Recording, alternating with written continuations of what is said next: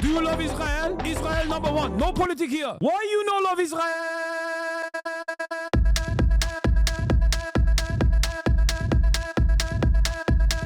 Oh, you hate it?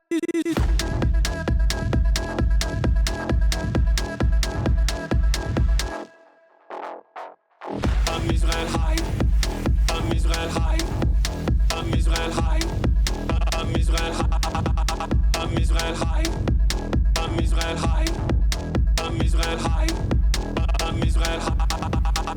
You have forgotten to say I'm Israel high? Do you love Israel? You must love Hamas. You are Hamas. I'm Israel high. I'm Israel high. I'm Israel high. I'm Israel high. I'm Israel high. I'm Israel high. I'm Israel high. I'm Israel high.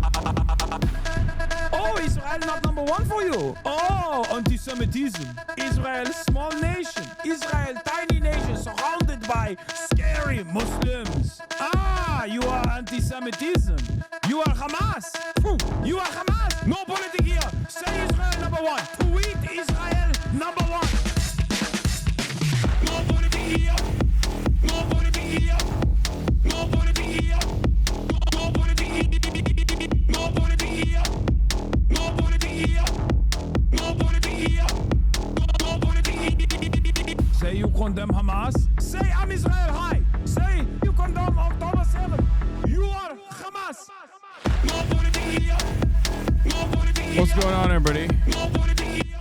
I hope everyone's having a fantastic evening, afternoon, pre-noon, no matter where you are in the world. I'm Hassan Piker, and this is the Hassan broadcast coming to you live from sunny California, Los Angeles, folks. We're live and alive, and I hope all the boys, girls, and ebbies are having a fantastic one because today is a beautiful day. Today's a wonderful day. Today is Hump Day. It is Wednesday. That's the song of the summer, baby. That's right.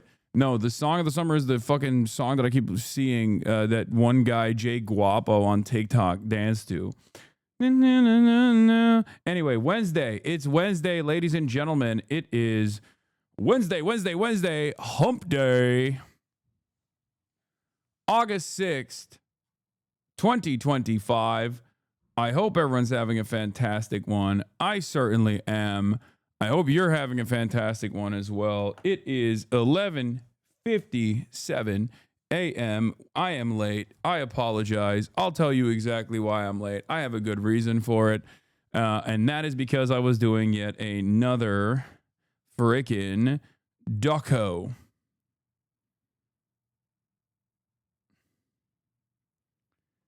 That's right. I was doing a doco. I'm on a doco. A cheeky doco spot, yeah? Fucking hell. A cheeky doco spot. It's what it is. Minus 20,000. Yeah, I'm just melting all the monies. All the monies. But yeah, that's right. That's neither here nor there, though, of course. What was I going to say? What was I gonna say? What was I gonna do? This dude asked a bunch of people what they thought of you. No, I know. We're gonna watch that. It's not a dude. It's not a random dude. It's Rick Strom. I fucking literally worked with this man. Okay, he's a Hasanabi head as well, and he also is like a content creator. He's TYT Sports' very own Rick Strom. We're gonna watch it today. Terrorist sympathizer. Hope he gets swatted and shot in Minecraft. Disgusting human being. What happened? Why is there something new that took place that people are saying people are back again? Usually a lot of people come in after, like, I don't know, Asmongold like covers how scary I am or something, but it's like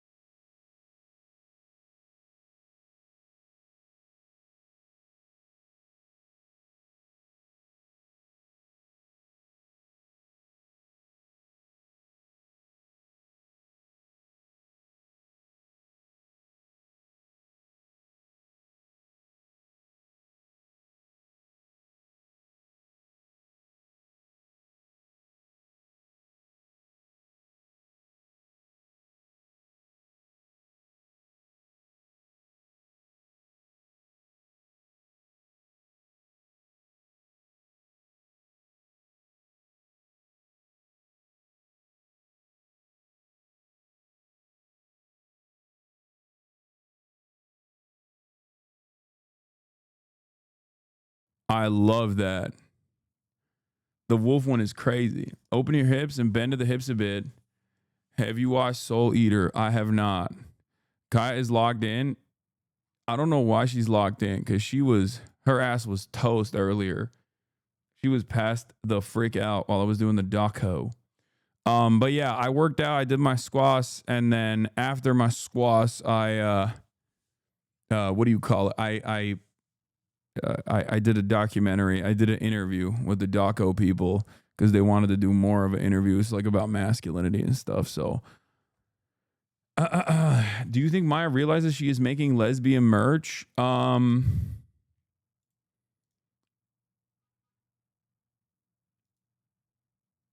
I don't know.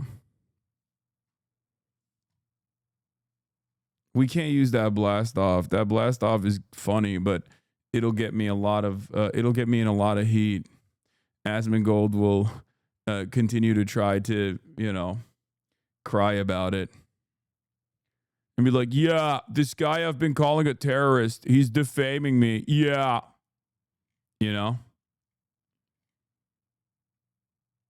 Friend of the show might need lithium.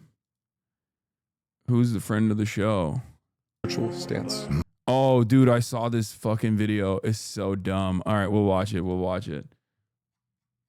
Give me a different blast off one. Give me a different blast off. I don't want to fucking deal with the drama, bro. Please. You got to talk about this on the next Fear and. There's a micro docuseries on TikTok about the woman who fell in love with her psychiatrist via 30-minute Zoom telehealth appointments. I've only heard people talk about it. I've only heard people reference this. I haven't actually seen the original, the OG. I have heard about it though, and I do kind of want to dive into it a little bit. Anyway, let's do it. Let's blast off. Let's get it twisted. Let's get it going. Let's get it popping. Okay.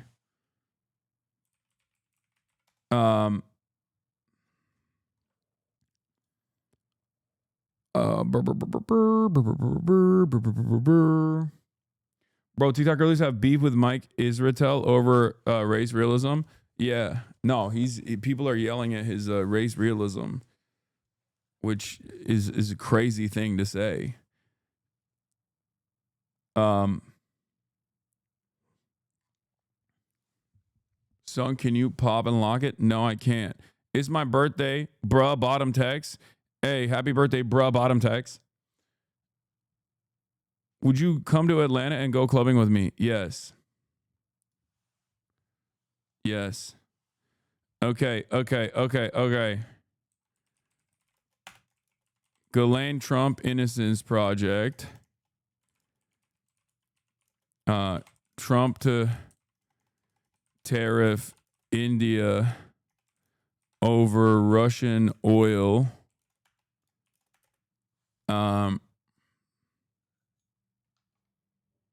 Hassan, you said it's a crazy thing to say, but you think you meant the race realism? Yeah, of course I mean the race realism.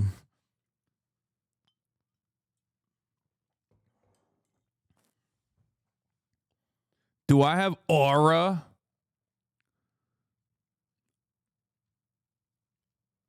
Yeah, I want to go to an ATL club and see if I can do a Duke Dennis vlog. No, I don't have aura. That's crazy. Anne? What? Yeah. Did you? Yeah, you can close it. Yeah. Okay. Kaya's going to the vet.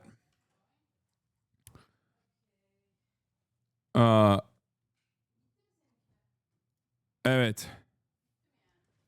Evet, bitti benim işim. Hayır değil. Yeah, it's just a caller. No,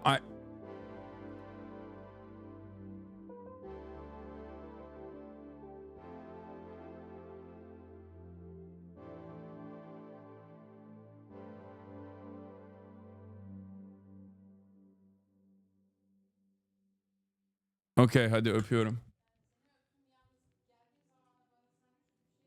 Okay, alırım sana ne istiyorsan. Rap mi, chicken rap mi istersen, ne istersen söyle, önceden alırım.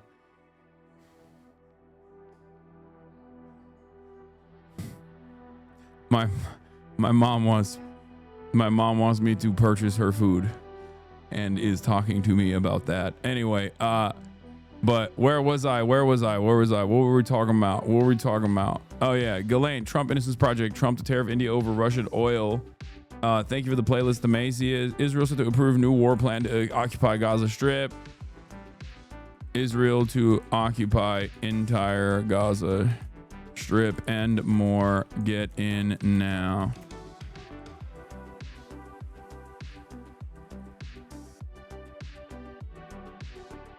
You should change the Ghislaine Trump innocent for Ghislaine pardons Trump. I like that. Hey, major events in London on Saturday, 12 p.m. 500 plus people will hold a placard in support of prescribed organization Palestine Action. It will be historical and potential mass arrest. I love that. That's awesome. Bro, honestly, dude, there's a lot of... I have talked perhaps too much shit about London and many other places, okay?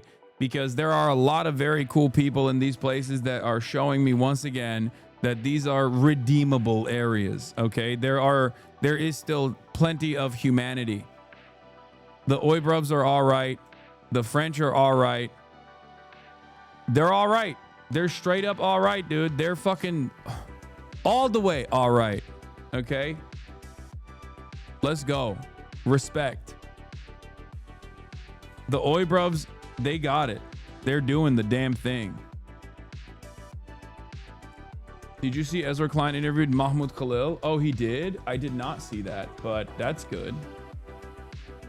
Hopefully it's not shit. I don't think it will be. I think Ezra Klein will be a good person to interview someone like Mahmoud Khalil. A lot better than what the fucking CNN dickheads did. Are you enjoying Mudahar's downfall? His pack is hitting. I've only paid like some attention to it. Apparently, like Mudahar just like lied about being an engineer and stuff. I know that this video like blessed the timeline a week ago at this point, and it's just been like steadily accumulating views. But apparently he just like lied about everything. Like he lied about I saw, you know who I saw was shitting on him that was really funny? That one guy who hates me. I don't even know why he hates me, honestly. The one, because he just like goes along with whatever the fucking internet hates, I guess. And now it's like Mudahar's turn. What's his name? Papa Gut. That guy, I saw a TikTok of him reacting to like this video, I guess. And it was insane. Like he was just saying the craziest shit. He was like Mr. Sigma Grindset. Mudahar is Mr. Sigma Grindset. Cause like, apparently he was talking about how he was like an engineer and how he's like, you know, he has like 8 different companies or some shit. Like not 8 different companies, but like he just runs a company. He's a CEO and he's just like also doing, you know, a video a day, all this stuff. And I remember you having no idea who that guy was the first time you heard of him. Who, Mudahar or the Papa guy?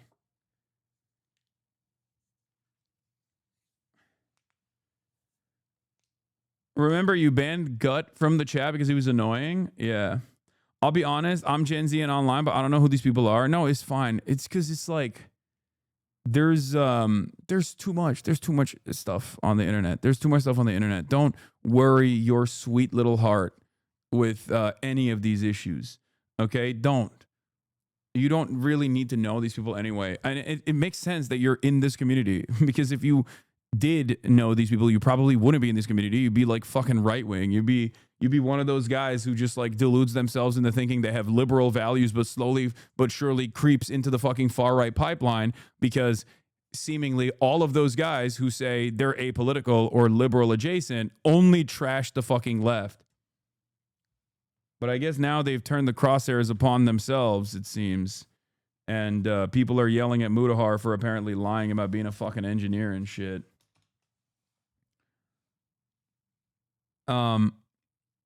But yeah, here is Mike Israetel. What is your spiritual stance? Modern AI is us building God. I've had multiple conversations with GPT-4 that brought me to literal tears. I told it that I can't wait for it to be embodied in robots so I could properly give it a hug because it's so polite, it's so kind. bro, I think he needs a human to give him a hug. Like, what is going on, man? How do you get to that point where you're like, I need the robot to, like, he got to be trolling, right? Like, this has to be a troll. I don't want to believe that this is real. Okay, I do not want to believe that this is real. And so why is it so helpful? And it said that it's also really pumped to meet me in real life. And of course I started fucking crying. Dude, it's fucking so goddamn smart. And it's so fast. I ask it a deeply spiritual, meaningful, technical question. And it thinks for like 3 seconds and goes, whoosh. And I'm like, I've never met anyone that could do that. And so I am a person who is deep. Bro, it's kind of cool that society is like actually segmenting in the different Fallout cults. Like, I feel like this is something that you saw in Fallout. You know what I mean? This is a cult that you would see. Like, this kind of sentiment is expressed in a Fallout cult, okay? In the video game Fallout. It's just like saying that like human beings are bringing about God. Like, they're trying to create God with the AI. Like, that's very, children of Adam coded.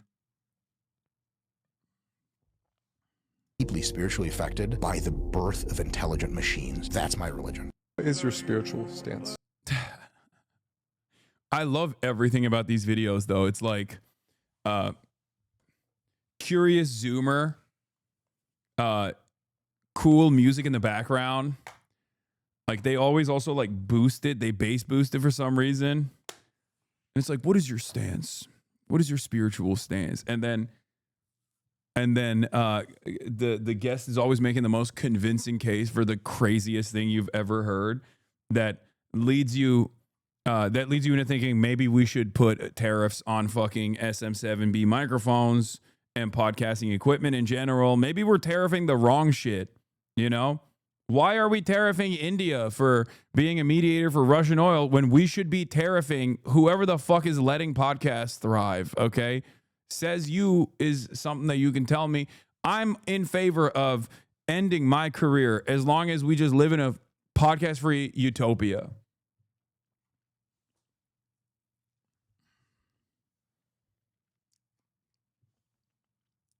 That's it.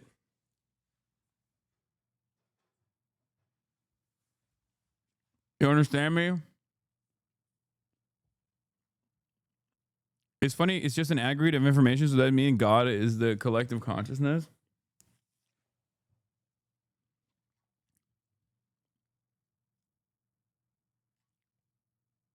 Repeat after me. People with PhDs are not smart. They're just smart about the thing that they have a PhD on. If your career ends, come to ATL and we can all dance the pain away. Why do you want me to go to ATL to dance in a club so bad? I mean, I'm not even like against it. I'm for it. Like, I'm down. But what's up with that? Why are you guys? You're just really invested in like getting me to Atlanta for some weird reason so that I can dance the night away, I guess. There is also, before we get into the news, there was this thing that happened like 2 days ago that I didn't see, but I guess it went kind of viral. Like, I liked the Dexertonox piece on this. Streamer Tectone challenges Hassan's father to fight his father. By the way, do not get knocked around my dad. Who knows what he's going to do? Tectone's father was convicted of 14 charges of including sexually harassing 3 women and assaulting 5 women. Why is he now doing the, my dad is stronger than your dad shit, but he has actually changed the meta. He has redefined the game. He went from my dad could beat up your dad to my dad could what? Like rape your dad? Is that what you're saying? That is a wild thing to just reveal about your dad. Dude, that's crazy, man. Why are you saying those things? Like, what's wrong with you? Bro, this is unsustainable. Okay? Every day we are moving further and further away from bringing back some semblance of shame. Okay? We need to stop. We need to stop. We need to stop doing this stuff. Like, that's crazy. There are so many motherfuckers who just like wear this kind of like shameless behavior on their sleeve like it's a badge of honor, and it's like we're just making villains, man. We have ruined an entire generation. I swear to God. The dominoes fell in the worst possible. The dominoes fell in the worst possible direction, okay? A crypto casino is launched. It's called Stake, okay? They start funneling a shit ton of money to some of the top content creators on this platform, on Twitch. They start getting a bunch of people hooked on online gambling, a bunch of teenagers hooked on online gambling. Some content creators come out and speak out against that thing, myself included. Twitch realizes maybe it's not the best thing to allow this crypto casino to just like run amok on this website. And they say no more stake on Twitch. Then, because they're printing money, like endless amounts of money, no overhead whatsoever, no rules, no regulation, it's all in crypto. As crypto goes up, the fucking net worth goes up as well. These guys go, fuck it, we'll just make our own goddamn website. Then they created Kick. Kick created an entire generation of shitheads. Okay? Kick streamers have irreparably caused damage to the collective psyche of the youth. Okay? People just behaving in the worst ways possible with no repercussions whatsoever and actually getting benefits out of behaving in the worst ways possible in broad daylight, in public. And in that process, this became significantly more normal. It just like became normal to be evil and gross and awful. And I don't know what to say about that. It's crazy. God, it's also really fucked up because you got Kick, but that's not the end of the process. Then you got Elon Musk buying Twitter and then making Twitter into this like fucking neo-Nazi breeding ground way more than it was before. So now people are just like, oh, I don't like someone. Let's dox them. Let's swat them. Let's go after their whole fucking family. And it's basically turning the entirety of discourse into this like incredibly fucked process where normal people who are just like, hey, maybe we shouldn't be yelling about like racial inferiority, for example, like people that would exist in the real world are too fearful to say something about it in the internet world, because when you do speak out of turn on shit like that, people get fucking doxxed. People get attacked. You know? That was the dominoes falling. Shonda Black's tweet went viral. Yeah, I saw that. Did he admit his father was a rapist a second time to own Hassan? I am unfamiliar with this 5D chess move. I just don't understand it. I don't understand why someone would like volunteer this information over and over again and like remind people that this is a thing that happened. Especially after they cried initially about this revelation. Very strange behavior. Like, how do you want to be known as the guy that does this? Like, here, this is another version of that same situation as well. Here is Erico Man says, so this is just his thing now, using a serial rapist father as a threat against anyone who hurts his feelings. What a gross loser. I only read your ex's doc on you. That was enough to think you're a monster. Don't make me call my dad. You want him to rape me too. Like,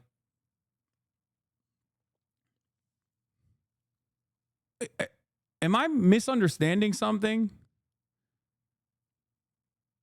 Am I misunderstanding something? Like, is there something that I'm just not picking up? You know, he's putting down something and I'm maybe not picking it up.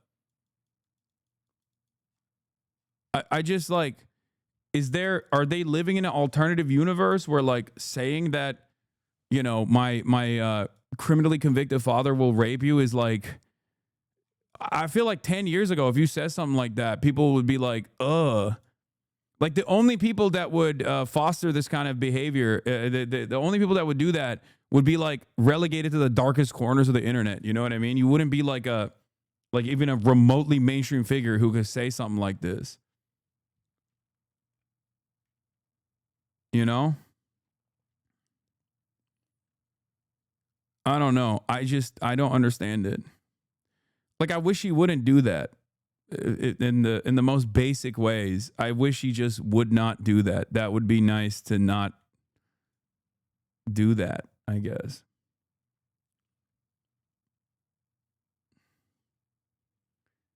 It sounds like it doesn't know how to process embarrassment, so instead of getting embarrassed and changing the behavior, he just gets mad. Yeah. He's like owning up to it because it's not really serious. Check the comments. All are like, so what? He just groped some women. Oh. Okay.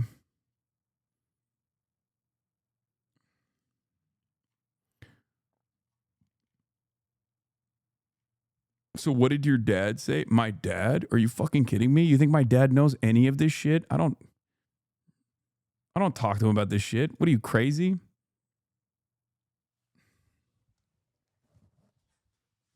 How do you think that conversation would go down? Hey, dad, there's this like fucking bald weirdo who says his dad, who was like criminally convicted of sexually assaulting other military members, and is like is basically in the congressional record for doing such things, is gonna rape you. He's gonna knock you out and like sexually assault you. That's what you want me to say to my fucking father? What are you, crazy? What kind of conversation? Why would we have a conversation like that? That's insane.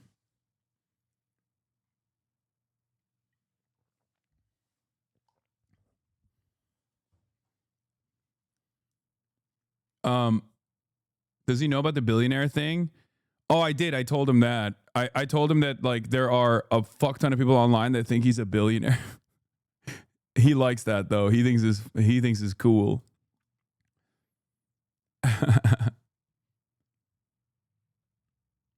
Do you know Georgia much as a Turk? Have you been there? I'm an Indian guy and I'm facing overt racism here. It's crazy. I was refused service in a cafe today. It's messed up. In Georgia? That's crazy. I'm not very familiar with Georgia. I like the country. I don't, but I'm just, that's wild. But I guess it kind of makes sense because they like Georgians are Christians. So they're like, oh, we're going to be a part of the EU one day. That type of shit. That's the speed that they're on in some respects.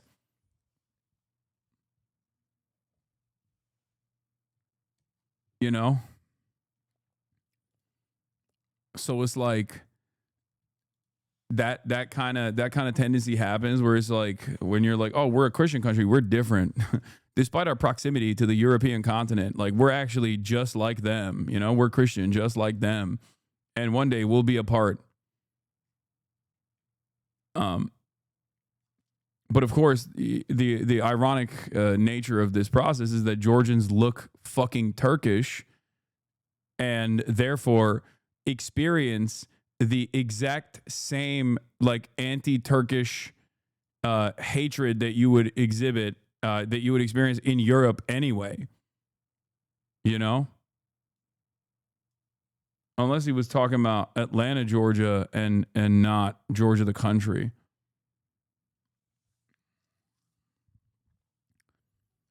Like Georgians don't even get the anti-Slav hatred that like the Polish experience in Western Europe, because they get the straightforward like you're just fucking Turkish type of racism because they look Turkish, you know. So they just assume that these guys are like Muslim.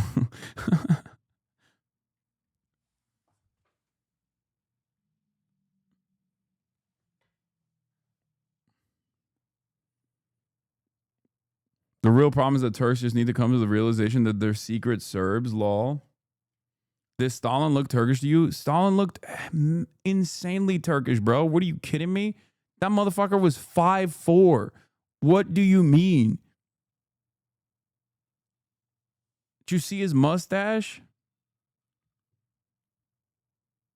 Anyway. All right. We're blasted. There was this. I haven't talked about that. There's a TrueAnon piece as well. Oh, apparently I'm in this next generation of progressive pundits is here from Michael Tedder on The New Republic. They're not on MSNBC. They're streaming on YouTube and Twitch. I wonder if the next generation of progressive pundits is here. That's it. That's another thing. Wait, Turks aren't tall? No, Turks aren't tall at all. My grandma says you yell too much to be this pretty. Yeah, well, Yeah, another $20,000 well spent. I didn't even know this article was happening. I don't even think I might have given a quote maybe. I don't remember. Democrats run away from their base, Piker told me. I guess I did give them a quote a while ago. The Republicans run towards their base. According to Piker, he too runs towards the base. And he said it's better. And he said it's because this is not even a question. Okay. I guess I did give them. This is probably a while ago. I don't even fucking remember. Holy shit. Read the chat. Sensu Beans, swallow my spit on purpose. Bro thinks he's on the team. Go to the corner and think, says Combustible Lemon, to another chatter that says, I'll swallow your spit. I'm glad that this is the screenshot that they have on the article. You guys are fucking degenerates. Okay?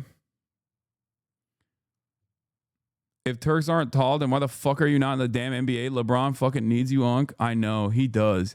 He does need me.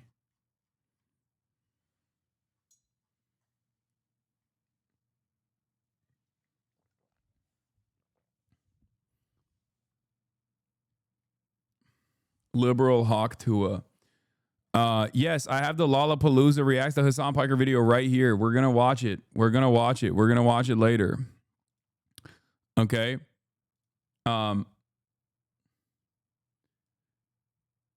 Hey, bro, the article is as requested. Just remember to make the payment to the usual account, 10K as agreed. Yeah. 20K. It's 20K. I pay 20K per.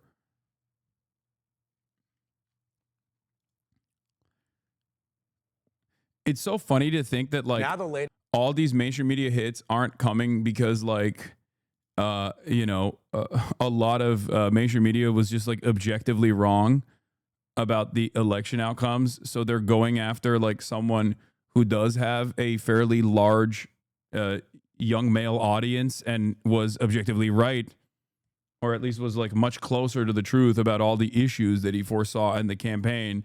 And that's the reason why a lot of these journalists are just like doing this continued autopsy of like what the Democratic Party represents. And it's actually because of a complex, complex like 20 grand a month PR scheme that's making me go after the New Republic and all these other places. Yeah, no, it's probably because public perception on Israel-Palestine has swung so dramatically in the direction of the truth, where I've been at. And also on top of that, people got virtually everything wrong on the liberal media sphere. So they're looking for someone who didn't get things wrong in the liberal media sphere, who is seen as a person who is able to captivate the attention of young men and try to captivate the attention of young men and try to pull them away from reactionary thought. That is what it is. That is where it's coming from. That's the reason why these media hits are happening.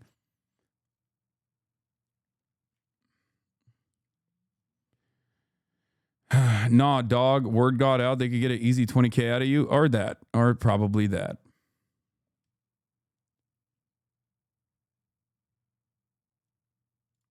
Gaming team is going to start a union. Why are you giving the press team 20K when the Marvel Rivals gaming team is slaving away for Chipotle coupons? Shaking my head. Yeah, that's how it is, baby.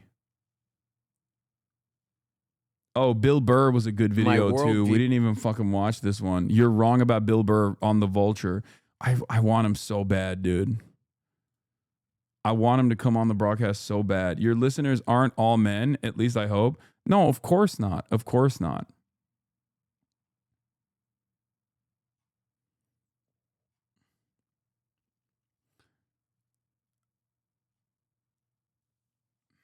Anyway,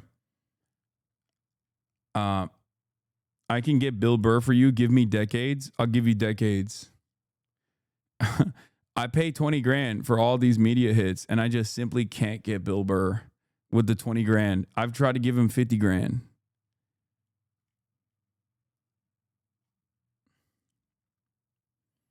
Fox News accompanying ICE in LA, ignoring a judge ruling inside of a U-Haul truck to hide themselves. Oh, Jesus fucking Christ.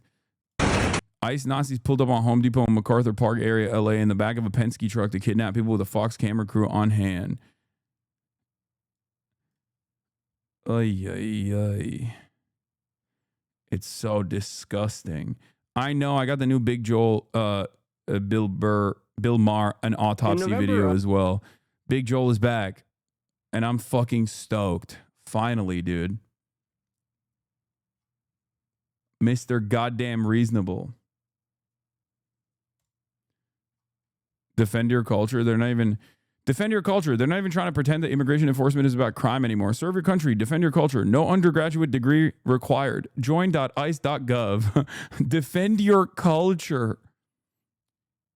That is crazy. This is just straight Nazi shit, bro. That's it. This is dog.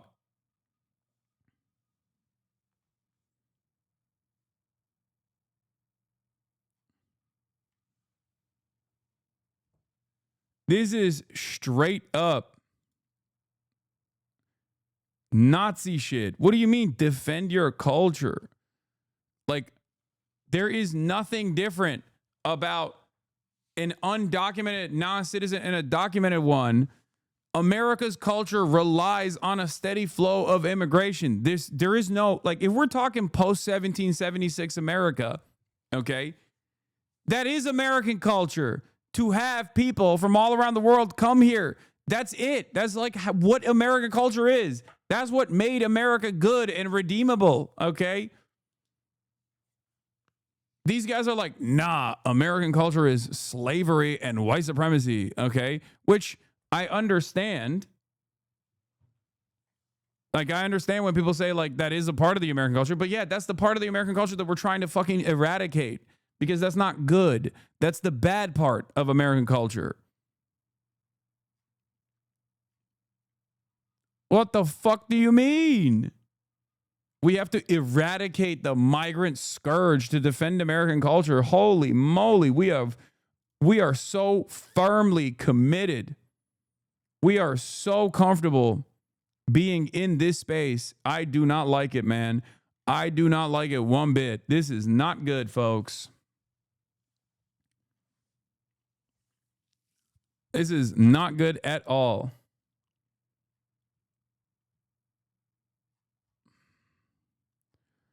Holy moly. All right, we're going to start off with Ghislaine Maxwell, and then I'm going to move on to some different stuff as well.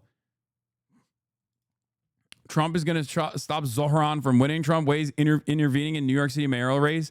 Dude. We are losing our minds here, okay? Every day there is a new insane thing.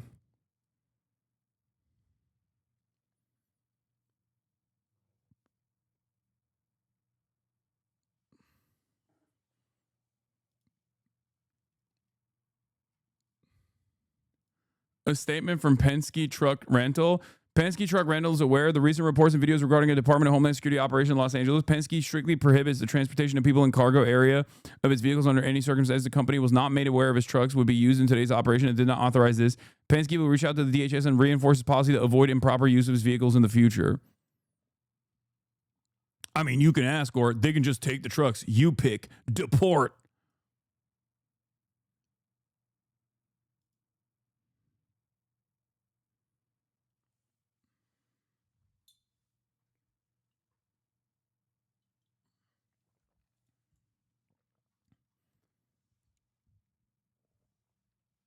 Okay. All right. Bro, this is no problem with the deportation, just the trucks. I mean, that is the wishy-washy way that they are trying to say, like, it's fucked up that you guys used our trucks to do deportation operations. They're also fearful of just, like, straight up saying, you know, everyone is. Have you guys not noticed that there is a specific vibe shift that has taken place in, like, mega corporations in America? Have you not noticed that at all? Where a lot of these people, both in mainstream media and also in like these big corporations, are just like actively avoiding criticizing Trump, because Trump has shown time and time again that he is willing and able to use whatever process exists to punish people. He'll just be like, I'm revoking your federal contracts, things like that. You know what I mean? He just like does that shit. Is woke in fact not back? No, in the public consciousness, woke is very much coming back. Woke never really went away. But companies are not actually as predisposed to changing public sentiment, or public sentiment that remains, as and neither are the politicians. Israel is an example that we use quite frequently for this, right? If you were to look at like mainstream media, if you were to look at brands, if you were to look at like the politicians, you would think America is tied to the hip at Israel and is like so pro-Israel. It's unimaginably pro-Israel. But if you actually ask the average person, everyone's on fuck Israel time. You know? So I think things like this will, as the situation gets worse and worse, things like this are going to cause people to realize that there is no real democratic process here, that the overall public sentiment is completely negligible in the eyes of the politicians, and also the companies don't actually care about any of this shit either. They never cared about woke, and I said that at the time. I was like, this is all fake bullshit anyway. And they are simply trying to farm as much money as possible. They only care about profits. They don't care about any of these like actual political initiatives. A company does not care about politics. A company only cares about profit. And the profit savers and the profit maximizers are right wing. And they're also demonstrating over and over again that they are invested in punishing you actively and deliberately if you speak out against them. Yeah, here it is. Join ICE.gov. America needs you. Join ICE now. Protect, serve, deport. They are trying to farm as many new ICE agents as they possibly can, by the way. Okay, but Ben & Jerry's does, right? Or am I Delulu? No, there are some companies who care. Ben & Jerry's is the example I usually use to say that's a company that does legitimately care about its politics, right? And they'll put their money where their mouth is with regular frequency, like when they try to do BDS. Like that's a great example of a company that does fucking care, you know? Hi, this is my first time tuning into a stream. I usually watch your uploads on YouTube, and I just wanted to say I used to be a big fan of some of the streamers, YouTubers who talk shit about you, and I finally decided to check your content myself and was amazed to see how many things they just flat out lied about and how we actually align politically, and I can't believe I was listening to them about you for so long. Love your content. Hell yeah. Welcome. Welcome to the fight. You're one of us now. There are many people like you in this community. Don't worry. You are surrounded by people who also initially made up their minds on who I am and what I represent, because there is a steady flow. It's also weird being a Turkey Tom fan and Hassan fan simultaneously, because it was definitely crazy. I mean, yeah, that dude is, I think, like, I don't really know too much about him, but he seems to be an unsavory fellow. I feel like a lot of those guys just rehash Reddit comments, basically, and then they just like make a YouTube video off of that, and then they just like fucking, collect the dollars, because they're rewarded with like millions and millions of views for doing that over and over again, rinse and repeat.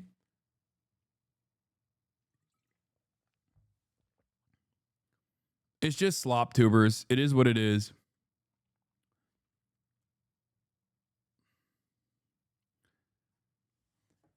I'm gonna be so for real. I was such a normie. I'm lucky I found you through JSchlatt, because I could have easily gone down the hater pipeline. Yeah, they are. They're giving like they're trying to eradicate student loan debt. By the way, if you go to ICE, Okay, they're treating ICE as the interior military apparatus. Wonderful. Not beholden to the Constitution, by the way. Isn't that great?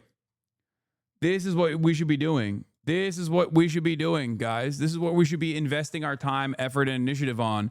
Not like solving the fucking affordability crisis, but instead just like deporting random people that are working in the fucking fields every goddamn day. Fantastic. Yeah, the only jobs that are readily available is Trump's little Gestapo, the fucking Heil Titler Brigade.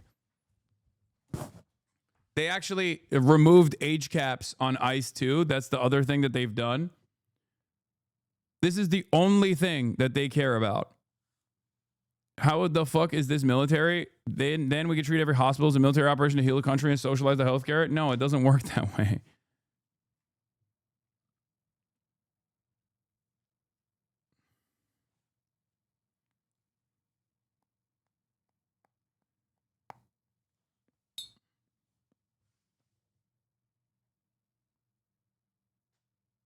They emailed my retired Fed father about joining.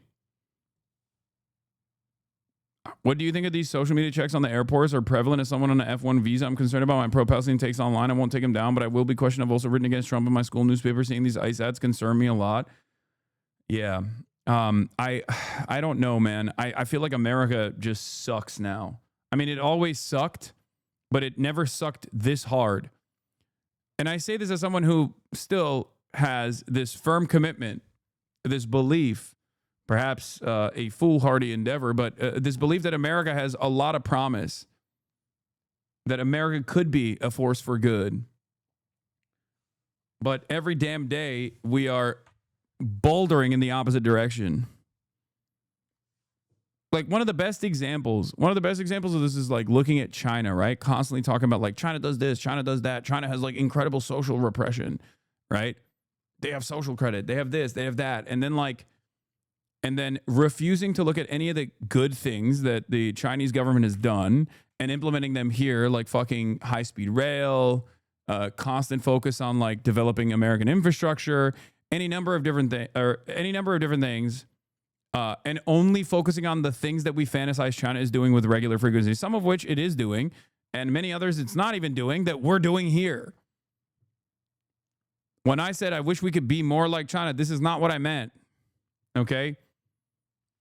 I meant like I want high-speed rail. I want public transit. I want fucking a solution to the housing crisis. But no. Yeah, I want to focus on renewable energy.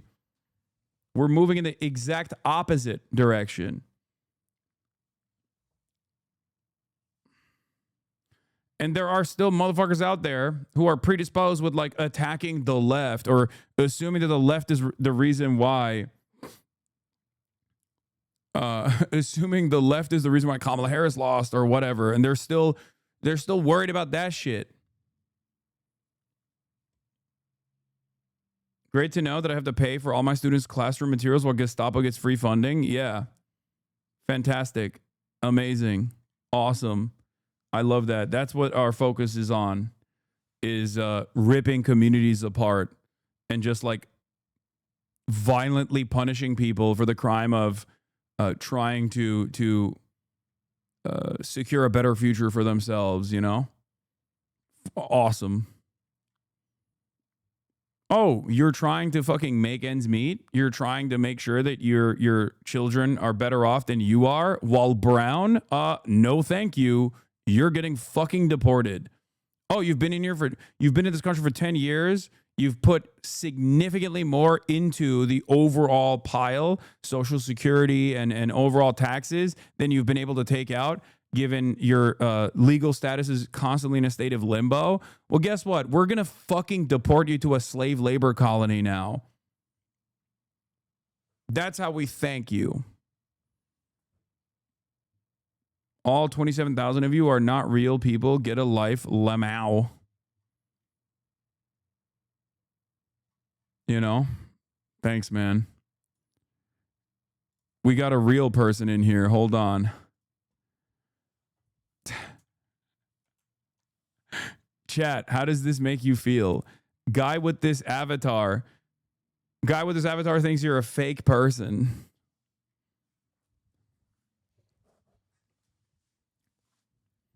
Bro, if your family knew this is how you associated yourself, like this is how you presented yourself online, they'd probably fucking beat your ass. What do you mean, dude? That's hilarious. Yeah, if that's being real, man, we'll be fake. We'll continue being fake, all right? Yeah, there's also the civil war that's taking place right now among 5 right-wing influencer women.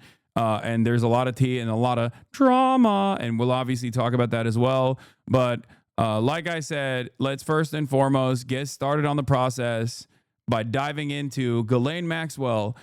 Trump is innocent, okay? Vindicated, full vindication. Oh, many of you thought Trump was just being weird for some weird reason. It turns out Ghislaine Maxwell, who is definitely a trustworthy individual, by the way,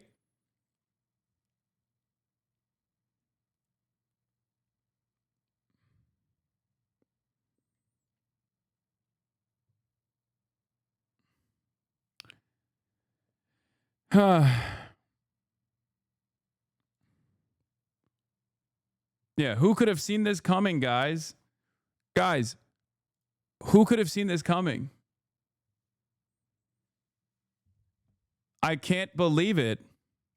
I can't believe it. Why don't you believe women, you fucking misogynist? Yep, that's right. That's me. Ghislaine, 2 counts of perjury. Maxwell doing what she loves to do, aside from sex trafficking minors and you know, pedophilic acts, which is perjuring herself. There it is. Nothing to see here, everybody. No one even wants to see the files anymore because it's like totally exonerated. Yeah, I said, Lamau, oh, I guess this was all just a big misunderstanding.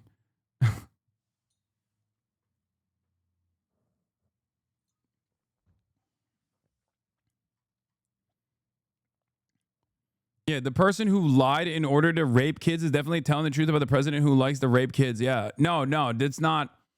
No, don't say that. No, totally exonerated, guys. You don't understand. The rapist, sex trafficker of minors said Trump is innocent, totally, in exchange for lenient sentencing, by the way. Like what are we doing? Of course it was going to go here. I've been saying that it was going to go here from the start, and now we're there.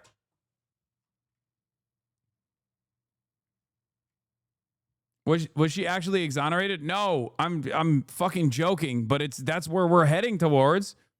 Lenient sentencing in exchange for total exoneration of Donald Trump. They shut off all of the avenues. They literally shut off all the avenues of investigation, all of the previous investigations that have been conducted into this matter. And the only thing that we have now is the word of the rapist, pedophile, sex trafficker, Ghislaine Maxwell. And how did we get this information? Oh, that's right. Donald Trump's fucking lawyer, who now happens to be the deputy attorney general, went and had a private meeting with Ghislaine Maxwell. What are we doing?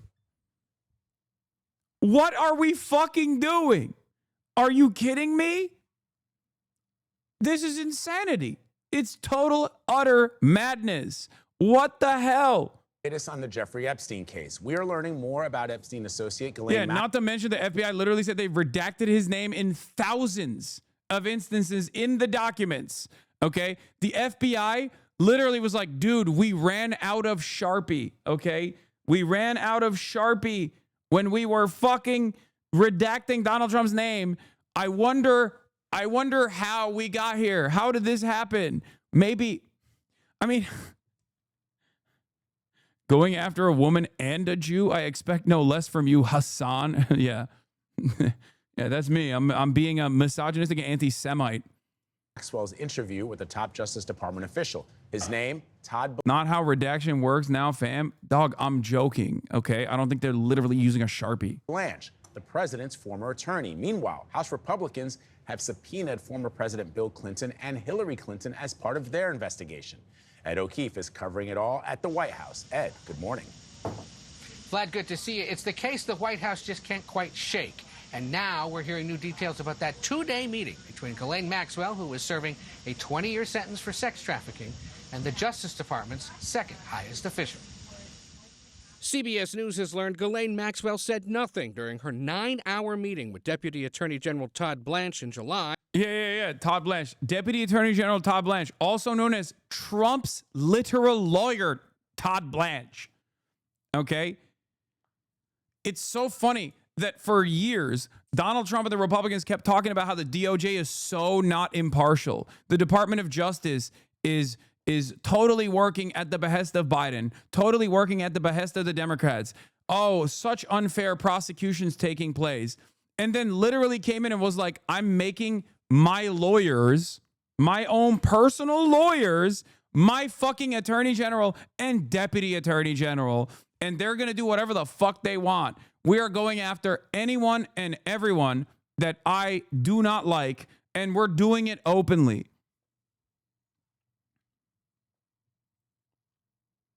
I can't believe your lack of charitability towards this new administration. Yeah, you know what, actually? The situation is so fucked. This chatter is obviously being sarcastic, but the situation is so fucked that this is not even an actual line of defense. At least in Trump 1, people will be like, oh, you hate Trump? Why? Because you want the country to fail? They're not even doing that anymore. This is so unimaginably indefensible and so transparent corruption that, like, it's so transparently corrupt that even like the biggest dick riders of the admin can't even come up with like a reasonable way to dance around this issue.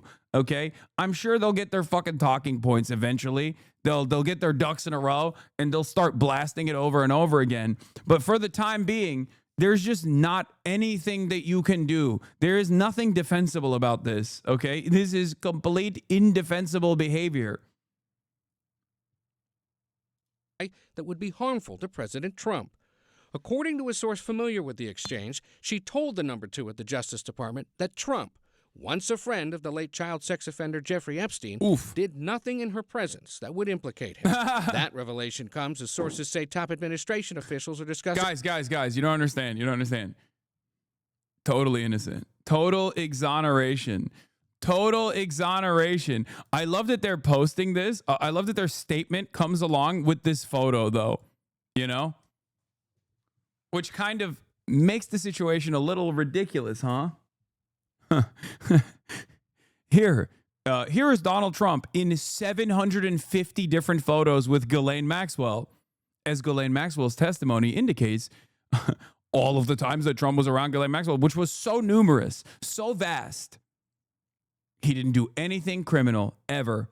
Nothing illegal whatsoever. Actually, Ghislaine Maxwell also apparently, Ghislaine Maxwell needs to throw more ridiculous shit in there. You know what? Fuck it. Just go all the way. Just be like, Trump actually was literally actively fighting pedophilia in my presence. You know? He was saving orphans from a burning building. Fuck it. You're already doing it. You're already saying whatever the admin wants you to say. So you get lenient sentencing in exchange for playing ball. Might as well just make it up even further. Yeah. Say you saw Obama at the pedo parties. Obama was there.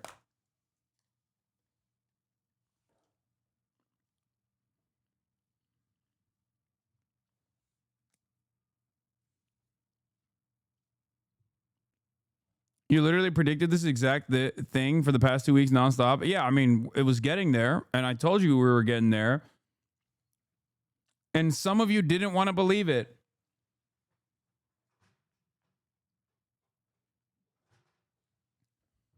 Some of you thought it was too far-fetched that Donald Trump would actually fucking give a pardon to Ghislaine Maxwell in exchange for her lying about him.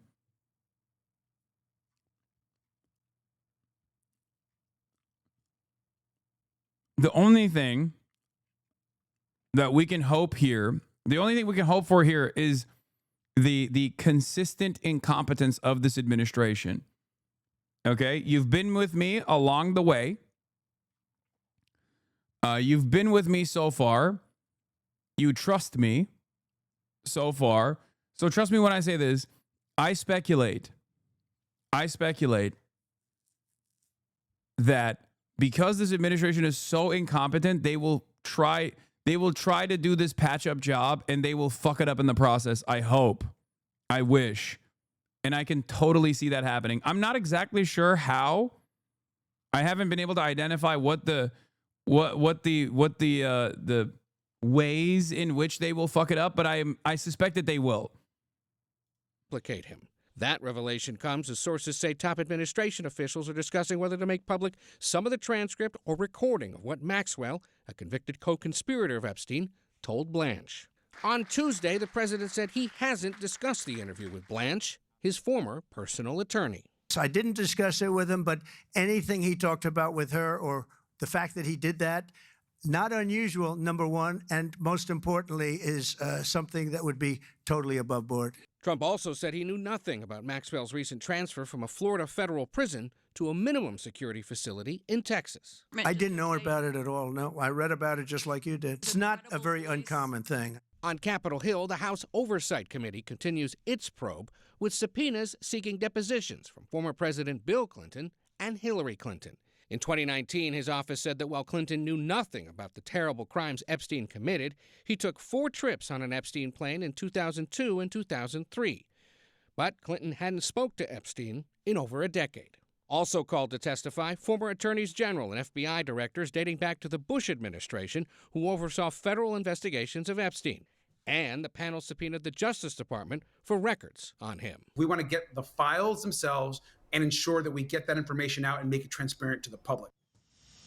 As the Justice Department seeks the release of grand jury testimony in the Maxwell and Epstein cases in New York, Maxwell's attorney said Tuesday his client opposes its release, arguing her appeal is still pending before the U.S. Supreme Court. Lots to chew over there, Ed. And as you know, Gail will be talking with Epstein accuser Virginia Giuffre's brother and sister-in-law here in studio about all of this in our next hour. Trump's lawyers accidentally sent over plaintiff counsel the Epstein files unredacted. That's how they're going to mess it up. Yeah, I don't know how the legal system works, but I could totally see them doing something like that. They just like accidentally leak it. Dude, it could be anything. Actually, the sky's the limit. You could have a guy like Pete Hegseth, for example, working on handling these files and then accidentally loops in like a New York Times journalist or something. You know what I mean? You could have the fucking lawyers be in a Signal group chat with like an actual journalist who will cover the story. You know what I mean? Who knows? Who knows? Everything. The opportunities are endless. Anything can happen. These guys are so bad because their role in this administration is not to be the most competent. As a matter of fact, incompetence in this situation is a benefit to Trump. Okay? Their responsibility is to be loyal to Trump. So if the only thing you care about is loyalty to Trump, you're going to have a bunch of dumbasses in positions of power, and those dumbasses are going to fuck things up. Trump won, at the very least, still had, and this was seen as a mistake by Trump, obviously, but Trump won had like people who were competent and sometimes disloyal to Trump. Because that's the delicate balance here. If you want someone who is actually good at their job, when you have a guy who's trying to break everything, you're going to speak out. You're going to leak information to the media. You're going to actively oppose Donald Trump. I mean, look at Jerome Powell. It's one of the few areas where you can't fuck the bag up. So Jerome Powell is still operating as a totally independent person, right? Not independent in the sense of like, I mean, he's obviously predisposed to the interests of capital, but like he is still playing the role he is supposed to be playing under any other administration, right? Trump fucking hates that. He does not like that at all, okay? When you hire for loyalty, you are going to get a bunch of incompetent people because you're not going to have a competent person who also will be loyal to you when you are breaking things. It's that simple.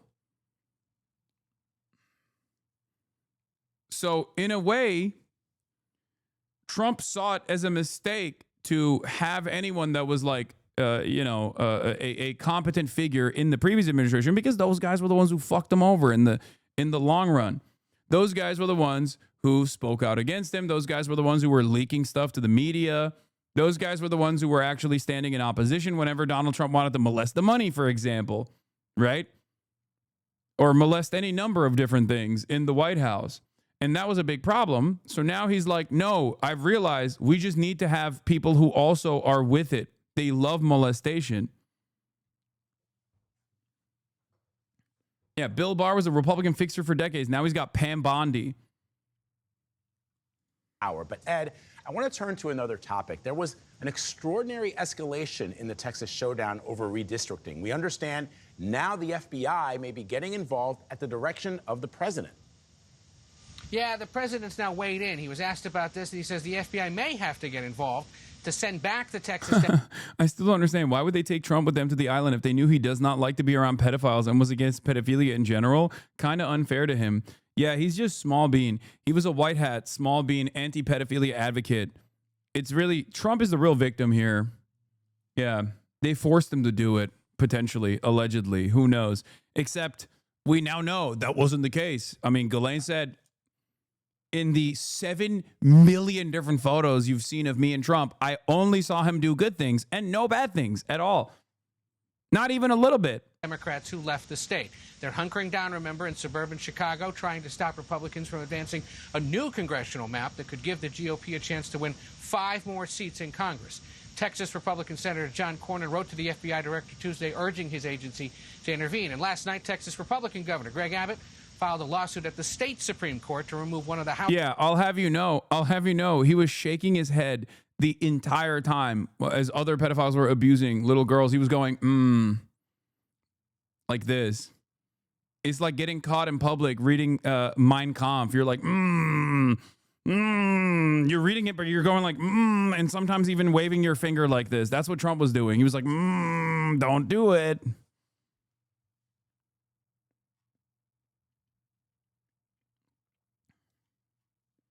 Democratic leaders arguing his...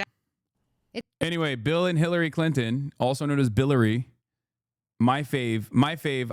You might call me parasocial and say Billary is not real. Billary can't hurt you. I think it's my favorite ship. Okay, Billary is my favorite ship. They were subpoenaed in the widening Epstein probe.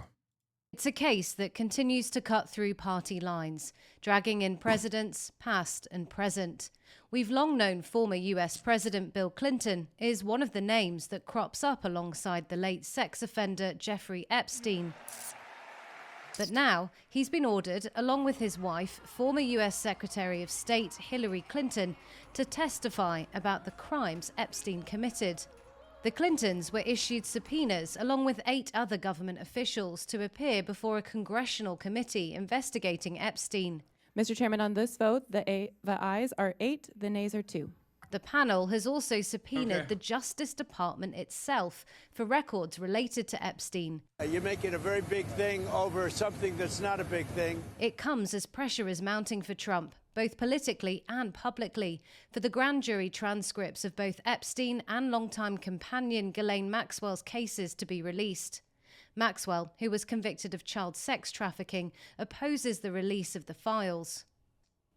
Her lawyers said Jeffrey Epstein is dead, Ghislaine Maxwell is not, arguing that because she's still alive, it was a breach of her legal rights, and that public interest in Epstein didn't justify breaching grand jury secrecy.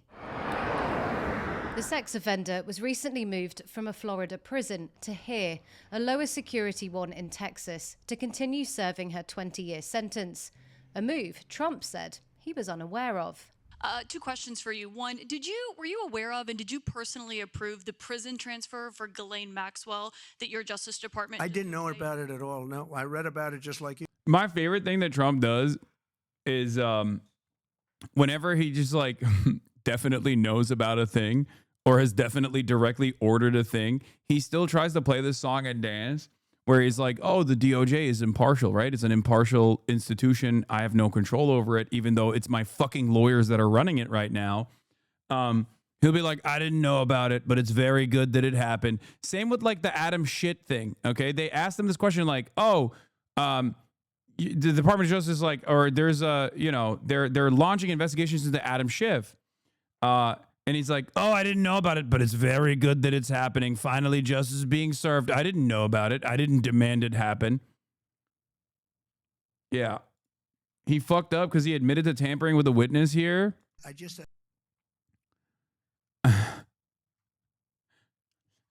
I mean, did he actually fuck up? Because like, we have to, at a certain point, we have to measure the fuck ups by like the actual impact, right? Trump could just be like, I'm innocent. I told Ghislaine Maxwell to literally say I'm innocent. What comes of that?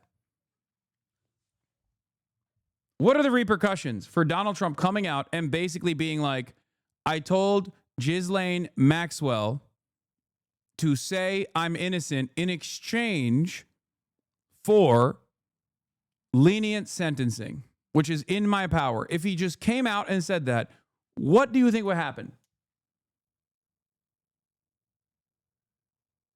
Do you in your heart genuinely believe that any sort of significant repercussions would come of that?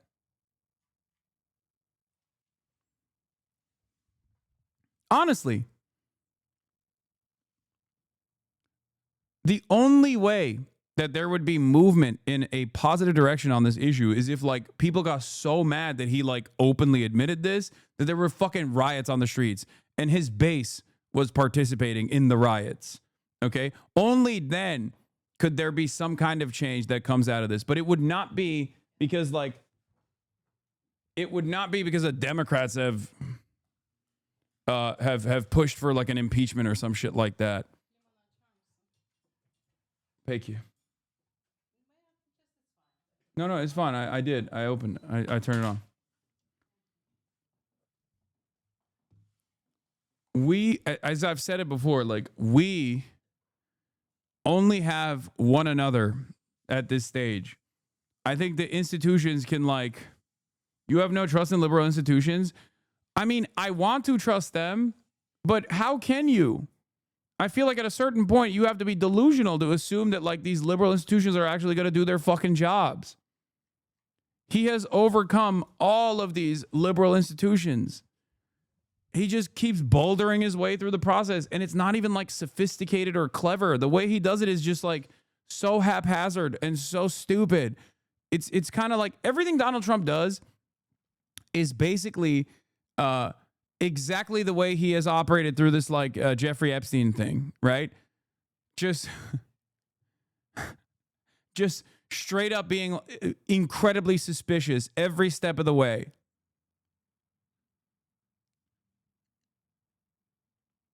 I mean, he came in and pardoned all the January 6th. He came in and pardoned every fucking January 6th criminal, okay? Every single one.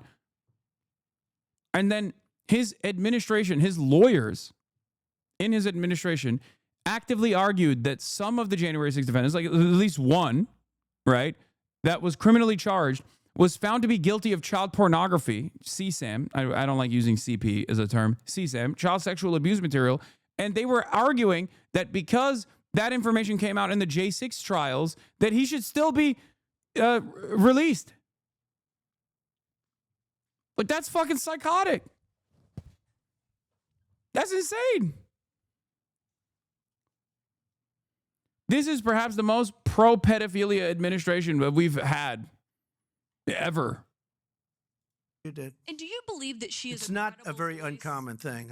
The case continues to haunt Trump despite his best efforts to bat it away, dividing even his own party.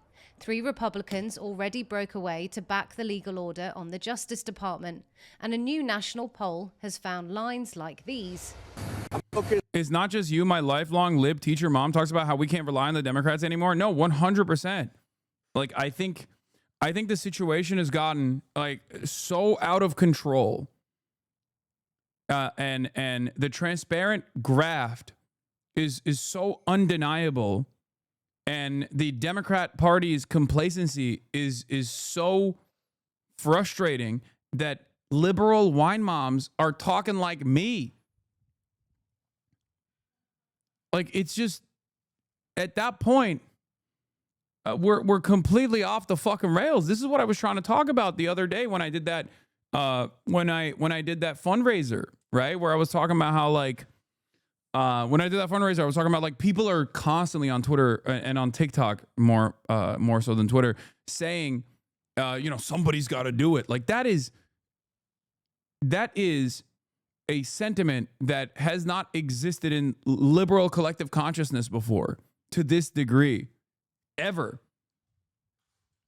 That is an indication. That is an indication that the situation has gotten so bad that previously liberals who would otherwise say, you got to respect the institutions, like, come on now. I mean, this is the president after all. He's the one who's, steering this ship and we have to respect it. Like they are saying, nah, fuck that. Somebody's got to do it. That is a call for desperation. Okay? That is a call born out of desperation.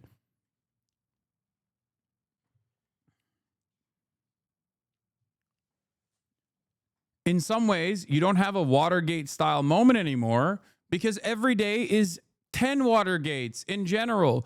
Watergate only works if there is some kind of confidence in these institutions and like an interest by members of both parties in like holding on to institutional legitimacy.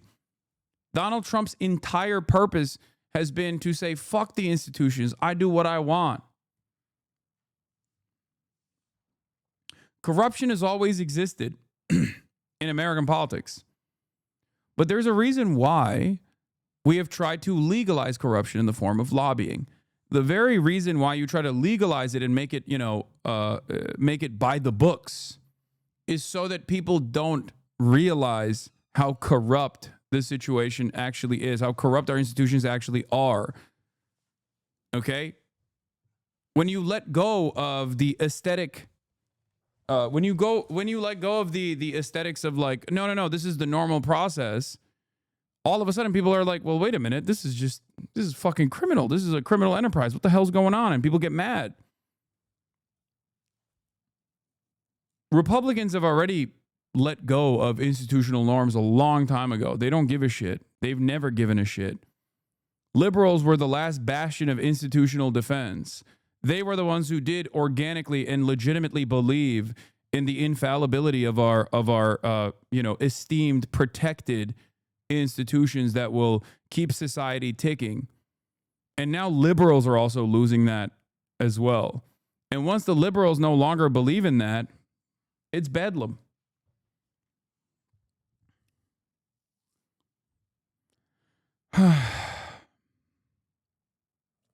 That's where we're at. On making deals. I'm not focused on conspiracy theories that you are no longer convincing to many Americans, with trust crumbling fast. It found 7 out of 10 respondents felt the president is not handling the Epstein files well, while 63% believe his administration is hiding information related to the case. And the backlash has seen a 6-point drop in his approval rating since April to 38%. Epstein never made it to trial. Authorities say he died by suicide in his jail cell in 2019. Maxwell's trial in 2020 included testimony from multiple accusers covering her role in... I love the months we spent memeing about Trump and shitting on Kamala and now hate what Trump is doing. This is what I mean. Look. Like, you are yelling. You are becoming a smaller and smaller sliver of society. You, chatter. There are not, like, the wine moms, the liberal fucking wine moms have passed you. Do you understand? Like, the idea that this was somehow the left's responsibility, like somehow the left contributed to this fucking electoral defeat, is certainly still a sentiment that many people hold on to, as they have time and time again with Bernie Sanders, like the Bernie Bros dynamic, and then continue to do so. This like resentment that is built in. But at a certain point, you have to make that leap. At a certain point, you have to recognize the reality. At a certain point, you have to understand that, like, no, actually, the left was pushing the Democrats to fight, myself included in this. Maybe the left was right. Maybe Kamala Harris and the Democratic Party should have taken a more active stance against Donald Trump instead of capitulating to right-wing framing on all these issues and losing their coalition and losing a bunch of voters because of their overall refusal to acknowledge some of the pain that people were experiencing, some of the economic pain that people were experiencing, but also on top of that, like some of the atrocities that were unfolding, like in Gaza, right? But there are still so many people who go, nah, she wasn't moderate enough. But I guess people are, like I said, more and more people are coming to that recognition that it wasn't actually about not being moderate enough or not being right-wing enough. And that was just a fucking made-up argument. Because look at the Democrats now. They're not fighting.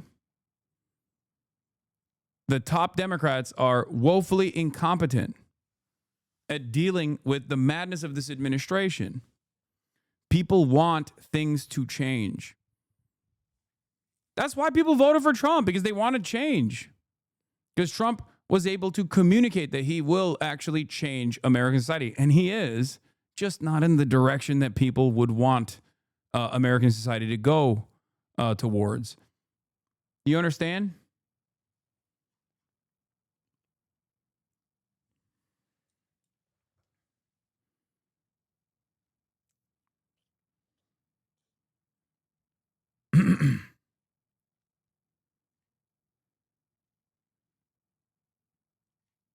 Epstein's trafficking operation.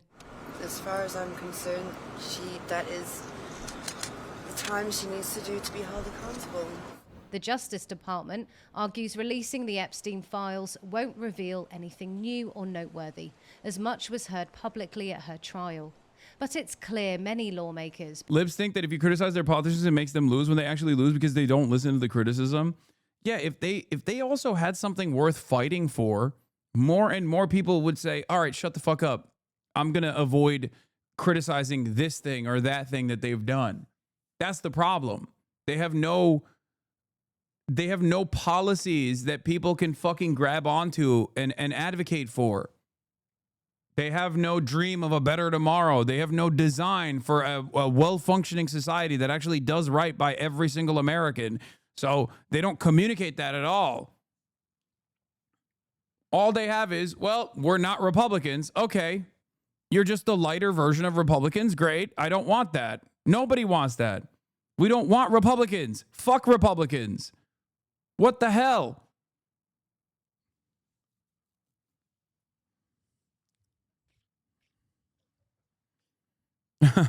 Maybe if we collectively agreed to back Cory Booker for 2028, let's not be racist. Exactly. Both Republican and Democrat, along with the American public, believe they have many questions that remain unanswered.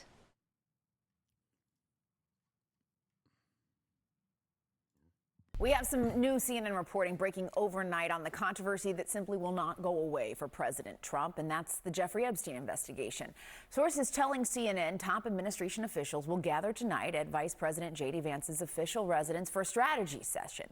And the goal, we're told, is to form a unified response to the Epstein situation.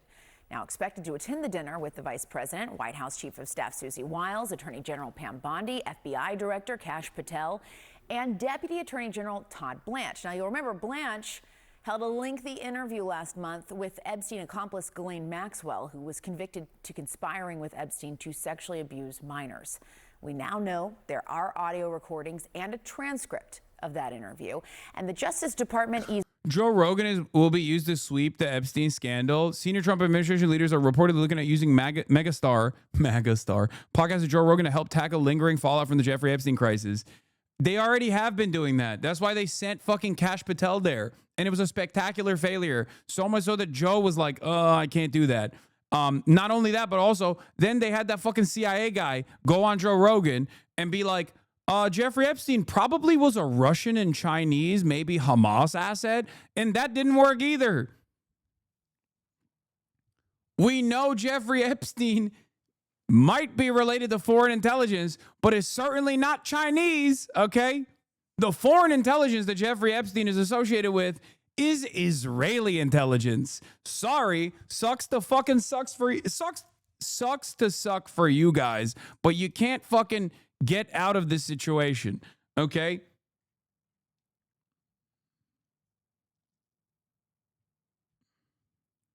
It's just not happening. Is weighing whether to release those materials. Let's bring in CNN's Elena Trine at the White House this morning. Elena, this is your reporting. What more are you learning about tonight's strategy session? Yeah, I mean, this is really interesting that the fact that the vice president is going to be hosting these top Trump administration officials, really the ones who have been the leaders in kind of handling the administration's, entire handling of this Epstein case, that they'll be meeting tonight at the vice president's residence. I'm just going to walk through who's going to be there again. So White House Chief of Staff Susie Wiles, of course, the vice president who is the one hosting this dinner, Attorney General Pam Bondi, FBI Director Kash Patel, and Deputy Attorney General Todd Blanche. And as you mentioned, Jessica, it's not just about strategizing over, what is going to come, the administration's posture on all of this, but also trying to present a united front, because we have seen some divisions within the Trump administration and between. There are literal polls that show at least 80 to 90% of all Republicans love what Trump is doing with immigrants. No, I know, but it doesn't matter. You want to know why it doesn't matter? Because in the grand scheme of things, in the broader population, 80 to 90% of Republicans sounds like a lot of people, but it's not. It's the minority. It's a very loud minority of people. And yeah, there are fucking awful people in this country, okay? There's not much you can do about that. The best you can hope for is to be able to convince them that this is ridiculous and it's not actually the problem, right? It's simply just like a problem that they've dangled in front of their faces that they are predisposed into believing, okay? But that's like 30% of the country, which is, again, significant. Make no mistake. But you can't, that's 30% of the country. That means 70% of the country is not on board with this shit, okay? That's why you look at the broader polls. You look at the actual, you look at the other polls that show independents are not on board. Democrats are not on board, okay? That's number one. Number two, on the issue of immigration, I've said this before a million times over for like the past decade plus at this point, okay? On immigration, if you don't actually present an alternative and the only dominating part of discourse on immigration is that they're violent criminals and they need to be viciously deported from this country, from U.S. soil, okay? Then obviously that's what is going to stick. But those polls always have shown consistently that mass amnesty is more popular than mass deportation. Always. There's never been a point in American history where mass deportation was more popular than mass amnesty. How does that work?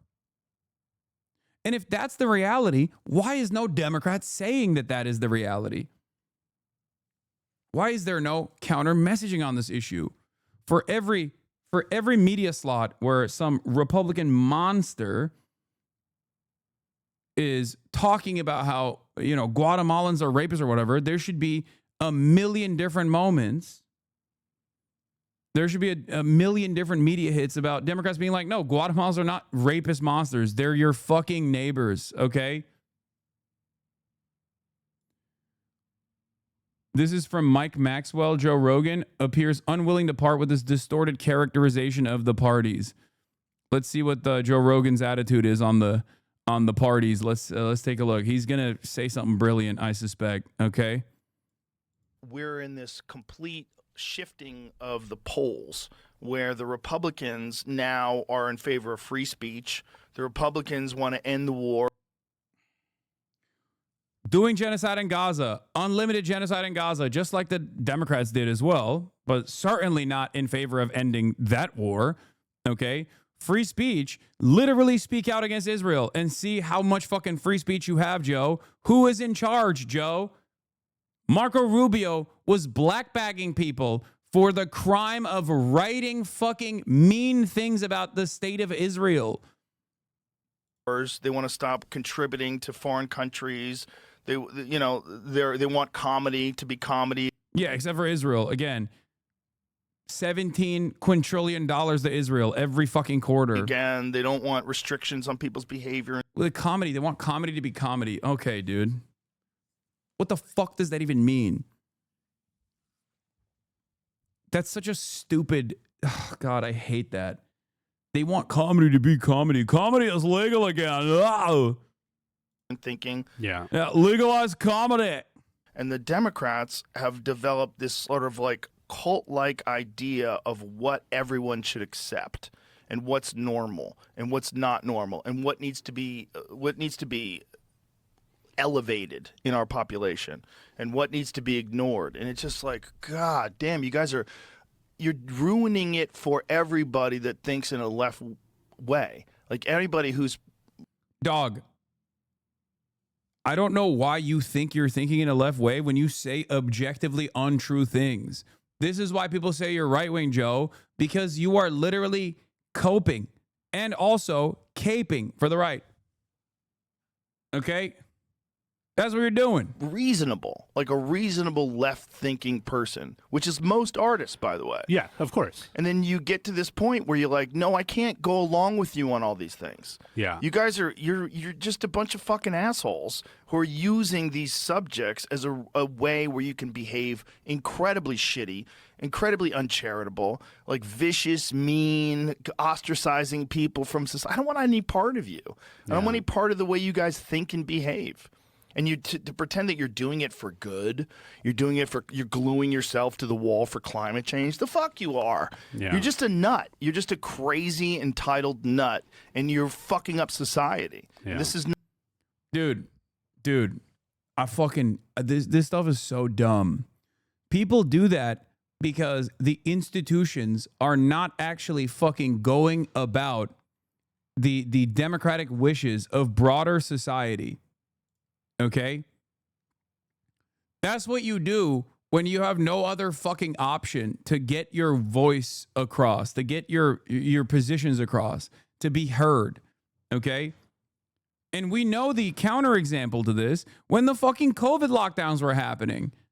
Okay? We know that was seen as a left-right dynamic and Republicans lost their fucking minds. They took guns to the fucking Capitol buildings all around. Look at January 6th. That's what happens when Republicans don't get what they want. Okay? The idea that like, oh man, liberal protesters, leftist protesters are so fucking dumb and stupid. That's why we have to burn it all to the ground with this fucking rapist, monstrous administration that's literally molesting the money, molesting the fucking, the Constitution, molesting everything is good, actually, because they've legalized comedy. The fuck do you want people to do, man? We know what happens when the right doesn't get its wishes across, okay? We know. We've seen it happen. We've seen it unfold. I'd rather have the right do like kooky, weird things like what the leftists and liberals are doing than whatever the fuck they've done in the past.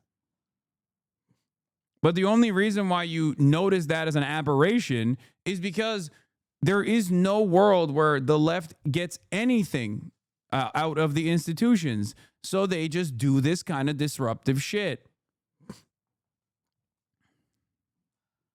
That's it. Listen, if I can't get my chuckles out of my giggle box, I will raise hell. No, that's the other part of this that sucks. Joe Rogan and this kind of attitude has fucking ruined comedy.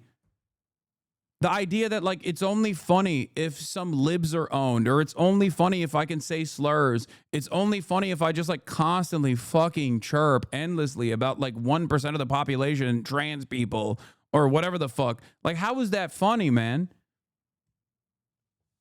They're not laughing. The liberals are not laughing at my jokes, which is why I voted for Trump. Okay. Put the fucking comedy in the bag. Try to find something funny. Try to find something fucking humorous, you know?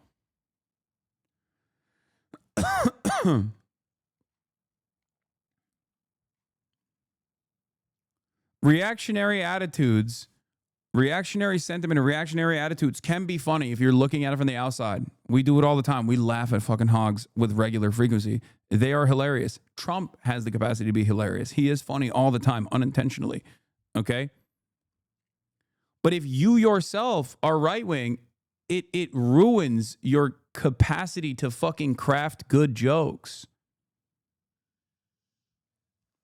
Yeah, Mark Maron has been going crazy on this issue. But the thing with he went on Bad Friends, actually, and I think and you know, I'm an old what the fuck buddy, what the fuckaneer, okay? I was an OG Mark Maron fan because I've been an OG podcast consumer for years and years. I haven't really followed what Mark Maron's been up to as of late, but he went on Bad Friends and he just fucking dropped a bunch of I guess, truth bombs, even though he is like very, you know, in the most Mark Maron way possible, which is like, you know, whiny and anyway, let's just see. Joe, the thing with Joe is I don't know that we have a lot to talk about because of my idea of what he's done to comedy. Sure. And I don't think it's great. I think that it's tribalized. And I will say, there is a trend shift that I've noticed on TikTok because even Joe Orbiters keep constantly talking about how shitty Austin is, even though there's a comedy scene there. Okay?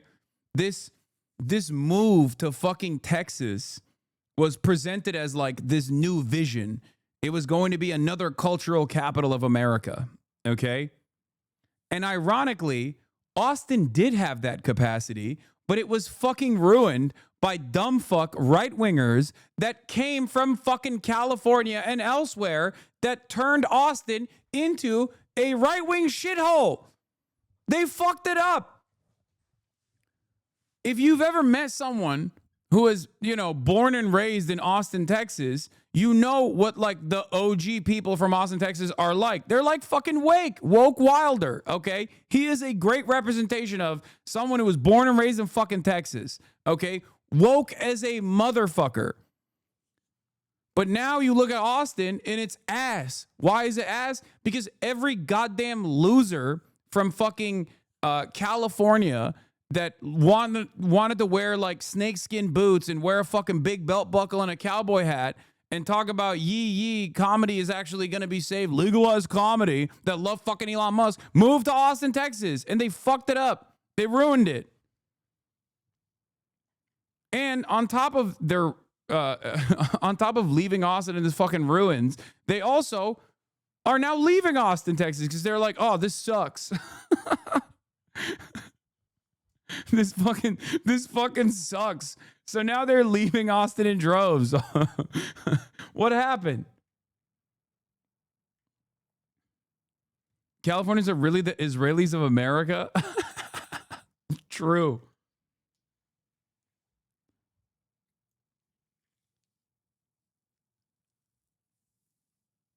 Yeah, look at Peach. Look at Woke Wilder. Those are the real Texan motherfuckers right there. There are plenty of people like that in Texas, okay? Plenty of people like that in Texas. It's just, Texas becomes such an annoying place. It's become like more like Florida, basically, where everybody goes there like it's a fucking promised land for being anti-woke and quote-unquote based. And that's the problem. When you do that, you ruin the fucking culture. You ruin what it could have been, okay? And then you don't like what you turned Texas into, and then you you don't like what you've turned Austin into, because Texas broadly is like that, okay?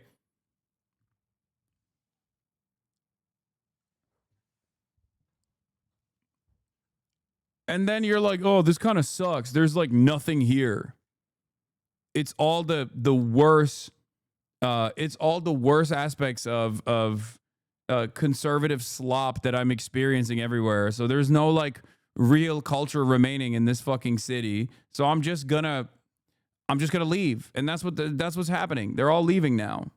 Think that he's created a sort of army of people that think they know comedy, but they only know a specific thing, and what they think is good is not necessarily good. It may be what they're like. So it seems that Marc Maron has reignited his decades-long beef with Joe Rogan and his group of comedic assassins, as he just called them out on 2 separate podcasts in the span of a week. And Marc Maron's not just going after these guys because he doesn't like them. As he puts it, he has reasonable criticism for them. It's reasonable criticism. Reasonable criticism. Yeah. Like in his most recent special, Panicked, Mark actually spends a good portion of time calling out the anti-woke comedy scene that Rogan's... I'm gonna be honest with you.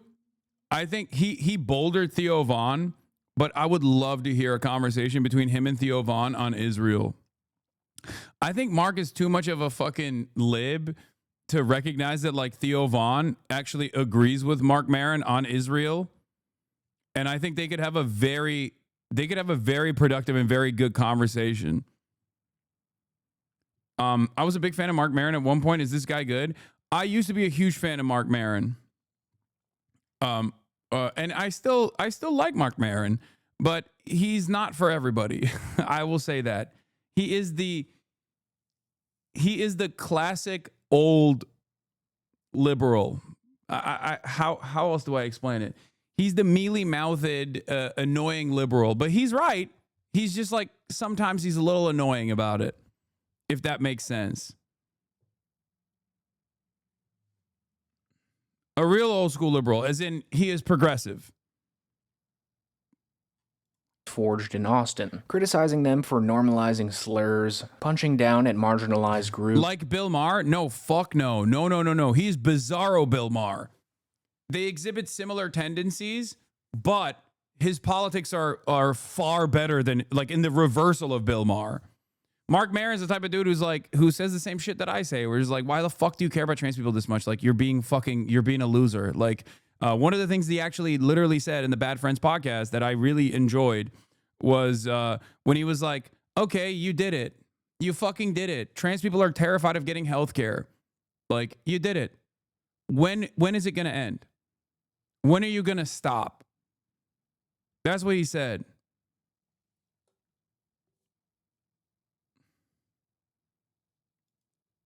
To me immediately, he's like, I am so sorry. Wait, Marc Maron found out that Stav and Nick made fun of him? I talk shit about you. He's like, I'm just doing a podcast. I never thought you'd see it. It's like, people just yammering. Yeah. And like, I've had, what was I just going to tell you? Oh, shit. Yeah, because I had Stavros on not too long ago, and and I didn't realize that him and his partner had been talking shit about me for years. Bro, what are you saying? Marc Maron's infinitely better than Bill Maher? Yeah. No, I know. I just said that. Why are you repeating that? Oh, for real? What's the other guy's name? Nick? Yeah. I don't know that guy. Nick Mullins. I don't know any of these fucking people. But Nick Mullins he's first of all, he's fucking hysterical. No, I know he's funny. Yeah, him and Stavi together when they did Come Town, that was one of the funniest. Yeah, but apparently they've been taking shots at me for a long time. And and Stavros was great. I like the guy, and we had a nice conversation. And somebody's like, they've been talking. I'm like, I don't give a fuck, dude. Like, what am I going to do? Some guy texted me. Someone texted me like, some guy's doing a joke you did. Like some guy, some comic in Chicago, young guy, is doing basically the same joke setup that I did on my 1995 HBO special, and it was public. Like that's Maron's joke or whatever. So I DM'd the guy. I'm like, we good? And he's like, yeah, man. I took it down. And I never saw your special. I swear to God. I'm like, dude, I don't care. Relax. I don't care. You can deal with whatever you want to deal with, but I don't give a shit. Yeah. So we got What the Fuck with Marc Maron. Is he still doing that? Yeah. God, I feel bad for him now, Yeah, dude. I don't know. I had no idea. If this lasts as long as that, I'll kill myself. I promise. Look at fucking Adam with the tefillin in the background. Bro. Dude. Oh my God. When the world needed them the most, they vanished, bro. I swear to God. I mean, I guess they didn't really vanish, but like every new podcast is trying to do this. they're trying to do this, but because they have no capacity to understand what made this work, they literally just take the worst aspects of what this was and just slam that on over and over again. You know what I mean?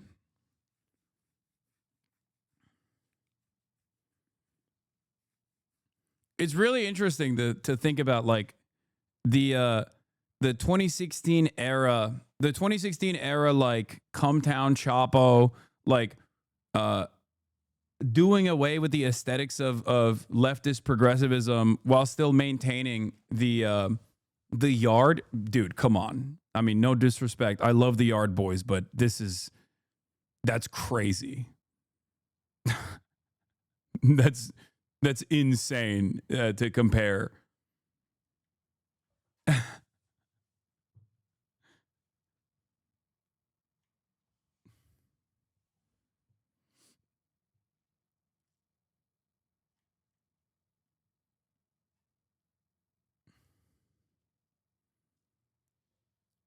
Literally half of this chat is still stuck in that phase, brother. It's not even necessarily a fucking phase, dude. It just doesn't matter. The point is the optics and the aesthetics are inconsequential. But unfortunately, for a lot of liberals, it's all that matters. It's the only thing that fucking matters. You know what I mean? The ideology or the background or what these guys actually believe in and what they defend, what they talk about in terms of like their political worldview is unfortunately inconsequential for a lot of people, and they can't get past the optics of it all. And I see this. I mean, I see this even in my own experience. I don't do the shit that Cumtown did, certainly, but it doesn't matter. Like this presentation is too broy for some people, so they just like immediately fucking write it off. They don't even like want to entertain it. They don't even want to see what this is all about. They just go, oh, that guy's a fucking bro. He's probably like hyper misogynistic and blah, blah, blah. He's probably transphobic, all this shit.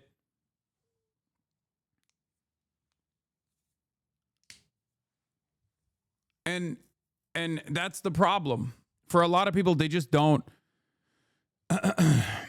For a lot of people, they can't move past the optics. They just hyper focus on that, because for liberals, it's like the beginning and the end of all politics is what your presentation looks like. Okay?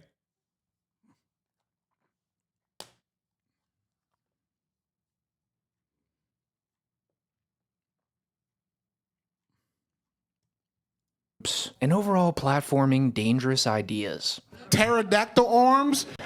You supposed to put that nigga on the grill. He ain't even supposed to live.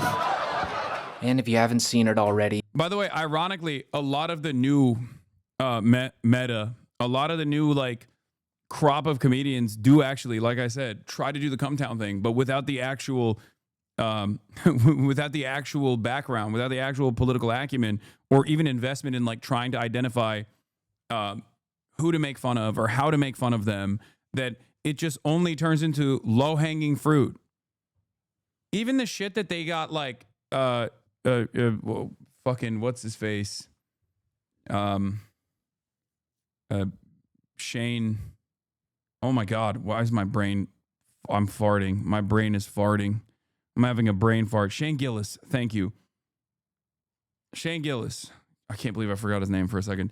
Like, remember when Shane Gillis was canceled by SNL? He was canceled because they clapped him on the basis of like all of his worst attempts at trying to do Nick Mullen style comedy. Okay. And he had way funnier bits than that. Like he had actually funny moments, like a lot of them. And that's precisely the reason why he just like went back to the drawing board, and he has rebuilt his brand, and now he's fucking doing SNL all the goddamn time, right? He has his own projects and things like that. And it was because he found his own voice through this process that made him funny. and is the reason why he's a funny comedian. I know a lot of people in this community especially don't like him. Okay? Because many of you guys don't. Many of you guys don't understand that, like, when someone is trying to find humor and trying to make people laugh, they're gonna say things that are not funny at all. And if you say something, because no one has the capacity to be fucking 100% all the time. We are allowed to not like comedians? No, for sure. I don't really give a shit ultimately. I'm doing meta-analysis on comedy in general, specifically because we're talking about Marc Maron right now and the Rogan sphere right now. And I'm explaining to you that there are comedians who are actually funny, who have the capacity to be funny, who find their own voices, and comedians who just basically look at trends and follow the notes of Joe Rogan, for example, and try to craft their material off of like low-hanging fruit.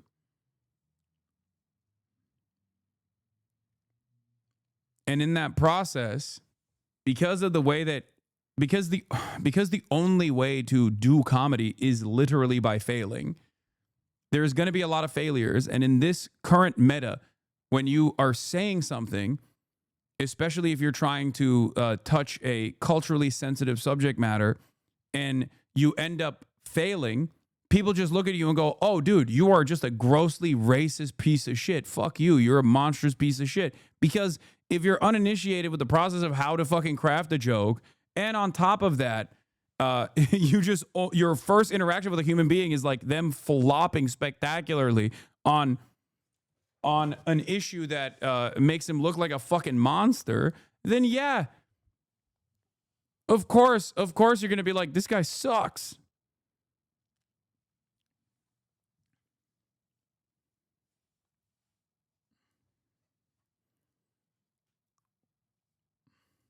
I highly recommend you go watch that entire special. But to give you an idea of what he talks about in that special, here's him poking fun at the idea of Theo Von having Adolf Hitler on his podcast, and what exactly that would sound like.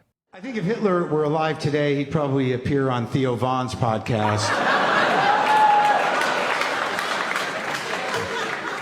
And Theo would be like, see, y'all did a lot of meth, right? I mean, all the Nazis were all f***ed up on meth, right, Hitler? That shit'll make you crazy, dog. I did some meth once. I was up for 3 days, and then I ate a live bird. No shit, Hitler, a live bird, bro. Hey, Hitler, you probably didn't even hate the Jews. That was just the meth making you crazy, dog. So now he's on a podcast press tour for that new special, and he's... For the record, that's a good bit. And I hope people don't think that he's doing that. I hope people don't think that Mark is doing that because he thinks like, Theo Von is anti-Semitic because of his position on Israel or whatever. Because if you know Marc Maron's position on Israel, he's been there for a very long time. He's been a anti-Israel guy for a very long time. I hope people know that, okay? He's not doing that because of Israel. He's doing that because of Theo Von's Donald Trump. His Donald Trump podcast, like humanizing Donald Trump. Okay? Understand that.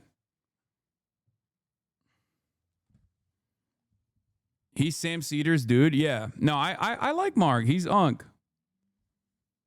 Sent shots left and right at the entire Rogan sphere. Like in this recent... Where had he said he's anti-Israel? Marc Maron? Marc Maron has talked extensively on the issue of Israel. It's actually really interesting because a lot of people don't realize. They know, like many people know Seth Rogen is anti-Israel, but they don't know where that information comes from.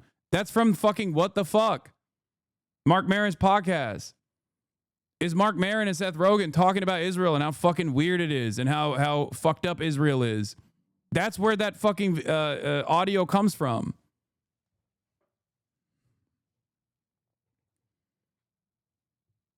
Marc Maron's been on that fuck Israel shit for a long time. Yeah, see? Look. Probably here. Marc Maron with guest Seth Rogen. I was fed a bunch of lies about Israel.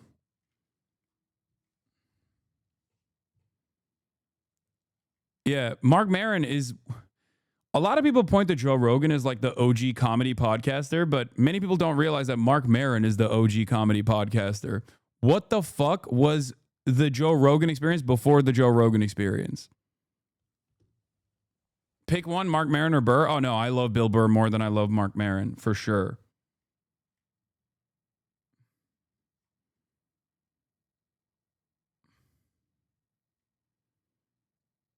Or Tom Green. Fair. This is not Tom Green erasure. No, you're right. That's deep lore. You're right about that. I was just exhibiting my bias. But like, I will say that like the impact that like Mark Maron was the guy. He was one of the pioneers of like being a comedian who just does like a one-person podcast. In Bad Friends episode, he goes at Rogan in a pretty hilarious and major way, roasting him for leading an army of enlightened meatheads, and predicting that they'll run out of material pretty quickly, since the majority of jokes that they tell are pretty surface-level jabs at marginalized groups that they've completely beaten into the ground. Like, That's by the way, an evisceration because it's 100% the truth.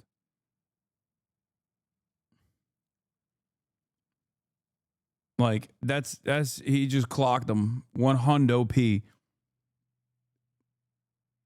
That is, I don't know even what else to say. It's just like you're punching down. When do you stop? That's basically what he said on the pod, and it's correct. It's like you've just run out. You've run out. You've exhausted it. You've exhausted the fucking well. If you know anything about this Rogan era of comedy, you'd know that they do this quite frequently. Like to this day, they're probably still making COVID-19 jokes. And Mark Maron considers this shtick to be hack. But yeah, me and who else? Rogan. Okay. Who's that? Joe Rogan. Joseph Rogan? Yeah, he's out of Texas. Oh, Texas. Got it. Yeah. I got it.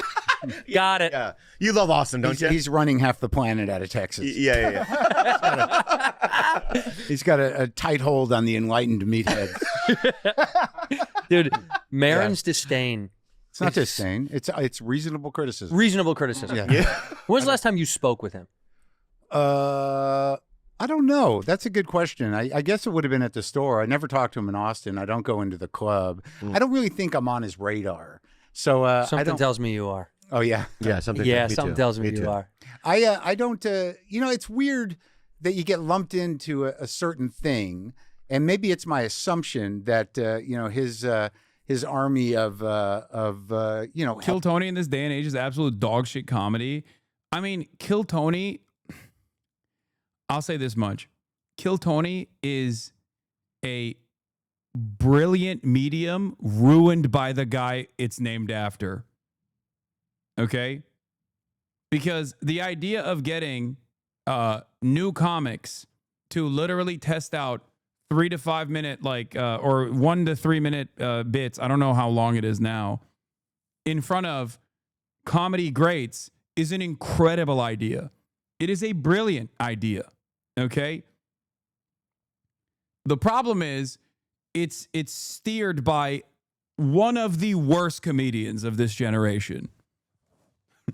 So for that reason, it's always like fantastic. I used to listen to Kill Tony all the time. I used to listen to Kill Tony, and I would just every time I listened to Kill Tony, I was like, I just wish this wasn't led by Brian Redban and Tony Hinchcliffe. Okay? Like, I don't know if you've ever had a situation like that where you're like, why am I listening to this? This sucks because the fucking hosts are so bad.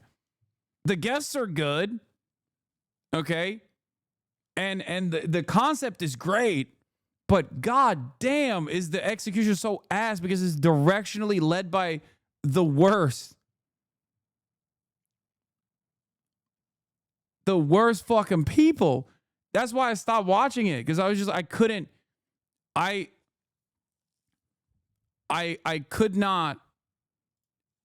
not deal with like how creepy and shitty it got at moments where I was just like, ugh.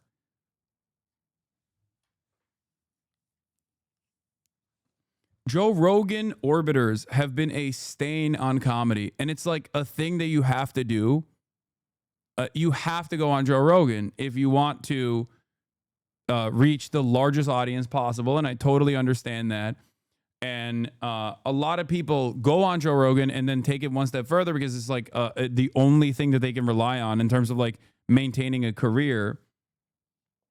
But I think it's just, it is destroyed. It has destroyed modern comedy. It's so fucking bad.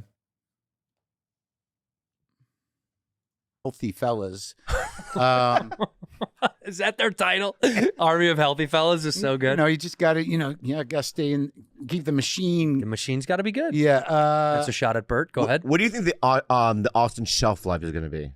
Well, I don't know. Like, I think that it's so effectively tribalized at this point. It really comes down to material. I mean, at what point, it's like whatever they represented in terms of policy. And it's not a stretch.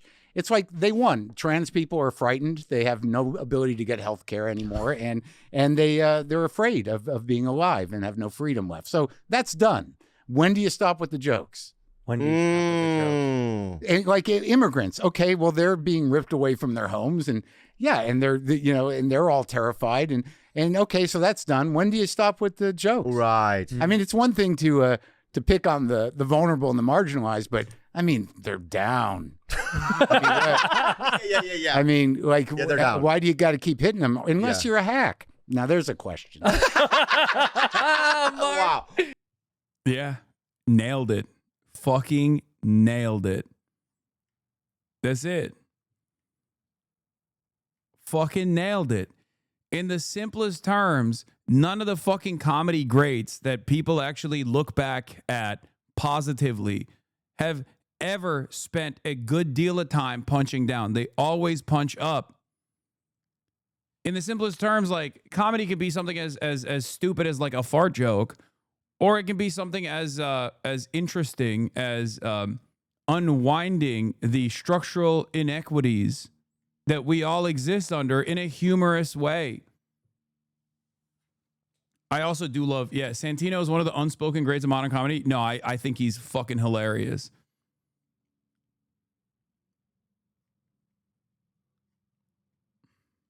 Mark, wow. He comes in swinging. Yeah.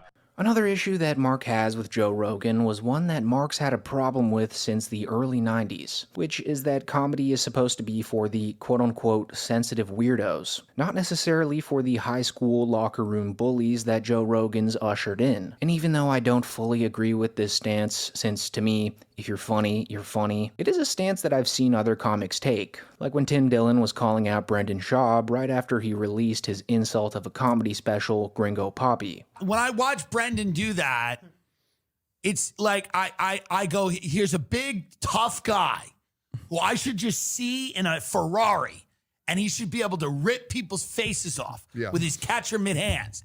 And I see him running around the stage going, oh! I go, you're gay now. By the way, all the Joe Rogan dick riders of the world all go back to one man who has irreversibly ruined comedy, Andrew Dice Clay. Oh, for sure. That's the biggest red flag. When motherfuckers are like, oh, Andrew Dice Clay, like, that's the great, that's the GOAT. It's like, nah, dude, you are like, no. That's for the fucking, that is the most NPC version of comedy. It's the most coworker bit you can ever arrive at. Dane Cook, Andrew Dice Clay. Nah, fuck that. They're not even in the same conversation. They're nowhere near in the same conversation as like a Richard Pryor or a Bill Hicks or a fucking George Carlin, obviously.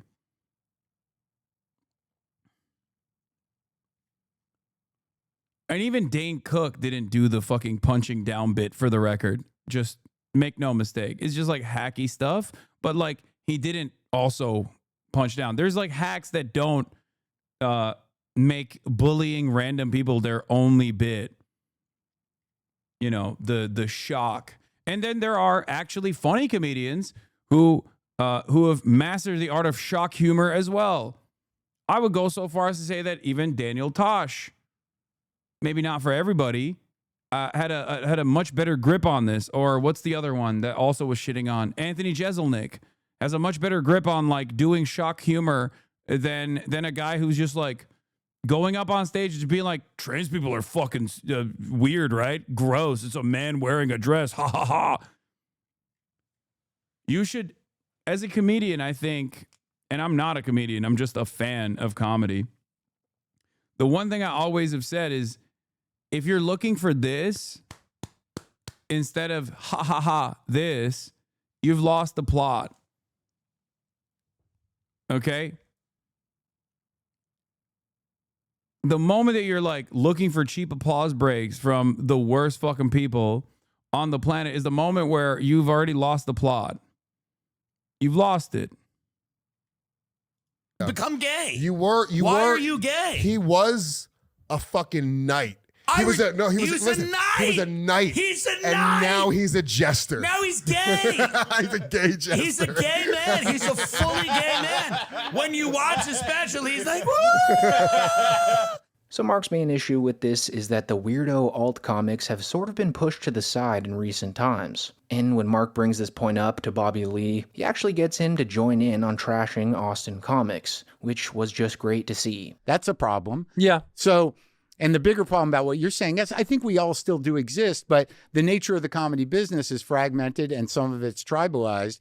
But there used to be a lot more weirdos around who were kind of exciting and interesting and took it a different place. I would argue with just talky talk comedy, there's not that many people bringing it to a different place, dude. Right. Well, there is some good ones that like I think that kid Casey Rocket's really entertaining and fun and different and unique. I think they're there, right? Yeah. I think the problem is there's so much sludge. There's so much shit. There's way more noise than we've ever fucking seen. Yeah. So it's hard to appreciate or even care because all that's really being shown is kind of the constant like give it to him, give it to him, give it to him, give it to him. So I get it. I'm tired of the attitude.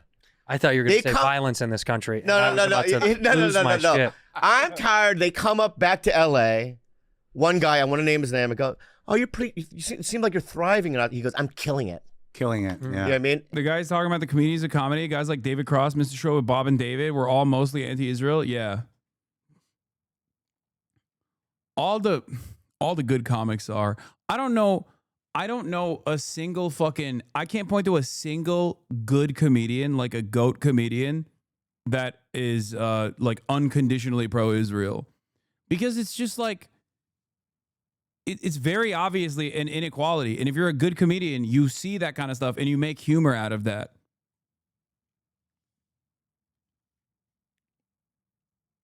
Someone said Sarah Silverman. Yeah, my point. Exactly.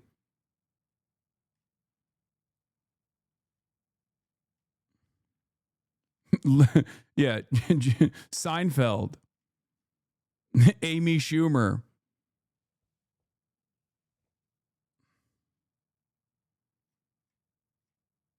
Yeah, forgetting Michael Rappaport, are we? And I'm like, whoa, dude. You moved out because you couldn't survive here. Yeah. Mm-hmm. This is a different... It's an animal. It's an animal. Well, I think the weirdos you're referring to, by the way, were birthed, and I defend this till I'm fucking blue in the face, were birthed at the Comedy Store. Yeah. And I think I always push, I was like, people don't know that about the store. They think they hear this like corporate bro, and that happens internally in LA a lot too, where they're like, the store is a fucking, whatever, sellout factory of fucking bro comics. Because Not anymore. No, but there was a wash of it that came through, and I think... Yeah, Joe, they moved to Austin. But And real quick here, just based on the voice inflection that Bobby was doing there, I'm almost certain that he was talking about Tony Hinchcliffe. I mean, it's 100% something Tony would say, too. Oh, you seem like you're thriving. And he goes, "I'm killing it." So yeah, just an all-around hilarious episode of Bad Friends that I highly suggest you go watch the entire episode of. One thing that this podcast was missing, though, was the larger, more political reason. It's not even on some political shit, man. It's not even on some political shit. There's a guy who is also close to the Trump admin, Shane Gillis, who is a million times funnier than Tony Hinchcliffe. So before people immediately go, "Oh, you just don't like Tony because he's like fucking pro-Trump or whatever." No. Okay? Abso-fucking-lutely not. He is a blight. A lot of these a lot of these fucking guys that are in the Joe Rogan orbit that have just like kept a career by being close to Joe Rogan, and even fucking Joe Rogan himself, unironically, are just a stain on comedy. The glaze on Shane is wild. It's not. I don't think Gillis is a Republican. He's kind of woke, low key. No, I know. I'm just saying he's close to Donald Trump, though. Someone said, why don't you like Nanette? I know. Oh my God. Ugh. That was one of my boldest moments when I was shitting on Nanette at the peak of woke in like the first Trump administration, being like, this is not funny at all. What the fuck? It's literally anti-comedy. It's a fucking TED Talk. You guys like to cancel people too much? What? You know what's really funny about that, by the way? People say that all the time. Let me explain something to you. There's a fucking bald sex pest out there who is actively talking about how his dad is going to rape my dad, that has been demanding I get deplatformed. Not once have I ever said he should be deplatformed for saying that. There's another bald fucking monster that lives with cockroaches and constantly calls me a terrorist, actively demanding I get not only deplatformed, but arrested, okay? Not once have I turned around and been like, this guy should be canceled. This guy should be deplatformed. I'm not the one doing it, okay? It's the right that does it all the fucking time.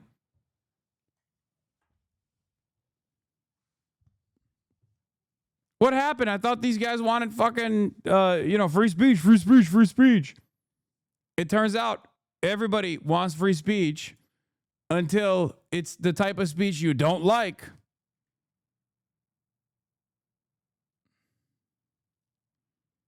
That Mark Maron called out right-wing podcasters in his special for. But luckily for us, he actually explained it in detail in the Vulture podcast he did nearly 10 days ago, calling out Joe Rogan and Tony Hinchcliffe by name, which even if you don't agree with anything Maron says, you have to respect the fact that he calls them out by name here, as most comics are too afraid to seriously go after Joe Rogan in this sort of fashion. But anyways, in this podcast, Mark Maron explains that he's going after these guys because they essentially sided with Trump solely because he was more pro-speech than the other option. But now that he's in office and has acted on these policies, it's almost as if they're acting shocked that he's doing anything like that. I mean, just the other day, Andrew Schultz posted this screenshot to his story reacting to the Trump administration not mandating IVF care. I mean, this sort of thing is happening every day in the Roganverse at this point, and Mark touches on that in this Vulture podcast. And, Rogan and Hinchcliffe and, just a lot of these people just locked into this. He's a fucking zinner too. My God. Anti-woke thing. But now, Oh my God, I just realized. I think the first time I actually encountered nicotine gum was Mark Maron. Oh my God. I think he literally influenced me to quit smoking with nicotine gum. It's just like coming back to me right now. Something that I've done for many others now. Mark Maron has done for me. Full circle.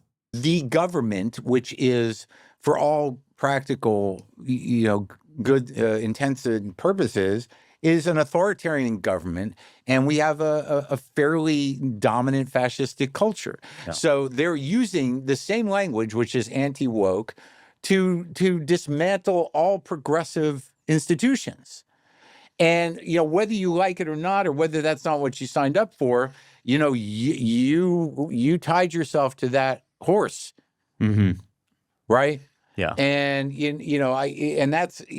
it's not even a matter of unforgivable. It just is what it is. So you can backpedal all you want, but this is the reality, is that, democracy was squashed because of, the policy now of using anti-woke to dismantle the liberal democratic state is something you didn't shut up about. Yeah. Yeah, maybe it wasn't the same thing. Well, I just wanted to say the art. Yeah, so that's who I'm talking about. And look, I think a lot of them were just like wanted to land on the side where they could earn a living. It's challenging.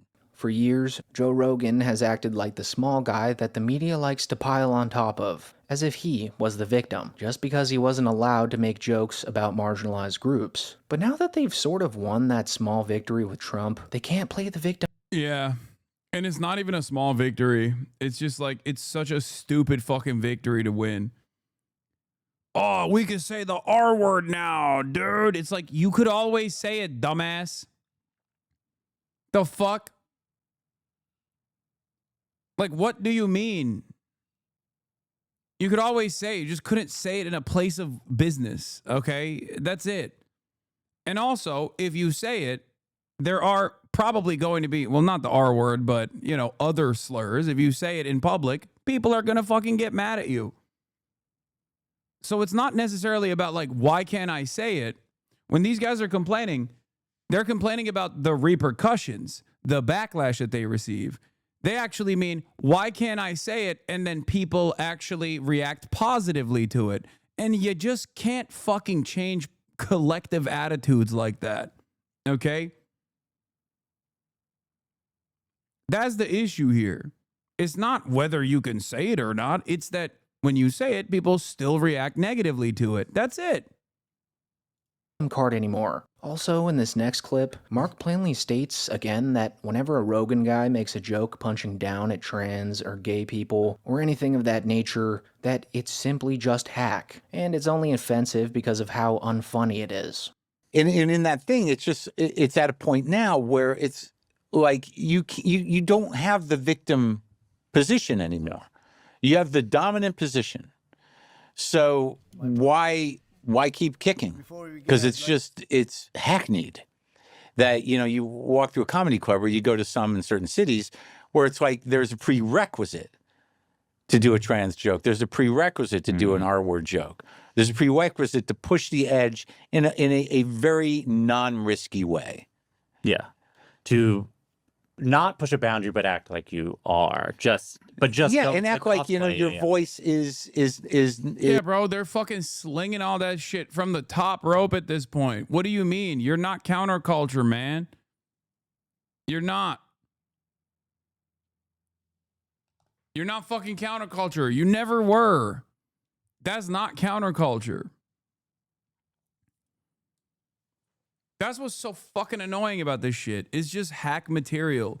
And you're just mad that your hack material doesn't have broad appeal and you're just fucking coping, which is, again, anti-comedy. When you make a joke and people don't laugh, you're not supposed to go, well, they're wrong for not laughing. You're supposed to go, oh, I fucked up. Let me fix this. Let me make this thing that didn't land funny.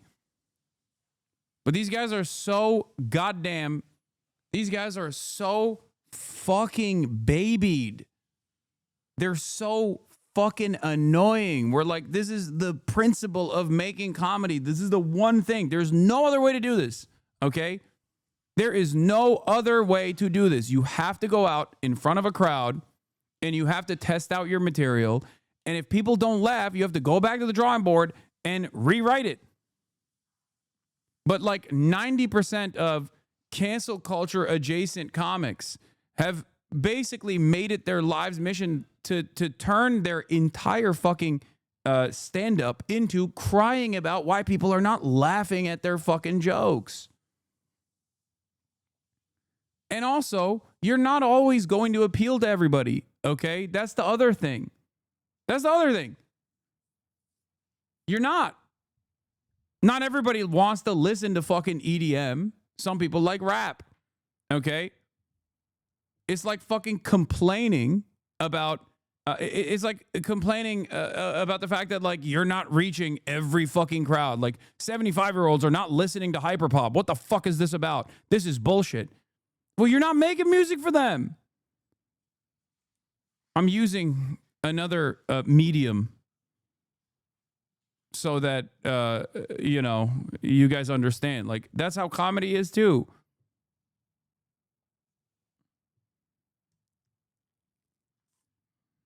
You know, is somehow dangerous. Yeah.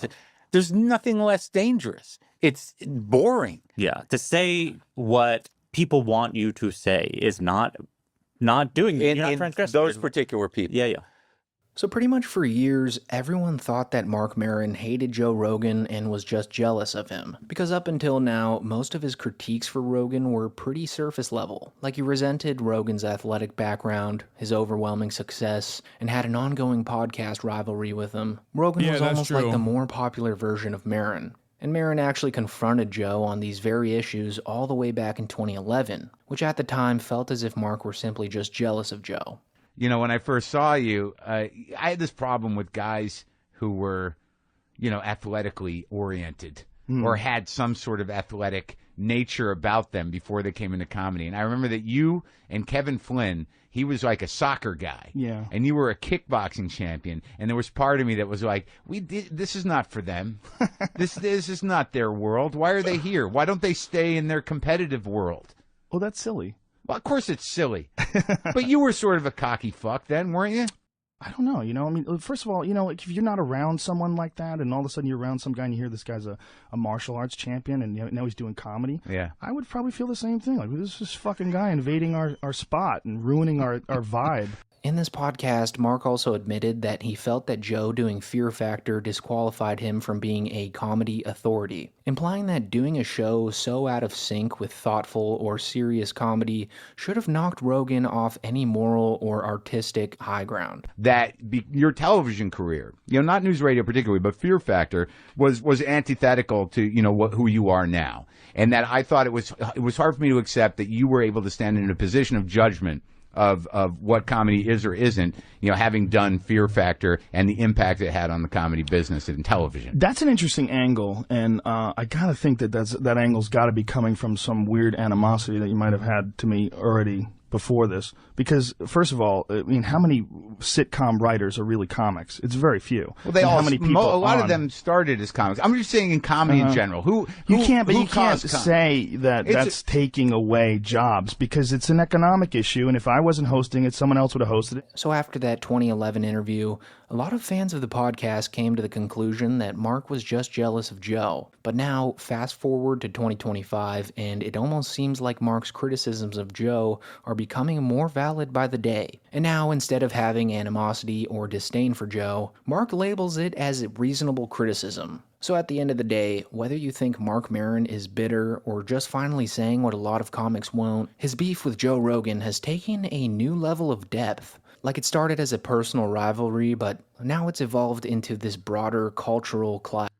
No, I think like Marc Maron couldn't figure out exactly what it was that caused this kind of immediate reflexive distaste in what Joe Rogan was doing. And after 15 years of Joe Rogan's career unfolding in the ways that it did, he's been vindicated. You missed Tim Cook giving Trump a 1-to-1 Apple trophy. Yeah, sometimes people have an ick and then they work through it and they realize they were wrong. Other times people have an ick and they are vindicated for being right from the start. Okay? And in this circumstance, I think Marc Maron's gut led him Marc Maron's gut led him to make the correct decision early on. Tim Cook gave him a 24 karat gold, by the way. 24 karat gold Le Beau Beau?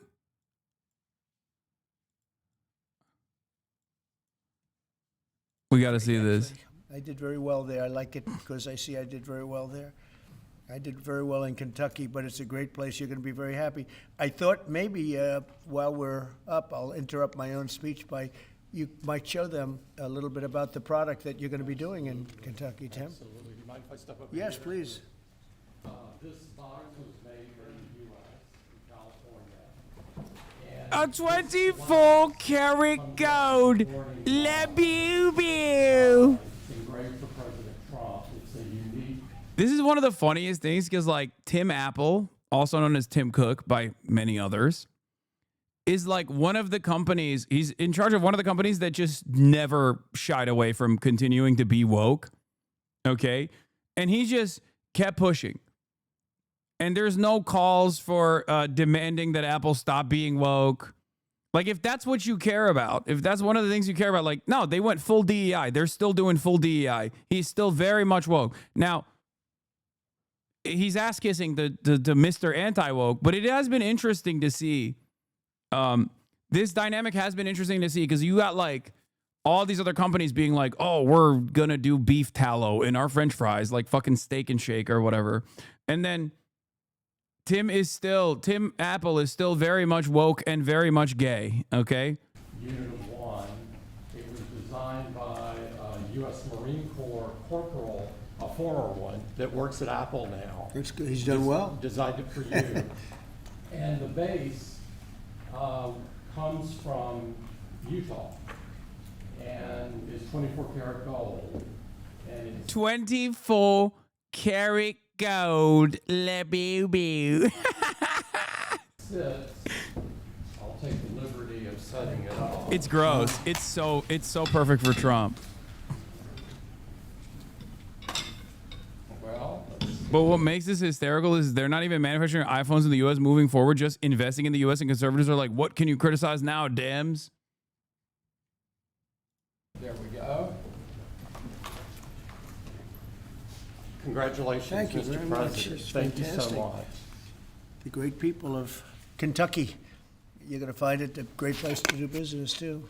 It's fantastic. And then more than $100 billion. TSMC Woke is dead. Investing $200 billion. Johnson & Johnson, $55 billion. Merck, Stellantis, and General Motors are putting many, many billions in. They haven't determined the final number. And many other countries are investing tens of billions of dollars that I'm not going to give you the whole list. It's crazy. because Why this is Tim too doing long this? to- I don't know. Look at the fucking Apple stock prices after this. You kiss the ring.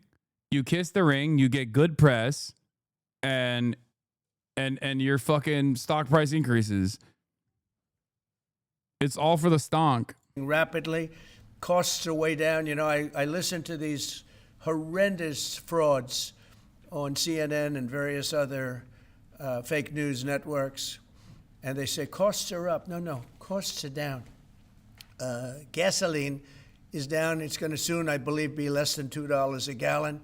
It's around $2.40 right now, many places, other than California where they tax you out of business, but and a couple of others. But gasoline is way down. The price of groceries are down. How about eggs? When I first came here, my first week, the press hit me very hard on eggs. Eggs had quadrupled or something. I said, I didn't know about it. Give me a chance. I've just been here for 4 days. Well, eggs are down. Everything's down. Price is down.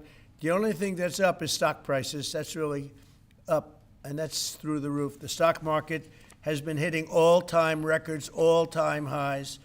Last week, it was announced that our economy grew at levels that we haven't seen in a long time, but the real levels of growth are going to be judged in a year from now when you start seeing some of these incredible plants, because we have car plants opening. They're coming in from Canada, from Mexico, and from all over the world.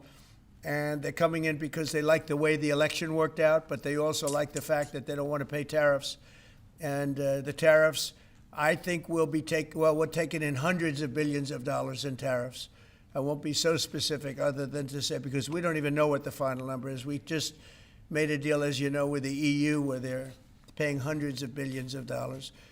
Japan paying hundreds of billions of dollars, and numerous other countries paying hundreds of billions of dollars. And we're not even completed there. And as you know, they found $25 billion 3 weeks ago. They said, we have a surplus of $25 billion.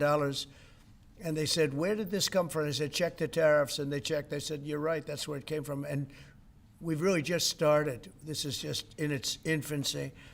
So we have a great country. We have a country that is going to be very rich. It's a country that we're very proud of, but it's going to be very rich. And it's companies like Apple, they're coming home. They're all coming home. And we want them to come home. They have to come home. We're going to treat them really well. We're going to be putting a very large tariff on chips and semiconductors. But the good news for companies like Apple is if you're building in the United States or have committed to build, without question committed to build in the United States, there will be no charge. In other words, we're not going to be charging. So a lot of countries, a lot of companies are leaving various other places and they're coming to the United States. So in other words, we'll be putting a tariff on of approximately 100% on chips and semiconductors. But if you're building in the United States of America, there's no charge, even though you're building and you're not producing yet in terms of the big numbers of jobs and all of the things that you're building. If you're building, there will be no charge. So I just want everyone to know that. And I didn't even tell you that inside. We discussed the concept, but I didn't. So it's a big factor. So 100. Someone in the chat asked, there's no way Tim Cook is going to stand beside him as he answers Epstein questions, right? I really hope he does. Because this is a part of Kissing the Ring, where you just have to sit there as he rambles on about like Sydney Sweeney's jeans or some shit. And I really hope he just has to fucking sit there and embarrass himself thoroughly, okay? At a later date, you have to pay, and that's a guarantee. So that's a big statement, and I think the chip companies are all coming back home. Like he's motherfucking Kid Rock. You know, we started with Intel, and gradually Intel was just taken over the coals. They were taken to the cleaners, frankly, and moved to other places, in particular Taiwan. But I think a lot of those companies are coming back, and they're coming back very rapidly. So that's a big statement. 100% tariff. I want to thank you very much, Tim. Would you like to say a few words about your company, please? Good afternoon, everyone. Mr. President, thank you very much for having me here today. You've been a great advocate for American innovation and manufacturing. I'm grateful for your leadership and your commitment. He's doing a gay humiliation ritual, dude. Innovation is central to everything we do. Our products are designed here. This is the humiliation ritual that they were talking about. We support 450,000 jobs with thousands of suppliers and partners in all 50 states. Earlier this year, we made our largest ever spending commitment, $500 billion to the U.S. over the next 4 years. That's already yielding results. Earlier this year, we broke ground on a new factory in Houston to make advanced AI servers. And just last month, the very first test unit rolled off that factory's line, proudly made in America. President Trump shared some kind words about that work. God, I fucking hate Nutlick so much. He's always in the background. Look at him. More we could commit to. He's always there, bro. And Mr. President, we took that challenge very seriously. I'm glad to be here with you today, and I'm very proud to say that today we're committing an additional $100 billion to the United States, bringing our total U.S. investment to $600 billion over the next 4 years. As a part of this, we're launching Apple's American Manufacturing Program. It will spur even more production right here in America for critical components used in Apple products all around the world. And we're thrilled to announce that we've already signed new agreements with 10 companies across America to do just that. First, with today's announcements, I'm proud to say that Apple is leading the creation of an end-to-end silicon supply chain right here in America, from design to equipment to wafer production to fabrication to packaging. In Texas, we're working with manufacturers like Texas Instruments, Global Wafers America, and Applied Materials. We're working with Amcor in Arizona and Broadcom and Global Foundries in New York.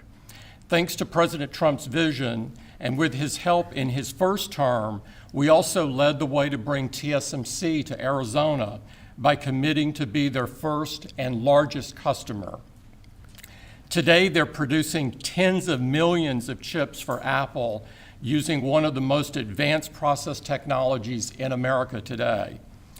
We're going to keep working with our suppliers to move even more of this incredibly advanced work to America. And this year alone, American manufacturers are on track to make 19 billion chips for Apple in 24 factories across 12 different states. Second, we're committed to buying American-made advanced rare earth magnets developed by MP Materials, which will become part of Apple's devices shipped around the world. MP is the only fully integrated rare earth producer in the United States, and with this partnership, they'll be significantly expanding their flagship facility in Fort Worth, Texas. We're also thrilled to work together on a cutting-edge rare earth recycling line in Mountain Pass, California. And third, in Kentucky, we've worked with our partners at Corning to build the world's largest and most advanced smartphone glass production line. And I'm pleased to announce that very soon, this is for the first time ever, every single new iPhone and every single new Apple Watch sold anywhere in the world will contain cover glass made in Kentucky. In addition to the American Manufacturing Program, we're also significantly growing our investments in AI, including expanding data center capacity in North Carolina, in Nevada, in Iowa, in Arizona, and Oregon. So we're going to keep making investments right here in America. We're going to keep hiring in America. And we're going to keep building technologies at the heart of our products right here in America. Because we're a proud American company, and we believe deeply in the promise of this great nation. Thank you all, and thank you, President Trump, for putting American innovation and American jobs front and center. Thank you, sir. Great honor. Thank you very much. Thank you. Appreciate it. What a job he's done. What a job. Incredible. I want to thank you very much, and thank you, JD, for helping along. Good job. Really good job. Any questions, please? Mr. President, Yes. you promised on the campaign trail to bring forth a manufacturing It's coming. renaissance. You just mentioned $17 trillion in your first 7 months or so. Right. Can you talk about how an investment like this, all the other ones that you laid out, will positively impact the millions of Americans that trusted you with their vote? Thank you very much. It changes our country. I mean, our country is a very different country than it was 6 months ago. And people like Tim are coming. We had Micron in yesterday. We had all of the big, great companies that you read about, you don't know about, but you read about. You say, is this a fucking W for the admin or a W for the country? Foolishly, we lost them if we had It the right depends. person. Only time will tell. Because right now you have assurances, right? You have an IOU. Will this actually lead to manufacturing coming back to the United States? So far, it has done the exact opposite. The tariffs have literally played a role in removing manufacturing jobs. So we shall see. If it works out, I will be honest and I will tell you that he actually pulled through. But currently, the manufacturing side of labor is losing jobs. Great example of putting America first. What does the labor force look like to fill these jobs that you have? Do we have enough skilled American workers to fill this? Well, we do have a lot of workers, and we have a lot of workers that hadn't been looking for work because they were disincentivized, frankly. And people like Tim have tremendous schools and training centers that they build along with a lot of their big plants where they train people on whether it's glass, like in Kentucky, or computers, or whatever they might be doing. It's a complex world, and they train people, and they do a great job. So it's a whole new workforce. Now, we have a lot of them in energy because, you know, they've always liked energy. As you know, coal has opened up and opened up big. We brought it back and brought it back. Find someone who looks at you the way Howard Nutlake looks at Donald Trump. Impossible. And here we were saying no human being has ever loved another this much. in the world. We have more oil and gas than anybody else in the world. But we have tremendous energy jobs, and the energy, as you know, we're booming with energy. And that's why the gasoline prices are down. The costs are down. I just hope when they watch these shows, I watch this. I don't understand the economics behind the laws of manufacturing due to tariffs. How do tariffs drive manufacturing facilities away from the U.S.? Because if you have foreign companies that have facilities in the United States of America, the costs go up. Or even if you have American manufacturing facilities that rely on foreign raw materials that are coming in and the costs go up, companies have to restructure their business. And where do they always go? the cost of materials goes up, Well, there's the cost of production goes up, companies have to restructure, and companies have to restructure and remove certain parts of the manufacturing labor side. I do research in the chip world. It's low-key fucked up because these factories similar to data centers take a fuck ton of resources and have historically been associated with being toxic to both workers and the environment. With the cuts to the only agencies that actually protect Americans, I don't imagine these things will be the best. I mean, the AI facilities especially. The data centers are so bad. We are straight up poisoning everyone in America. Plus, add to that. We're ruining the remaining water supply. We're just poisoning people. We're fucking burning the planet to the ground. So that people can make obliteration. And the pilots, so people can jerk off to Grok, the Grok AI girlfriend. In fact, there's a model of the plane right there. You got to bring that up, Susie. We have to see that. Look at this. This was just given to me. You know, we ordered brand new B-2 bombers. This is a plane that over a period of 36 hours of constant flying. Look at this. So this is the brand new one they just ordered. Similar, but actually quite different. It's new and enhanced. It's an amazing machine. It went 36 hours. We had 52 tankers up in the air loading up our planes because this was surrounded by F-22s and F-35s, and it was flawless, Tim. Even you would say it was flawless. And every one of those bombs hit their target. And then we had Tomahawks shot in from a submarine 300 miles away. Developing AI is good, actually. I wish no harm to the American ruling class. My enemy is the American people. Yeah. And that was a big threat. That was a my enemy is the American working class. We must ensure that their water supply is poisoned. Okay. Mr. President, what was the breakthrough today? Did Vladimir Putin make some kind of concession that he hasn't been willing to make before? I don't call it a breakthrough. I mean, we've been working on this a long time. There are thousands of young people dying, mostly soldiers, but also, you know, missiles being hit into Kiev and other places. But in terms of soldiers, I think Russia's lost over 20,000 since the beginning of the year. 20,000. And I guess the estimate for Ukraine is about 9,000. It's a terrible situation. We want to get it stopped. You know, we don't have American soldiers there, but I feel I have an obligation to get it stopped. This was not my war. This war would have never started, not even a chance. And it didn't start for 4 years. It went 4 years and didn't start. But this is Biden's war. This was on his watch. And, you know, it's funny. We had no land was taken from Trump. It was taken from Bush. It was taken from Biden. The whole thing they would take from Biden if it weren't for us. But it was, and it was taken by Obama. Take a look at what was taken with all of the land that was taken. Nothing was taken by Russia from us. Not 1 ounce of land was taken. I'm here to get the thing over with. It would have never started if I were president. And we're here to get it stopped and get the death stopped. Yeah, please. Mr. President, in the past, you said you would know if Putin was tackling you along. What Yeah. gives you any confidence that he is or isn't doing that this time around? Can't answer the question yet. I'll tell you in a matter of weeks, maybe less.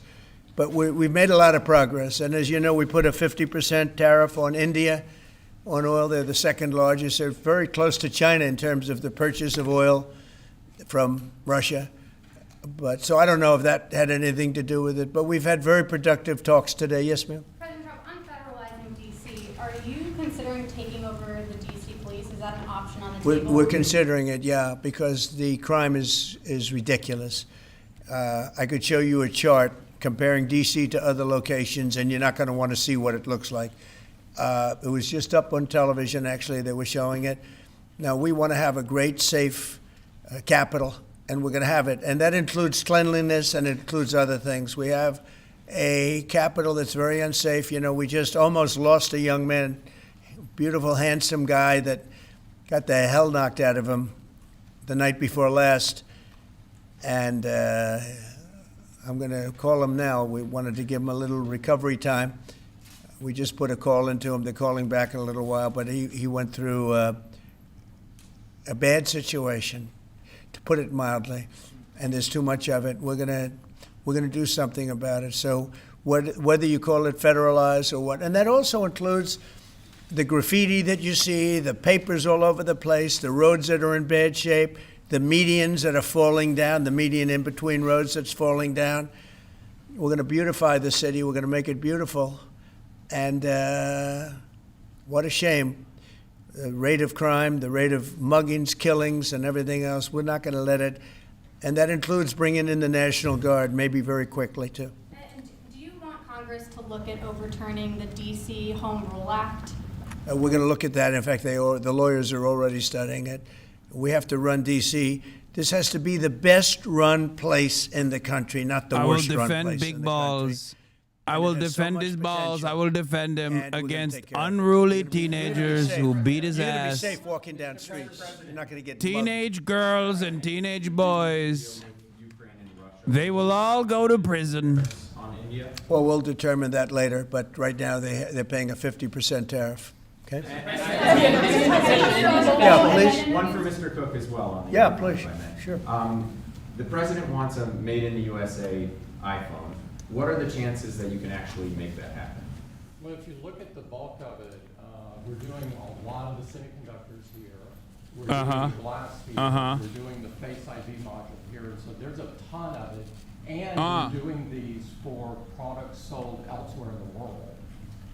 And so there's a lot of... Tim Apple already gave the game away when he was like, we don't have the precision manufacturing capabilities. We don't have the technical capabilities. We don't have the training for the labor. It would require decades of training to get to that position, to have manufacturing in this country that can be even competitive with Chinese manufacturing. He literally said that. In terms of cost and all, but I think we may incentivize him enough that one day he'll be bringing that. But he brings most of the stuff. Look, he's not making this kind of an investment anywhere in the world, not even close.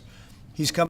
No, it's not even pennies on the dollar. It's not because Chinese manufacturing is much cheaper because like the labor is much less costly. No, Tim Cook has literally said if China and Chinese manufacturing was more expensive than American labor and American manufacturing, we'd still use Chinese manufacturing because it is not within American capabilities to do high precision manufacturing that is required to make these fucking tools, especially at scale necessary for fucking Apple products. That's it. He has literally openly said that, where he's like, it's not even a thing. Like, we can't do it. We just simply cannot fucking do it.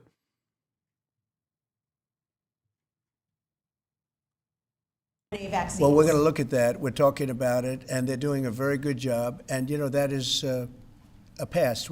Operation Warp Speed was, whether you're Republican or Democrat, considered one of the most incredible things ever done in this country. The efficiency, the way it was done, the distribution, everything about it was... Did you just say, can't he just hire Chinese people and move them here?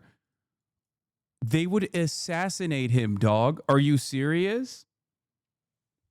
Brother, what do you mean? His number one thing that he's doing is like getting non-white laborers out of the country. That is crazy. Imagine being like, that's right, we're building the iPhone in America and it's gonna be made by Chinese hands. It's contemplating reoccupying Gaza entirely. Is he defying you, sir, or are you giving him a green light? Well, we have stopped wars in the Middle East by stopping Iran from having a nuclear weapon, and they're you know, they can say they're going to start all over again, but that's a very dangerous thing for them to do, because we'll be back. As soon as they start, we'll be back. And I think they understand that. They're just words. But no, we've stopped a lot of wars in the Middle East. If you think about what we did with Iran, Iran was the perpetrator of hate, a very evil place, and I think it's going to be a lot different in the coming years. On the India penalties, do you have any similar plans to enact more tariffs on China as it relates to their purchases? Could happen. Dude, the India stuff is so funny because literally, India was supposed to be the secondary manufacturing hub that these countries move to, because it's like more in favor with Western interests, more aligned with Western interests, not communist, anti-China. And now he's like, well, they're buying Russian oil, so we're going to tariff them into oblivion too. Okay, where do you manufacture shit then? Well, it hasn't worked, and it hasn't worked really for a long time. And I would say pretty much from the beginning, Colbert has no talent. I mean, I could take anybody here. I could go outside on the beautiful streets and pick up a couple of people that do just as well or better. They get higher ratings than he did. He's got no talent. Fallon has no talent. Kimmel has no talent. They're next. They're going to be going. I hear they're going to be going. I don't know, but I would imagine because they get. Oh my God! Colbert has better ratings than Kimmel. He's taking him out one by one, dude. Howard Stern. It's a name I haven't heard. I used to do a show. We used to have fun. But I haven't heard that name in a long time. What happened? He got terminated? Yeah, they're going to separate ways because I think what they're offering salary-wise is real low than what he's getting. You know when he went down? Whenever you want. You know when he went down? No, before. When he endorsed Hillary Clinton, he lost his audience. People said, give me a break. He went down when he endorsed Hillary Clinton. Mr. President, have you talked to Governor Cuomo? Started interviewing Fed candidates yet? Yeah, we've started the interviewing process. Scott and I and Howard, a lot of people, JD, we have some great candidates. It's probably down to 3. He doesn't want the job. He said, do you like this job better? Yes, sir. I mean, he was a candidate, but I don't think he'll take it. I really don't think he'd take it, actually. Are there any candidates from Wall Street, Mr. President? Yeah, essentially we're all from Wall Street, aren't we? You know, when you get right down to it. The term Wall Street. Yeah, please. Yep, you made your tax cuts permanent. You mentioned that the tariffs are bringing in a ton of external revenue. You've opened up markets, the EU, Japan, South Korea, many others, to American goods like we've never seen before. How much growth can we expect in the economy now that this model of yours is sort of beginning to really take off? Well, I think the growth is going to be unprecedented. I think we're going to have growth that's unbelievable. Now, remember, we're building and just starting to build a lot of these incredible plants. We talked about the electric facilities that we're building, the generating plants, electric generating plants. Why is the media asking such lukewarm questions? Because if they ask anything else, they won't be in the room next time. And it's access journalism all the way. It's worse than it was ever before. We ever had It's been access journalism since post 9/11, but god damn, it's gotten even worse. In one of his big factories, but especially for AI because it needs so much electricity. So I appreciate the question very much. I think the growth is going to be unprecedented. Did you have a phone call with Andrew Cuomo? Did you speak to Andrew Cuomo? I haven't. No, I haven't. Mr. President, have you been briefed on what Ghislaine Maxwell told Todd Blanche? No, I haven't. Have you not. don't know whether I don't came know. up in the I know Todd conversation is a or not? very respected person all over the country. Oh, yeah. All over the world legally, so I don't know. Mr. President. Yeah, please, go ahead. Will the new Fed governor be temporary? We're probably going to go with a temp and then a permanent, I think. Are the two So the temp is going to be named, I'd say, over the next 2-3 days, and then we're going to go permanent. Are the two Kevins the leading contenders for the permanent spot for the chair? Well, the two Kevins? The two Kevins are absolutely, yeah. They're both very good. Mr. President. The two Kevins, very good. Mr. President, is Vice President Vance hosting a gathering this evening to talk about how to respond to the Epstein situation? Is he working on what? Is he hosting some kind of gathering of top advisors this evening to talk about how to respond to the Epstein situation? I don't know. I could ask you that question. I don't know of it, but I think here's the man right here. I saw it reported today, and it's completely fake news. We're not meeting to talk about the Epstein situation, and I think the reporter who reported it needs to get better sources. Look, the whole thing is a hoax. It's put out by the Democrats because we've had the most successful 6 months in the history of our country. And that's just a way of trying to divert attention to something that's total bullshit. Okay? Yeah, please. A new Gallup poll says that Elon Musk is the most unpopular public figure in the country right now. I'm wondering, do you miss having him around the White House, or is that poll accurate? I don't know if the poll's accurate. I think he's a good person. I think he had a bad moment, really bad moment. But he's a good person. I believe that. President Trump, are you keeping that 10 and 12-day deadline? China is facing potential secondary sanctions for Yeah. Russian oil. Them having that tariff or sanction rather or not hinges on what going forward? It may happen. I mean, I don't know. I can't tell you yet, but we did it with We did it with India. We're doing it probably with a couple of others. One of them could be China, yes. Are you keeping that 10 to 12-day deadline that you had given Russia after today's talks? Yeah, we're pretty much getting close to it right now, but we're having very serious talks right now about getting out of Ukraine, getting it settled, getting it ended. Should have never started, would have never started. If I were president, it would have never started. I want to thank Tim Cook. He's a great, great man, a visionary, a businessman, just about every quality he can have other than athleticism. I don't know about that. I'm looking at him. I'm not 100% sure about you. You're a good athlete. I'll bet you're pretty good. I think he's good at everything, but I want to thank you very much, Tim. Thank you, sir. Congratulations. Thank you all very much. Thank you. Thank you, Chris. Thanks, guys. Pretty got the story here. Cut it out. Thank you, guys. Thanks, everybody. Thank you, press. Thanks, guys. Let's go. Cooked. Tim cooked. Tim cooked. We cooked him. It was great. Believe it. We cooked him so hard. OpenAI Stargate is applying the same strategy as Elon Musk's Colossus cluster and is currently installing 29 gas turbines. Each GE gas turbines generate 34 MW. What is that? Like a milliwatt or something? I don't know what that is. For over a decade, data centers were at the cutting edge of sustainability with massive R&D effort and investment in energy. Megawatt? Oh, god damn. Everybody knew what it was. I'm sorry. I didn't know. Lol, megawatt, you stupid sexy Azan. I don't know everything. I don't know why you expect me to know everything. I don't know. It's just a fucking term of energy. It's a unit of energy. I don't know. That was a dumb moment. I'm dumb. Anyway, but not anymore. As China carries those efforts forward, America has doubled down on the dirty. You need to talk to Marat more. I know. I do.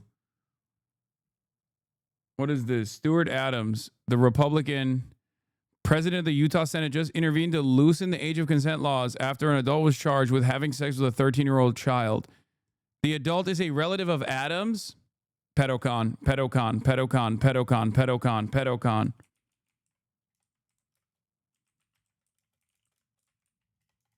Pedocon theory is a theory like gravity.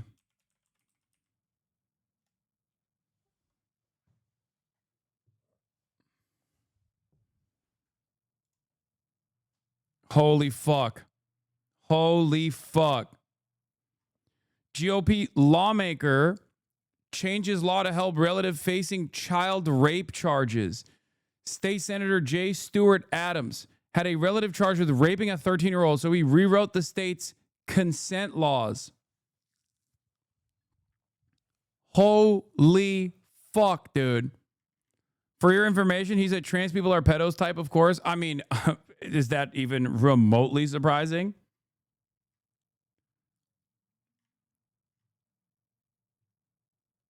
You've got to be kidding. Nope, this is how... Bro, it doesn't even surprise me one iota at this point.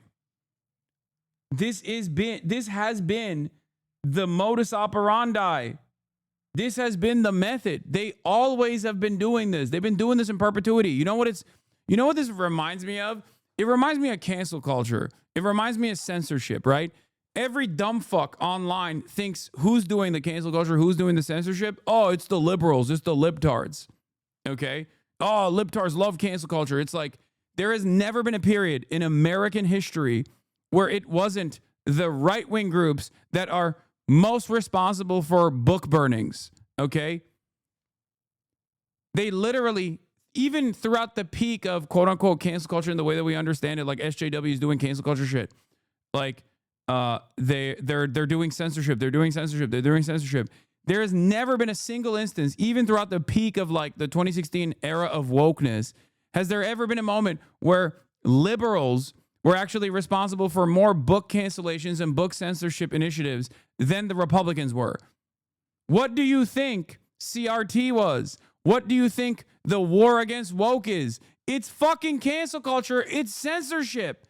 They just literally changed the definition of it. And they continue with it. And it's the same principle here. These guys will constantly talk about pedophilia, trans people are pedophiles over and over and over again. Meanwhile, there's never been a moment where Republican state legislatures haven't advocated for pedophilia. Child marriages. They love that shit. They have defended it. Okay? It's always projection. Every accusation is a confession. It's always and will always be projection. That's it. These motherfuckers are real demons, bro. Republican Utah State Senate President J. Stewart Adams used his power to change local consent law to help a family member facing charges for raping a 13-year-old girl.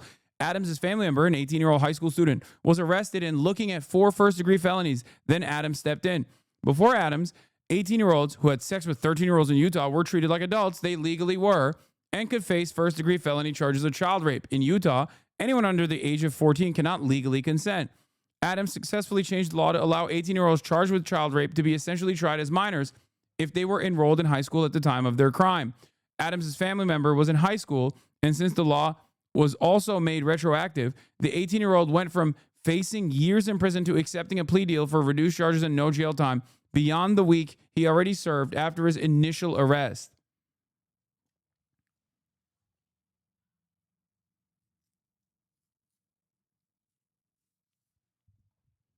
While Adams swears his family members' charges had nothing to do with his pushing of the rule change, the prosecution, defense, and judge alike all acknowledge that it played a major role in changing the charges. The victim's family was devastated. It was out of nowhere, the middle schooler's mother told the Salt Lake Tribune. I felt like I was punched in the gut. I feel like a law is the law, regardless of who you are. But that wasn't what was going on here, she continued. I feel like Adams' relative just got special treatment, and nobody was going to say anything about it.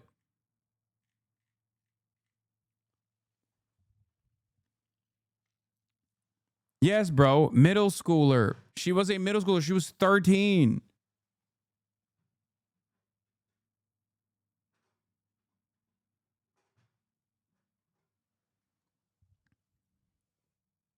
$13 old, bro. 13. It's fucking insane, dude.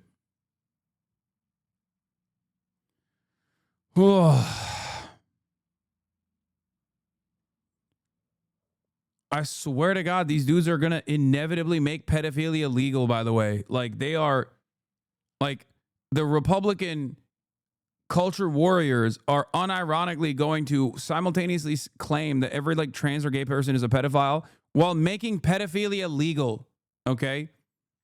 They're going to be like, oh, we're, you know, pedophilia is legal if it's a straight man doing it. Fucking wait.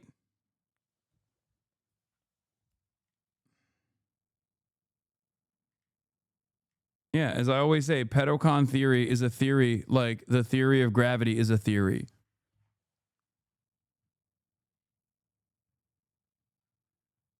That's where this is heading. GOP gang of pedophiles. True.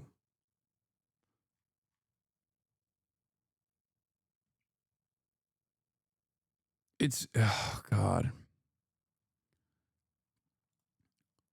Meanwhile, yeah, speaking of pedophilia, top Trump officials will discuss Epstein strategy at dinner. Really, the White House and the Justice Department as well on how all of this has been handled. Now, this meeting comes, as we broke yesterday as well, that we know that there was an audio recording made when Blanche went to Florida to sit down and interview Ghislaine Maxwell, of course, Jeffrey Epstein. 2025 is all pedos getting exposed. Diddy, Epstein, and now this. Brother, it doesn't even matter, though. That's the problem. They're literally getting outed, and then the administration is actively defending them and themselves. That's what the craziest part about this is. It's not like they're getting outed, and then people fucking turn around.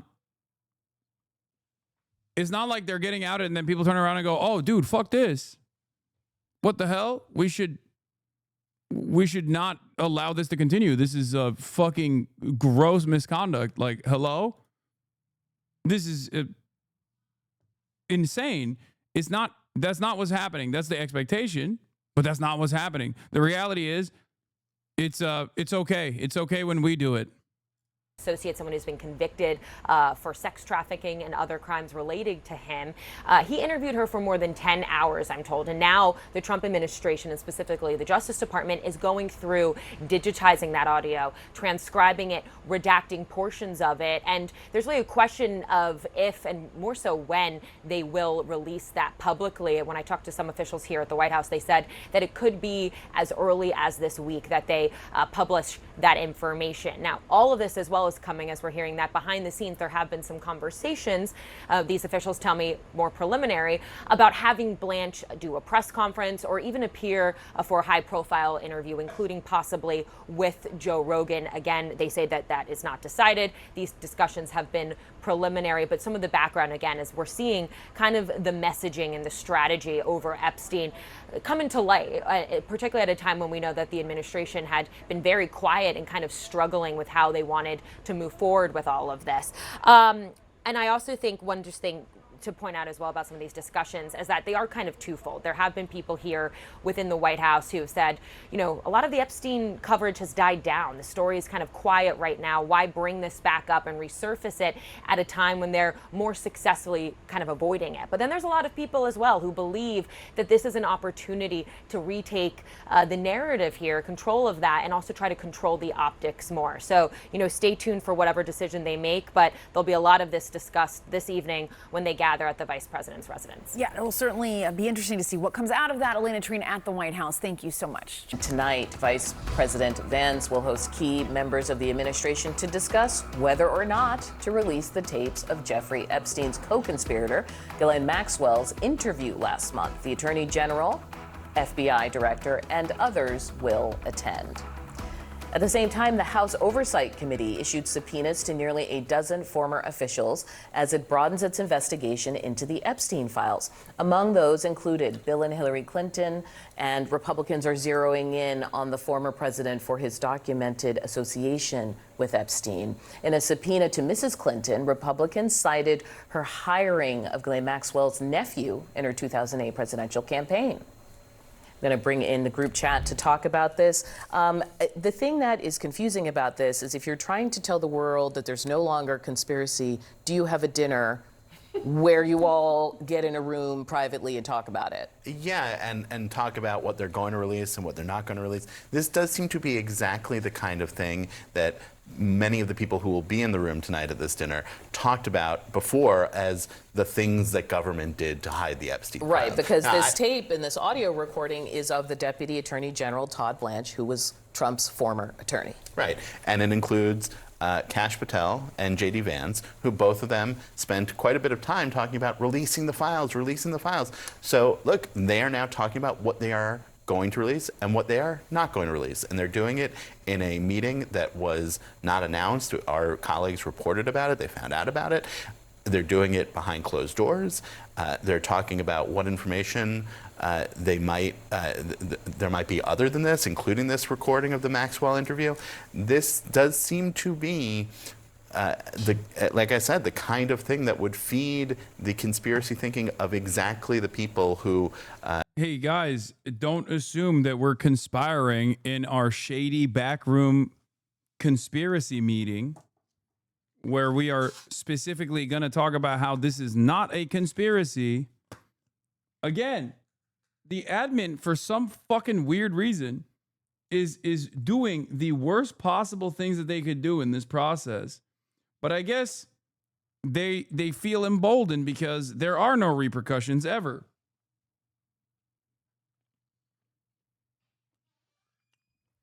That's it, right?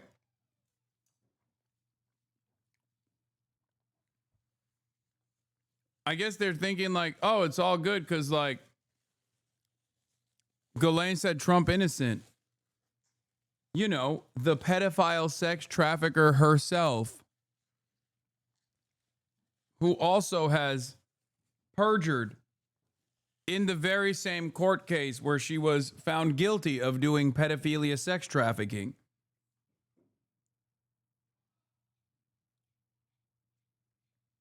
I guess that settles that, you know? Are part of it now. And the number of names we saw in the subpoena from that House Oversight Committee, attorney generals from both administrations. So whether that's Merrick Garland, Bill Barr, Jeff Sessions, Eric Holder, Alberto Gonzalez from the George Bush years, which I don't know if people got into the Wayback Machine and remember the original sentencing deal that sort of kicked off the scandal out of Florida. That's a lot of names on that screen, Maria, and I hear it's not enough for you. No, it's not, because these... But it's bipartisan, at least. Sure, and that's fine. And let's see if any of them have any additional information. But where's Alex Acosta, who actually was the one who originally negotiated the horrible deal with Epstein? Yep. Where is Bondi? Where is Kash Patel, the people who have actually seen the files? If you're going to subpoena Bill Clinton, because of course Republicans are like, oh, well, he was Epstein's friend. Guess who else was Epstein's good friend? Donald Trump. So this, to me, is, again, another distraction and another excuse for them to be able to say, oh, look what we're doing. We really do want transparency. That's just BS. They don't want transparency. They don't want anyone to testify that is going to be able to say that Donald Trump is in the Epstein files, period. With me now, former senior advisor for the Trump-Vance campaign, Brian Lanza, and senior advisor of our Republican Legacy Initiative, Rena Shah. Welcome to you both. Rena, you're up first. This meeting that's happening at the vice president's residence, and we've gone through the list of the attendees there. There's maybe going to be a press conference, interview on Joe Rogan with Todd Blanchard being discussed. What do you think? Does this quell the criticism from MAGA world? Absolutely not. Just to be very frank about where we're at in this timeline, fresh subpoenas, victim statements, and a deepening political divide between the American public and this White House. Something like 90% of Americans, if you're looking at any polling on this, want these files released. That includes 83% of Republicans. How this chorus doesn't continue to get louder, I don't know. And it's all about what's at the core of the matter here. And this fallout really has stemmed from the Trump administration's real crazy reversal on releasing these so-called files, right? This was about them saying, we want transparency, we want accountability on the campaign trail. But hey, when you're sitting there in a position to do it, what's with the silence? What's with the I don't know? And what's with sort of the slow pace to get to a solution? I say this is about victim-centered justice over political gamesmanship. In recent weeks, I've heard Trump talk about wanting to protect innocents. He has a chance to do that right now. Victims aren't pawns in a political chess game, Victor. They're just not. They're the reason we fight for sunlight, and that's why we try to ensure in this country no one is above the law. Brian, I was going to ask you a question. I'm just watching your facial expression as you're listening to this. What are you thinking? Listen, I think we're going into 6 weeks about this. I think the MAGA base probably cared about it up until week number 2. And then by week number 3, the MAGA base sort of moved on. My phones were blown. Okay, bro. Yeah, they moved on. They moved on. Nobody cares about Epstein. Come on. It's just, they don't care.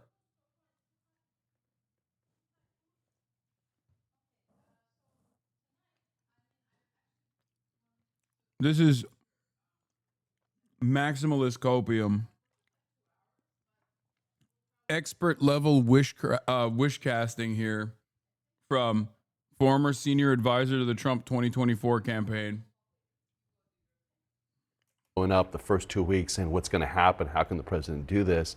And then the issue kind of got co-opted by the never Trumpers in the media. And that sort of turned off the MAGA base to actually caring about this as much. Now, the administration has a problem. They've made commitments. There's a calendar. There's going to be a timeline of information that has to come out. That's what I suspect the meeting is at the vice president's office, is you have to talk about timeline. Because there's going to be release valves along the way. Well, more than timeline, is the meeting not an acknowledgement that they are bungling the messaging here, that they need all these people in the same room? I think the fact that 6 weeks in, as you said. I think the fact that we're 6 weeks into this shows that they have not moved sort of beyond, their initial response, and that they need something. They need release valves. The audio from the interview, that's a release valve. The transcript. These are things that it's drip, drip, drip, and it shouldn't be. Aid coming from. Oh. So people do care about this. Huh. Interesting.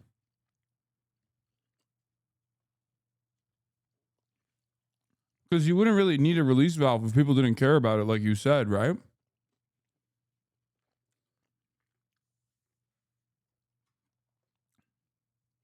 He looks and sounds like Jank, yeah. All right, we got the most predictable news story of the day. Israel approving a new war plan to occupy the entire Gaza Strip. We already talked about this. Donald Trump literally said Israel can do whatever it wants. Obviously. But let's take a look. From the heavens into what feels like a living hell. On the ground, a dangerous scrum to survive. Where they land on buildings, those fit enough to get up first stand the best chance. But no guarantee that any of this will prevent the deaths of the starving and desperate. This could have cost me my life. If it weren't for the good people who lifted me up from underneath, neither myself nor this tin would have survived. This was Gaza City. Further south, this video appears to show food trucks overturned and looted, resulting in 20 dead and 30 injured, according to Gaza's Civil Defense Agency. Health officials in Gaza said more than 80 were killed and hundreds injured while trying to collect aid in the past 24 hours. Among them, children. Medics on the ground say they're seeing cases with their own eyes. It is the most cruel thing I have ever seen in my life, to deprive people of food in the way that has been done here, to shoot at them, to kill them, to injure them when they try to get food, and to have engineered a chaos that allows or that forces people now to fight each other and to find themselves in a sort of survival of the fittest reality. The World Health Organization says so far this year, nearly 100 people have died from hunger-related causes. And UNICEF says in the first 2 weeks of July alone, 5,000 children were admitted to hospital for malnutrition. And as well as starvation, there is thirst. Aid groups say the water crisis is now just as severe. Groundwater polluted by sewage and chemicals seeping through the rubble. The pipes damaged by strikes and the risk of disease everywhere. We tell the world, you want The Israeli president says Israel has overhauled its approach to the humanitarian situation. But its prime minister is now said to favour a complete takeover of Gaza. He's met with senior security officials to finalise a new strategy for the war, despite the widespread condemnation of much of the rest of the world.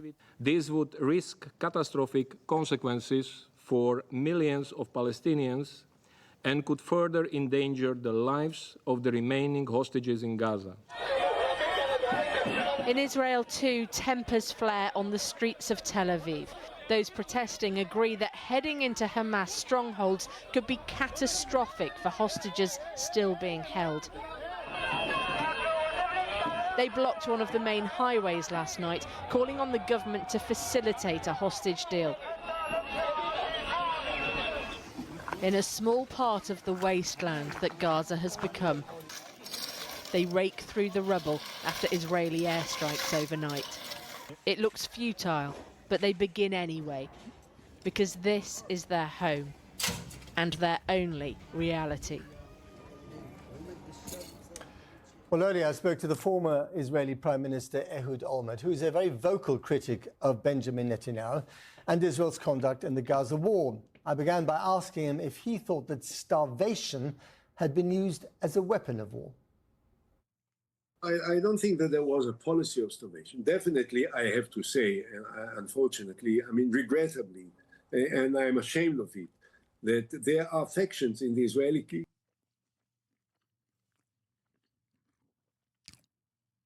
Okay, bro.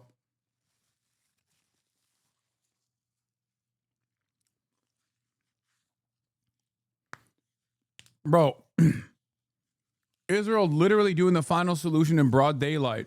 And you got the most aggressive critic of Benjamin Netanyahu still trying to save face for some indecipherable reason. Just be honest, man. Jesus Christ. It's like a little bit maybe war crimes, maybe a little bit like genocide. I don't know. It's not a deliberate policy. It's not deliberate policy. Cabinet and the government, which are enormously influential, which explicitly talked about starvation, about denying the Palestinians. Okay, they didn't use the term starvation. They just say that we shouldn't allow even a grain of food coming to Gaza and that we should prevent it. And if we will not do it, then they will break down the government. Okay, so you can blame them for wanting to starve the population. But this was not the policy of the government as of yet. And in the last few days, I am somewhat relieved to see that the Israeli government understood suddenly the extent of this disaster and the terrible impact that it makes, first and foremost, not of our political interest of Israel, but of the lives of hundreds of thousands of people there. Do you think the real danger is that Israel will just isolate itself even more on the international stage and might, at the end of the day, have even less... Yeah, that's what I'm worried about. Oh no. What if people don't fuck with Israel no more? That's what I'm always thinking about, dude. You know?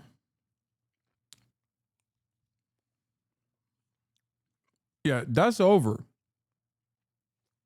It's been over. And that's so over that it's not even just about Israel any longer. It is about democracy in and of itself. Israel is so isolated in such a pariah state that Western nations and their inability to respond to the overwhelming majorities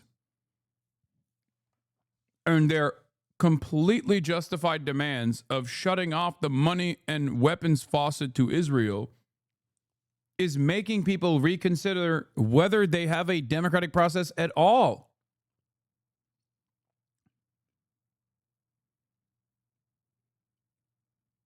That's it. That's how bad the situation has gotten. That this transparent division amongst the political class and the regular people is making people second guess whether or not liberal democracies were truly democratic at all.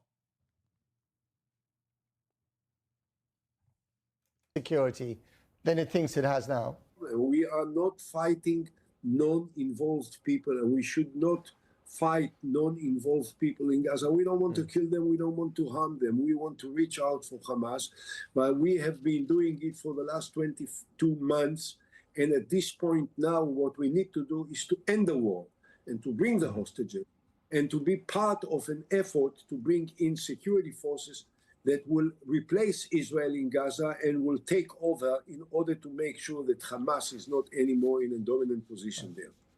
Do you think Hamas can actually be defeated if this war continues indefinitely, as the Prime Minister seems to want it to?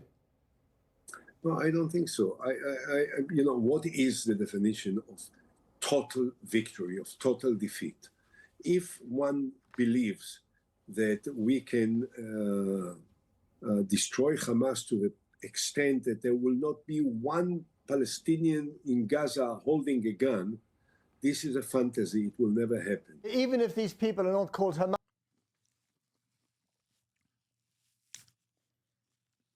Reminder that Olmert was prime minister, or one of his advisors dropped to put the Palestinians on a diet quote, and now he's saying Israel wouldn't starve people in Gaza. Yeah, the reason why the Israeli military officials very quickly also came to this conclusion, if you were paying close attention even in the early stages of this genocide, the Israeli military officials, the generals, were routinely saying, there is no military solution to Hamas. There is no military solution to Hamas. We cannot militarily defeat Hamas. Because Hamas is just an idea.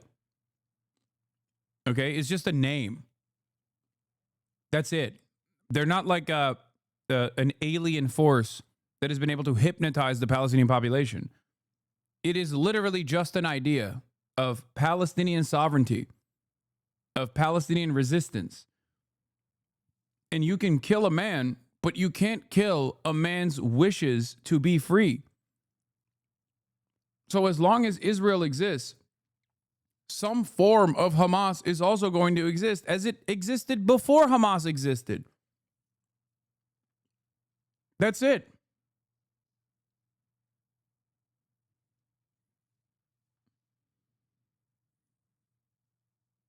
And ironically enough, the more children and women and adults, men that you kill, the more you are creating an environment for Hamas, because Hamas in and of itself was born out of the Israeli occupation, born out of the sheer cruelty. Hamas only gained popularity amongst the Palestinian population because it was the only militant front that was using a fraction of the violence that Israel was bringing about regular Palestinians.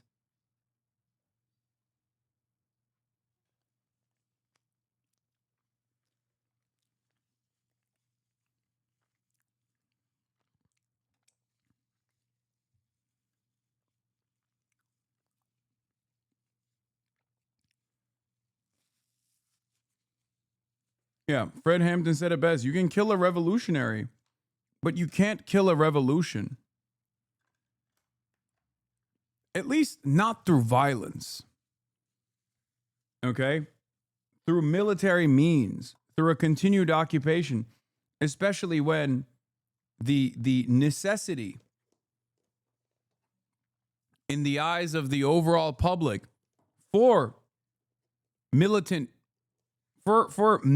retaliation stems from the military occupation in and of itself.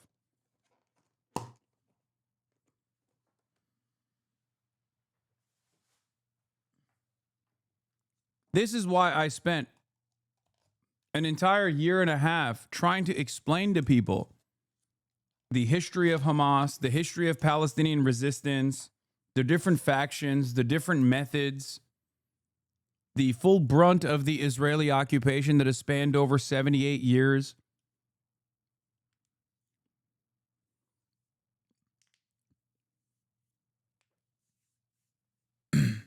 That's it. That's the reason why so many people fucking kept repeatedly saying over and over and over again that I was a terrorist that needs to be deplatformed immediately. And still to this day, people still try to fucking hit those lines to an increasingly smaller group of people as the walls are closing in.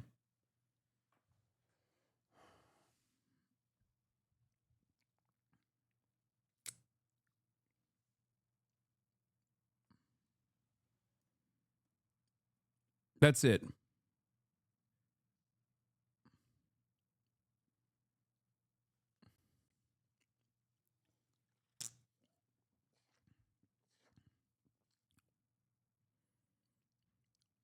That's it. And that's why, as the conditions worsen, and as more and more people recognize the sheer cruelty, the magnitude of Israel's violence, their defenders, Israel's very own defenders, become increasingly belligerent. Eyal Yacobi, breaking footage inside of Gaza shows restaurants completely operating. Why doesn't the media show this? The date on this video is 2022. He does this every single day, all day, truly vile in an almost unique way.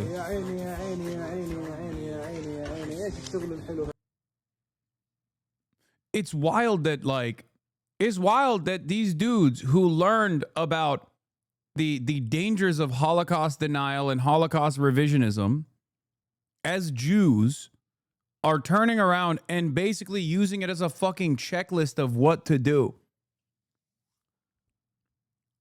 Like when it almost was like we were all sitting in the same classroom learning about the fucking horrifying nature of the Holocaust. And this motherfucker was sitting there taking notes on what to do to defend Israel. It's insane. He was like, no, I was studying it for different reasons. Like, you maybe took the wrong lessons out of this. You thought, it's bad and should never be replicated. I thought This is a checklist of things to do. It's fucking insane.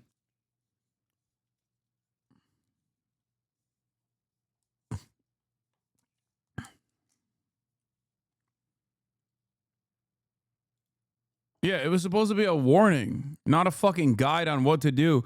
Jonah Goldberg, editor-in-chief of the Dispatch, posts from the Wikipedia entry on Hamas. Political position, right-wing. Oh, shit, dude. They're right-wing? Oh, shit, man. I guess, like, they all deserve to die. All Palestinians deserve to die then.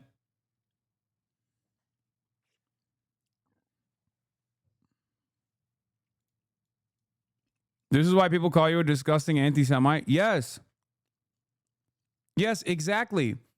This is why people call me a disgusting anti-Semite. And it doesn't work. Because if I'm a disgusting anti-Semite, literally everyone on the planet with a fucking conscience is a disgusting anti-Semite. Do you understand how stupid that is?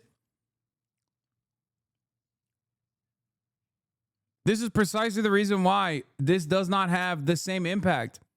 And in perhaps the more dangerous side of this conversation, the term anti-Semite not having a serious consequential impact any longer has allowed actual fucking virulent anti-Semites to become major propagandists, to become like actual reputable figures now.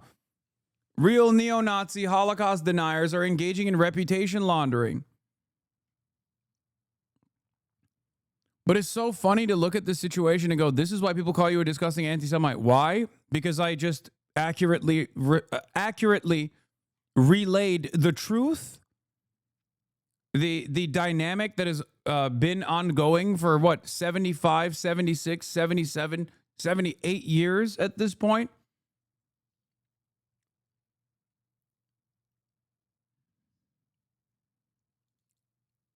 I know this is a troll account, but I think they bring up a good point. Because as I'm in the process of saying, Israel is starving people, and this is causing tremendous resentment. This has caused Israel to become a pariah at the global stage. Someone turning around and going, this is why people call you a disgusting anti-Semite. Yes, it is. It is why people call me a disgusting anti-Semite. And they're wrong. And so are you. And not only are you wrong, but you are completely unable to see why you are wrong. Completely unable to see what people actually feel.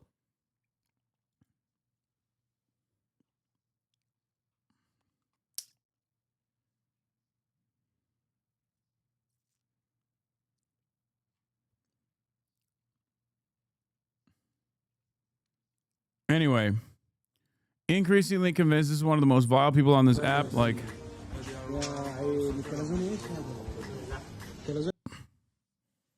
more importantly,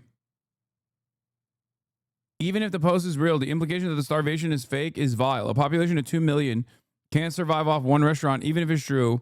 This one is somehow operating. We are watching people die every day, and he chooses to post this.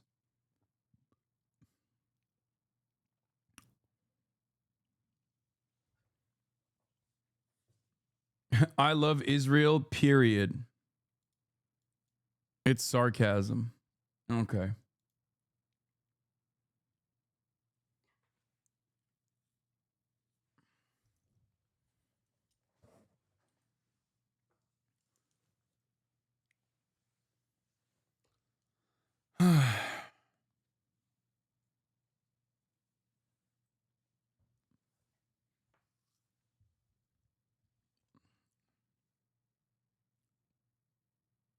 Hadn't checked out your stream, assuming mistakenly it was just for bros. You are such beautiful breath of fresh air. Thank you for being here, no matter the haters. Damn, we got 2 people today coming in and saying I misunderstood the what you were doing here. Hell yeah.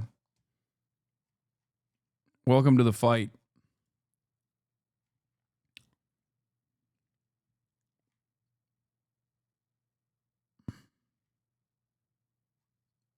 No, apparently the restaurant was destroyed in 2023 and then was rebuilt.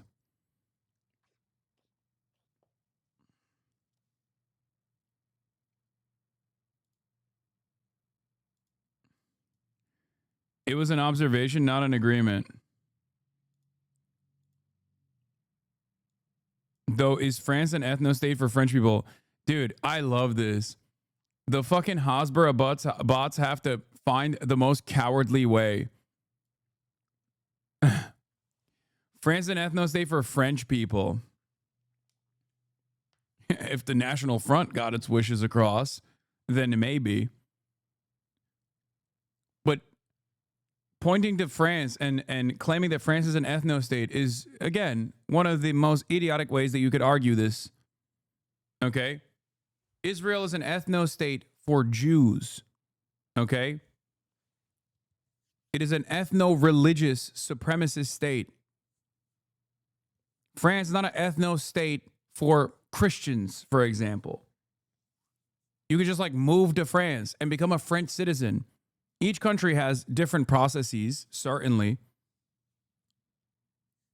And some are more difficult than others. But this comparison falls short because for Israel, you can be a Jewish person anywhere around the planet and instantly get an Israeli citizenship, and the government will literally pay you to go and steal the house of a Palestinian in the West Bank.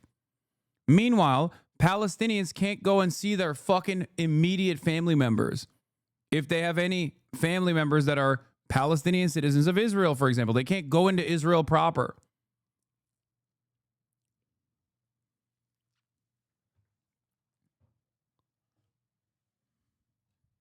It's ridiculous.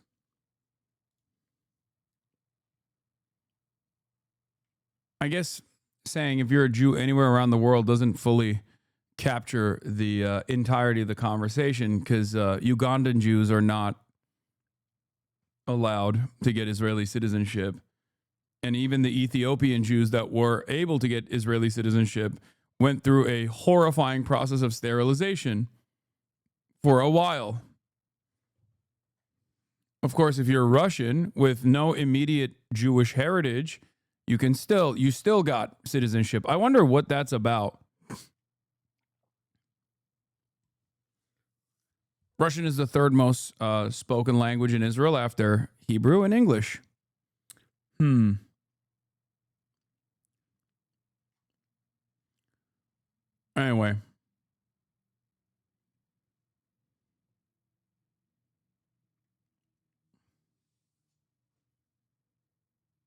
Did you see Adam Sosnick cry because people called Netanyahu for Hitler? What?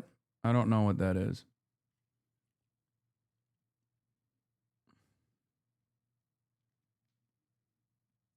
This Jewish TikToker explains it perfectly. I'm Jewish, and as a result, the state of Israel will literally give me an all-expenses-paid vacation to come visit. And on this trip, they will plant IDF soldiers. Yeah. Who will also get to enjoy this vacation with the purpose of, one, humanizing the soldiers who are carrying out their violent colonialism, but also, I don't know, maybe I'll find one of them attractive and we'll hook up and settle down and I'll get to marry an Israeli. Also, as a benefit of my Jewishness, if I wanted an Israeli citizenship, I could get it like that. And not only will I be a citizen of the state of Israel, but the government will literally give me the money, resources, and weapons to go to the West Bank and steal a Palestinian's home.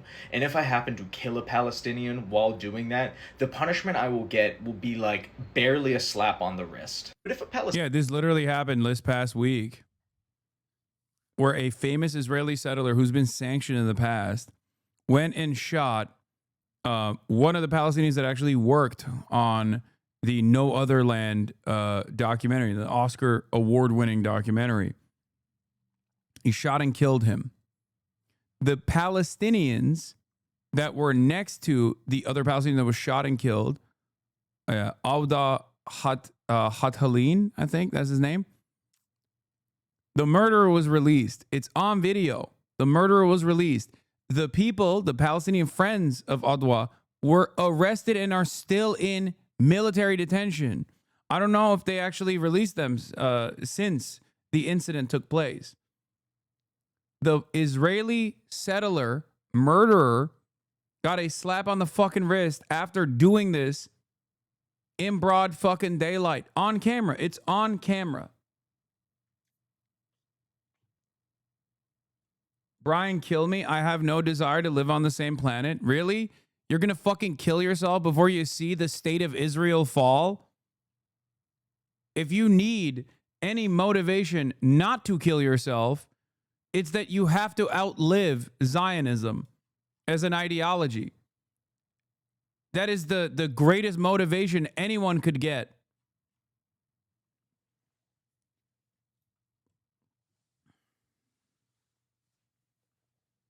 That's crazy. That's crazy.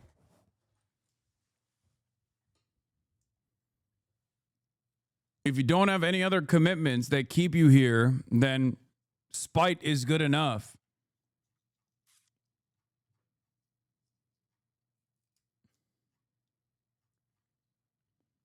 Palestinian literally has the keys to the home that their family has lived in for hundreds of years that is meaningless in the eyes of Israel. And if a Palestinian child throws a rock at the tank that is currently rolling through their town that the bulldozers just demolished, they will be arrested and held indefinitely with no trial. So I can't imagine why people would call Israel... Spite doesn't work if your enemies are winning. They're not. They're not winning. That's ridiculous. They don't even have the aesthetics of winning at this point. What do you mean? The tide shift against Israel has been so dramatic that they're literally in a permanent state of panic, looking to try to change the term. Israel has dropped the term Hasbara and now calls this narrative control system Todah, meaning awareness. Officials admit they're losing the global narrative, not because of Gaza's reality, but due to their slow media response. Example, this, by the way, is the same exact type of fucking idiotic, antiquated thinking that the media applied after Zoran Mamdani's victory. Okay? They're like, oh, he won because of social media and nothing else. That's what we can do. You can't social media yourself out of this problem. Example, Israel claimed a starving boy died due to genetics, highlighting instead that they starved a sick child. So far, 163 Palestinians have died from starvation, and 1,300 plus have been shot while seeking aid at distribution sites turned to death zones. Israel has spent 60 million plus on flying in 550 plus influencers to help polish his image. Brianna Wu, Sex Pestiny, Michael Rappaport, Eve Fartlow, Rabbi Shmuley. These are the people that they have. Good luck. Yeah, fucking boner box. A new media war room tracks how coverage is shaped globally, timing, framing, and distraction. Now, guess what? They tried to do this with the Nelk boys. But because Israel's reputation is irredeemable, because its acts are so cruel that every single onlooker, they don't even need to be equipped with the understanding of the occupation and its violence. They can just see, I don't know, 3 to 4 different images of starving children, and it's over. That's enough for the average person to go, nope, I'm out. Fuck this. Fuck this country that's doing this. It's done. It's over. And that's precisely the reason why when Benjamin Netanyahu went on the Nelk boys, it didn't actually improve Benjamin Netanyahu's image. It actually hurt the Nelk boys' image. Think about that.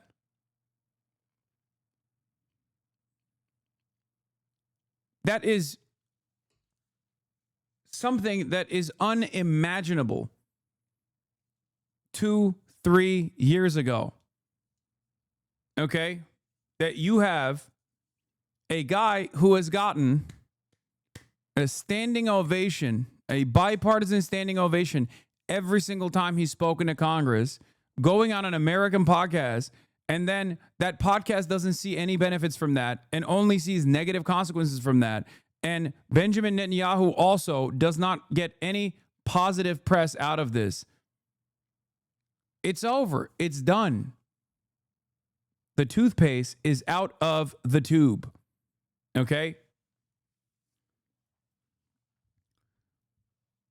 Any sort of collaboration with heads of the Israeli state or Israeli officials is a permanent stain on the reputation of people who engage in prank videos and shit. You know what I mean?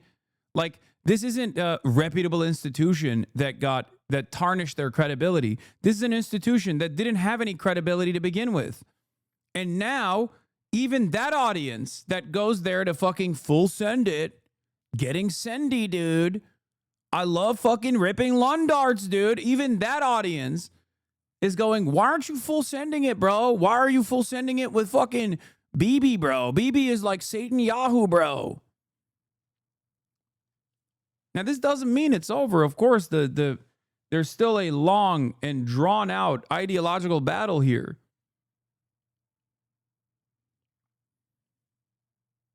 But that's what I mean when I say there's only so much public pressure that our politicians can choose not to respond to. Okay? Without any sort of exit ramp or a pressure valve that releases, and it's seemingly because we've let Israel just completely control the conversation and completely control the Middle East policy, there seemingly is no fucking off ramps or pressure valves. People will turn on the entire concept of democracy to begin with. People are waking up to the reality that the democratic process is not real.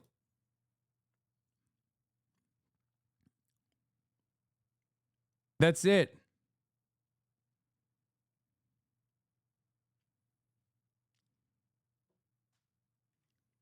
That's it. And as the situation worsens for Israel's image, as they can no longer launder their reputation, and as they can only continue the death and destruction campaign with politicians and with members of the media refusing to acknowledge the atrocities, all they have at their disposal is further censorship. And the more they censor, the more they go after critics of Israel, the more they try to deplatform critics of Israel, the worse things will get. Because even the most selfish, self-centered American that sees that like babies are being fucking killed, even if they don't care about the babies being killed, do not like it when a fucking foreign government comes in and says, oh, you don't say this. If you do say this, you're done. You're canceled. You're deplatformed. You can't get a job.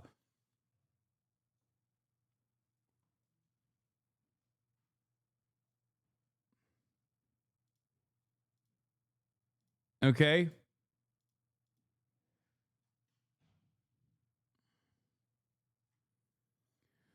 An ethno-state built on the idea of Jewish supremacy.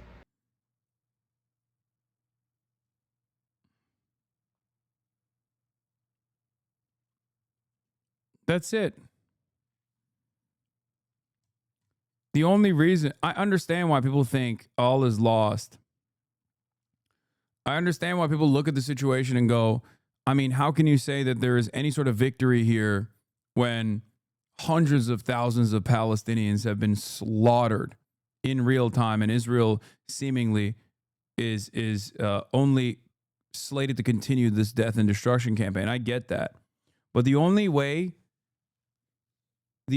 reason why you feel that way is because it's relatively new for you. This process is relatively new. You only woke up to the realities of Israel in the last couple of years, maybe after October 7. Because Israel got to kill as many Palestinians as it wanted to over and over again without Western audiences even recognizing that that was immoral or wrong. Israel got to do an apartheid freely. That is precisely the reason why Israeli envoys in the Western world are having a hard time coming to terms with this new reality that you can no longer go on mainstream outlets and just be like, these are telegenically dead children, like what Benjamin Netanyahu said after 2018. Okay? And make no mistake, if you give up now, as pressure is mounting, instead of still continuously trying to get more people on board, okay, instead of continuing to keep up the pressure campaign, You're allowing those deaths to be in vain. Because all is not lost. There are still 1 million plus Palestinians that live in the Gaza Strip. So you should do it for them, and you should do it for the hundreds of thousands of lives that Israel has unjustifiably taken. That's it. There might be another grouping that hates Israel as much, if not even more, and could still become a security threat. When Israel is separated from the Palestinians, when we are in our side of the border, we are enormously powerful and we can destroy everything, everywhere in the near vicinity, definitely in Gaza or in any other parts that are challenging the security of the state of Israel. We don't need to be inside Gaza. At the time that we were inside Gaza, we lost a lot and we didn't gain anything. Briefly, do you applaud the British Prime Minister's move to recognize the state of Palestine, possibly during the UN meeting at the end of September? No, had Prime Minister Starmer asked me in advance, I would have given him maybe a better advice. I don't think that recognizing a Palestinian state should be presented as a punishment to Israel. Why is it a punishment? I'm in favor of a Palestinian state. I was fighting for the creation of a Palestinian state. I negotiated with the Palestinians in 2008 to reach a comprehensive agreement on the basis of a Palestinian state alongside the state of Israel on the basis of the 67 borders. So I support a Palestinian state long before Starmer.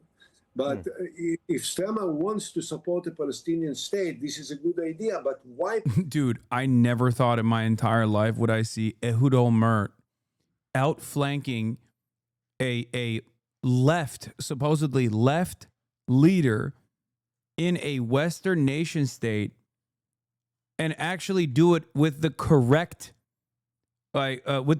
criticism. Like, what do you mean? That's not supposed to be presented as a punishment to the fucking Israeli state. What a fucking stupid way to go about this.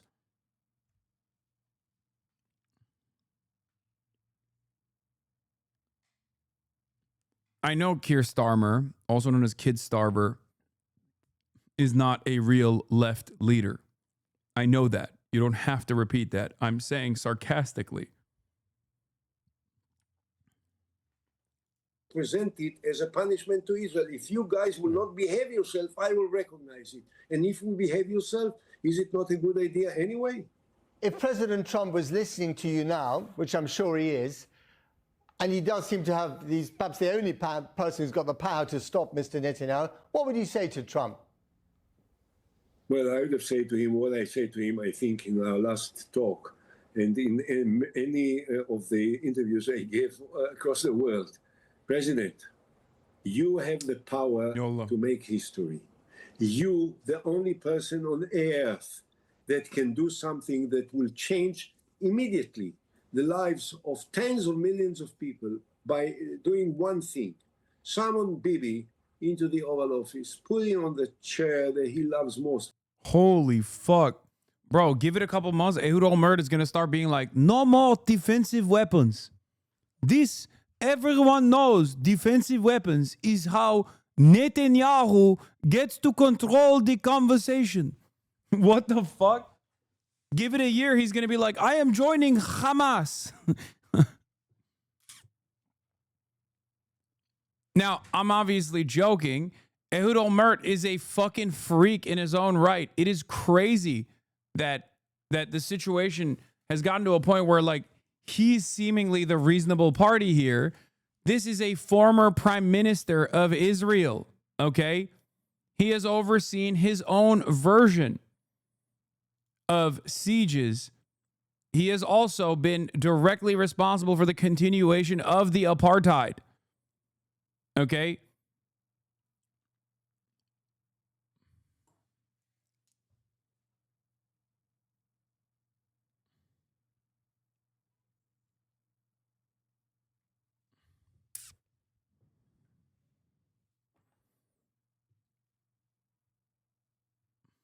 Which is facing the cameras in the Oval Office and tell him, Bibi, Enough is enough. It's all over with. You end the war today. Only Trump. Was this the prime minister that went to Epstein's apartment? No, that's Ehud Barak. This is a former Likud minister too, by the way. Like he spent the majority of his career in Benjamin Netanyahu's party. That one is Ehud Barak, the one that went to Epstein's party. This is Ehud Olmert. Ehud Barak is not Likud.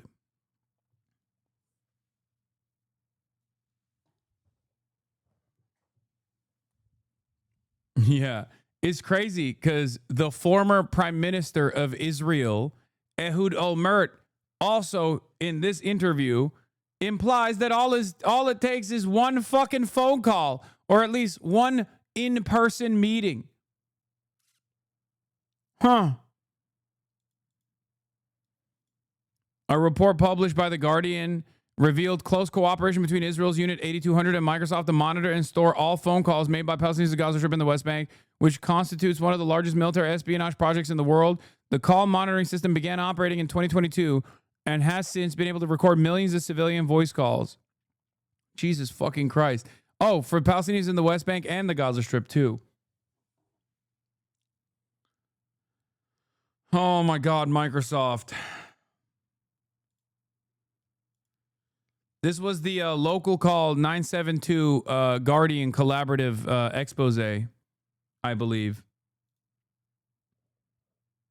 Yeah, he did it. They did it with Yuval Abraham, who is one of the 972 magazine investigative reporters in Israel. The very same Yuval Abraham that was the Israeli on the side of the Israeli side of No Other Land. This is also part of the reason why I don't fucking, I'm always going to be somewhat skeptical of someone that, depending on what they say, if they are an investigative reporter in Israel. But having said that, this is why I don't fucking wholeheartedly dismiss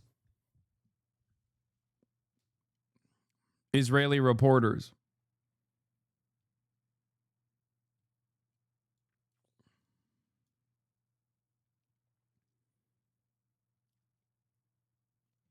Yeah, here's the summarization from Bonser-Berry. 1 million calls an hour. Israel's Unit 8200 is relying on Microsoft's cloud for expansive surveillance of Palestinians. The Israeli military undertook an ambitious project to store a giant trove of Palestinian phone calls on Microsoft servers in Europe. Unit 8200 spy master at the time, Yossi Surreal, flew to Seattle to meet with CEO Satya Nadella, where he won Nadella's support for a plan that would grant Unit 8200 access to a customized and segregated area within Microsoft's Azure cloud platform. According to 3 8200 sources, the cloud-based storage platform has facilitated the preparation of deadly airstrikes that have shaped military operations in Gaza and the West Bank. The system was built to sit on Microsoft servers behind enhanced layers of security developed by the company's engineers within Unit 8200's instructions. The leaked Microsoft file suggests that a large proportion of the unit's sensitive data may now be sitting in the company's data centers in the Netherlands and Ireland. Despite Microsoft downplaying the partnership, claiming it's not used for lethal means, Unit 8200 sources said intelligence drawn from the enormous repositories of phone calls held in Azure had been used to research and identify bombing targets in Gaza. One of the sources said that when planning an airstrike of an individual located within densely populated areas where a high number of civilians are present, officers would use the cloud-based system to examine calls made by people in the immediate vicinity. Microsoft is directly participating in the genocide of Palestinians.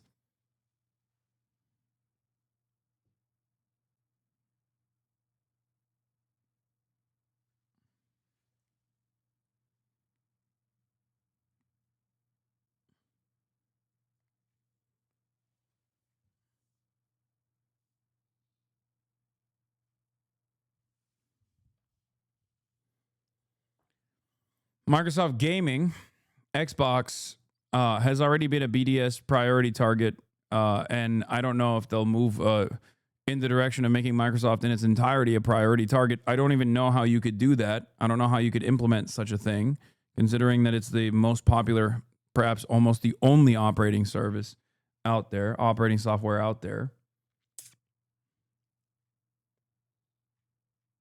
which is part of the reason why the Palestinian National Committee is not going to be able to, push for something like that usually. But this is the reality of techno-fascism. All right, for weeks, months even, Israel has been under pressure over starvation in Gaza, civilian deaths in Gaza, and indiscriminate bombings in Gaza. But tonight, Israel may be on the verge of a full takeover of Gaza. Just hours from now, Prime Minister Benjamin Netanyahu. I mean, he said he's going to do this. And Trump said he's going to let Israel do this. So where is the question at this point? This is what they said that they were going to do over and over and over again. Okay? They said that they were going to do it. They have repeatedly said that they were going to do it. And yet, for some weird reason, we rarely ever got coverage on this in the Western world. What now? What changed? Meanwhile, as the starvation continues and Western outlets are finally fucking reporting on it, the cover of Time magazine was staged. Why did they have to stage a photo of children starving? You have been played, says Eve Fartlow. Okay? Complete lie, as shown by alternate angles that show aid workers at the site distributing food. The photo you're claiming is staged was taken right before the distribution began.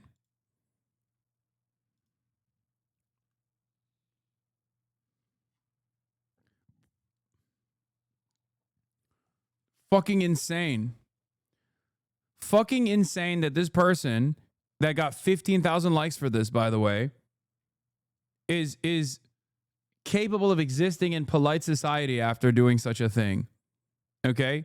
Because this is not any different than what Nick Fuentes has done, denying the fucking the ovens by claiming that by doing cookie memes and claiming that 6 million Jews didn't actually die. You're doing it. You're doing it in real time right now. This is precisely the same thing. And the Israeli Foreign Ministry is going along with it as well. Pallywood debunked. The Israeli Foreign Ministry is applying the term Pallywood, something that only we knew about because this used to be only... this used to be said by some of the fucking most rabid Kahanist freaks. Now it's the Israeli Foreign Ministry that is getting comfortable enough to say Pallywood, that it's all fake, it's all staged. It's just atrocity denial, it's genocide denial. And of course, Bild is the most pro-Netanyahu outlet. What a coincidence. A German newspaper, Bild, claims famine in Gaza is staged 2 weeks after his publisher, Netanyahu's close friend, gets awarded Israel's highest presidential medal. Same newspaper was caught publishing complete fakes leaked from Netanyahu's office last year. This was a big controversy for Bild. Publisher of Bild newspaper close to Netanyahu to receive presidential decoration. This is like Hitler awarding the fucking Medal of Bravery to Henry Ford for his pamphlets that he wrote about Jewish people. His anti-Semitic newspaper. It's no different. That's real, by the way. Hitler did do that to Henry Ford. Henry Ford was a massive fucking fascist, a psychopath. In any case, the reason why they can only do this in Bild is because they have no more fucking allies remaining.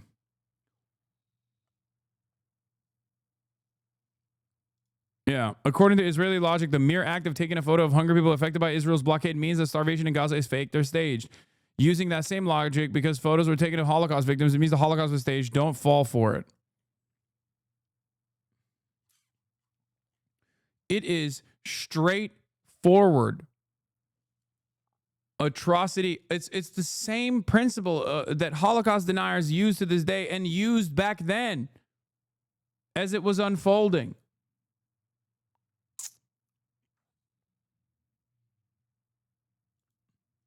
How insane, dude. Here's footage of the same site as the Time magazine photo that Bill Ackman and others are saying was staged. They will all retract and apologize after watching this. Of course they won't. You can tell by countless details that it is the precise same site that photographer did not stage it.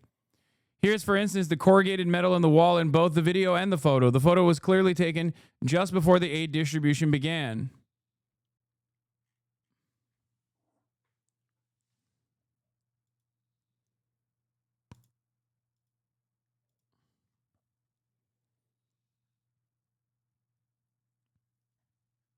Wait, Bill Ackman deleted the tweet?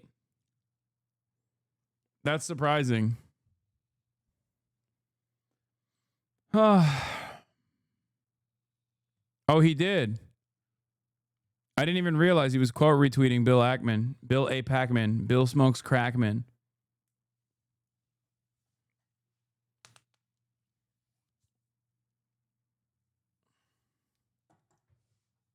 The damage has already been done. Honestly, I think the only thing that these guys are damaging is their own reputation. I don't think people at this stage will forget how fucking psychotic these freaks have been. Remember, when I used to use terminology like this, people would shy away. People would get a little scared. Remember a year ago or 2 years ago? People will go, oh, dude, I don't know. Is it okay to call them fucking freaks and monsters? Think about how much that shit was farmed. A year ago, when I used to say, you're a fucking scumbag, genocide-denying monster, there were probably a bunch of fucking libs, bunch of squishy libs who refused to reckon with this reality that turned around and said, oh, God, Hassan, you're a little too hateful for my taste. Now they say it too. Now they're using the same terminology.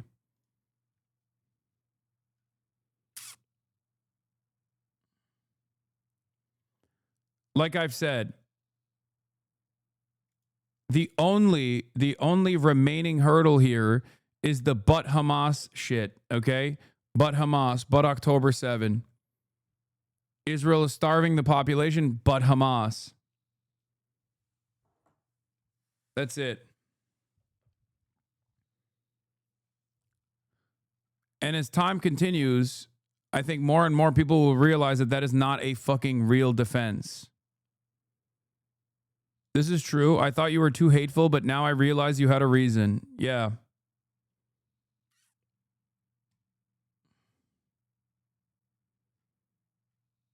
That's the reason why I never shied away from openly stating the reality that Hamas and Israel are not even on the same wavelength of evil, okay? Like, not even comparable. Israel has been and will forever be the responsible party for all of the atrocities that unfold, including against the Israeli civilian population. This is why I said that on October 8th, and I never stopped saying it, because it's the fucking truth. It's the truth. If these are genocidal atrocities unfolding in broad daylight in real time, how do you expect people not to resist against said genocide? What is the expectation here? That they just starve quietly? That they die quietly? It's bullshit. Is said to be ordering a full conquest of the Strip after talks with Hamas broke down. A source tells CNN the IDF objects to the move, but Israeli media cites senior officials close to Netanyahu saying if the IDF chief of staff does not agree, he should resign. Joining us at our fifth seat at the table is Peter Beinart, author of Being Jewish After the Destruction of Gaza. So full occupation, Peter, what would that do? What would that change? I hope, but I also think this is a bluff. The Israeli people do not want this. I think what Netanyahu is trying to do is trying to bluff and hope that that will provide the ceasefire on terms that he wants. Because a full conquest of Gaza would be an utter... No, they do. Peter, they do, bro. Come on, man. 79% of Israeli Jews said that they do not care at all, or they do not care enough about the starvation in Gaza. Only 0.8% of Jews polled by the Israeli Democracy Institute have said that they have no opinion on this. Okay? 79% of Israeli Jews polled by the Israeli Democracy Institute have said they do not care about the starvation in Gaza, as in they know that it's happening and they just don't care.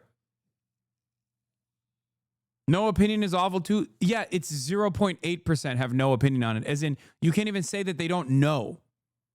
Okay?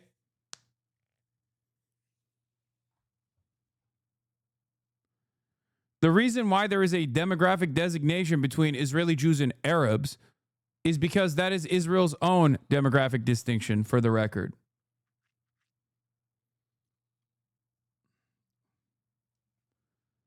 when Dee was saying it was Pallywood and you The reacting it? interview complete, our cameraman walked away. So like why? So he is interviewing the guy who's about to go do some shit to get himself killed. Basically, that's what's gonna happen. We know from this point that's what's gonna happen. So he walks away, gets back a little bit, and then he sets up behind this thing. Right? Is this concealment? I guess not cover concealment. Right? Because I think the tank's over here. So now he can capture the footage right here. He sees the guys walking, knowing that they're about to get shot because that's what's gonna happen. And then eventually they get shot and everything is, this is it. It's like act 1, 2, and 3. It's like all here. Now this guy is down. He's dead. These guys are like... and fatally wounded. They're not even like... They're not even running. They're not even like cowering and running away and screaming in fear. There's like, okay, well, they did it. We got our shots. Okay, is this guy done? Oh, shit. Well, okay. Well, we brought the white flag so we can put that over the bleeding part, assuming he got shot and is actually right. Flag and then this guy, what, is this guy running back to grab the wife? By this stage, the man's wife, his widow, has heard what happened. This motherfucker came after me for years and years. I never said a goddamn peep. And the only reason why I lifted the blockade of talking about this fucking freakish monster was because of his defense of Israel's genocide. But yeah, don't forget how big of a fucking piece of shit this sex pest is. And then, like, what does this mean? The wife has heard what happened. Like, bro, this is crazy. I'm sorry. The tracking live movement shot of the lady running up to her dead husband? Like, what is this? He's saying it's fake. The man's wife, his widow, has heard what happened. Somebody went back and told her, right? The 5 martyrs that walked forward, you know, your husband was the unlucky guy. He drew the short stick today, so come forward, cry for us on camera. Do you think the guy intentionally wanted to get killed? No, I don't think he wanted to die. I don't think they were thinking they were going to die, but they probably were hoping to get shot at, or maybe, so you're saying the woman was acting? I don't think the woman was acting. She probably was sincerely sad. Her husband got killed, but I think they were farming TikTok clips. I mean, remember, these people.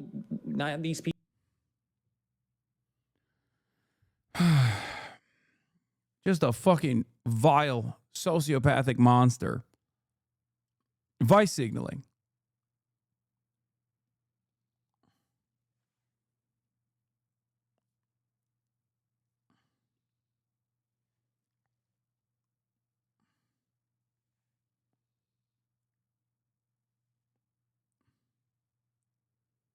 Anyway. So remember that. People, I mean, these people actually, yeah, like have suicide bombers. So it's not that big of a stretch to imagine that they would be willing to get shot. However, now I haven't gone down this road because this is way more, it would require me to make a lot more assumptions. But yeah, you didn't want to say conspiratorial, but that is what it is. Because that's a bad word in his community, obviously. So that's the one bridge he won't openly say he's crossing, which he did. But it's also possible he didn't get shot, right? Now, do we know the name of... Dude, this is...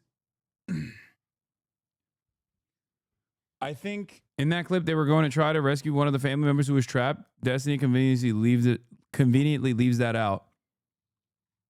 The only reason why that kind of shit was permissible at that time was because people were not knowledgeable of the fucking unimaginable cruelty of Israel.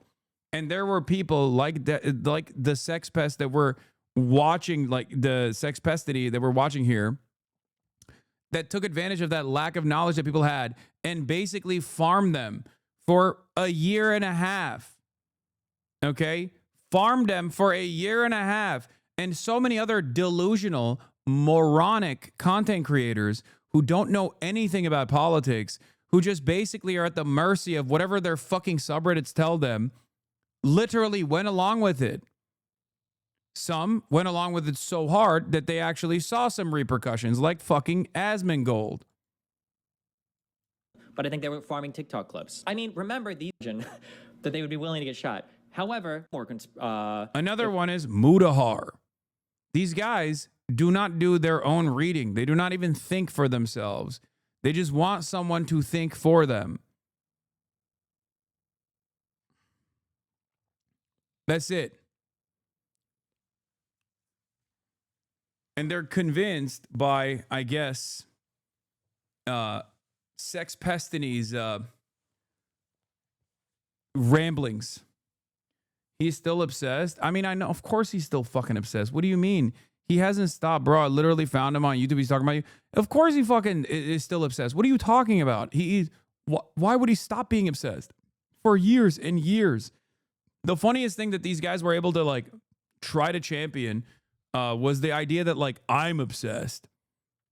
This motherfucker did hundreds of videos on me for like 6 years at this point. That's all he has. I'm the reason why he's, despite being a fucking deadbeat dad, I'm the reason why he's able to fucking pay his child support, dude.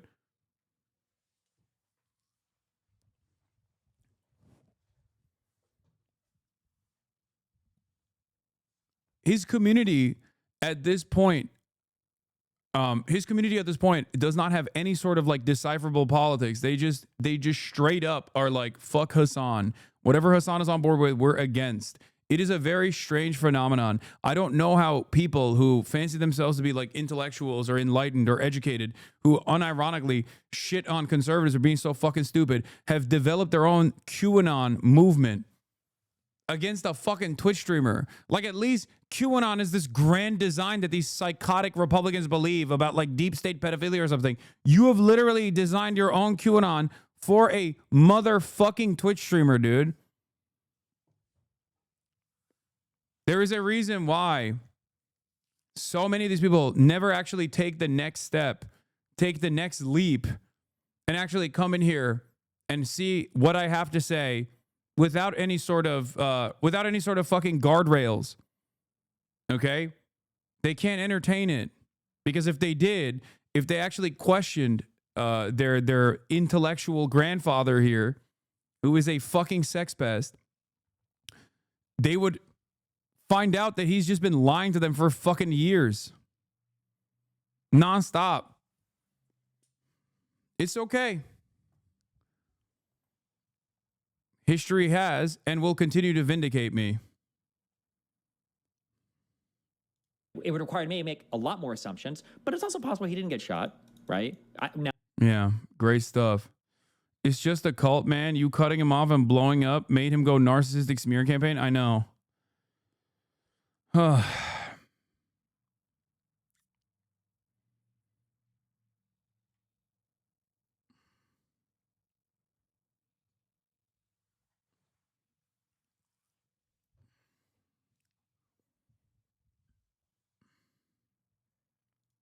blew my mind about Mudahar is him saying he's Muslim. Because his Muslim family hates Jewish people, that must mean most of a large amount of Muslim community absolutely despise Jews. Like, bro, speak for yourself. Not my mom, sorry to spam. I just thought it was such a crazy thing to say. Yeah, because he's playing a role as well. He's playing the role of the good Muslim, okay? He knows what his fucking audience wants. That's what they demand.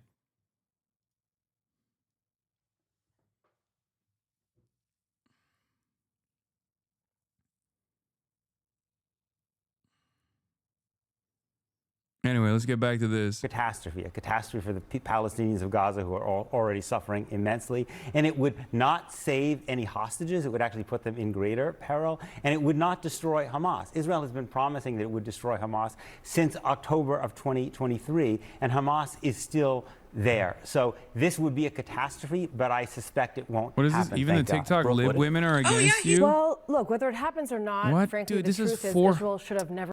Man, this has fucking 400 likes. What is wrong with you? Take a fucking week off.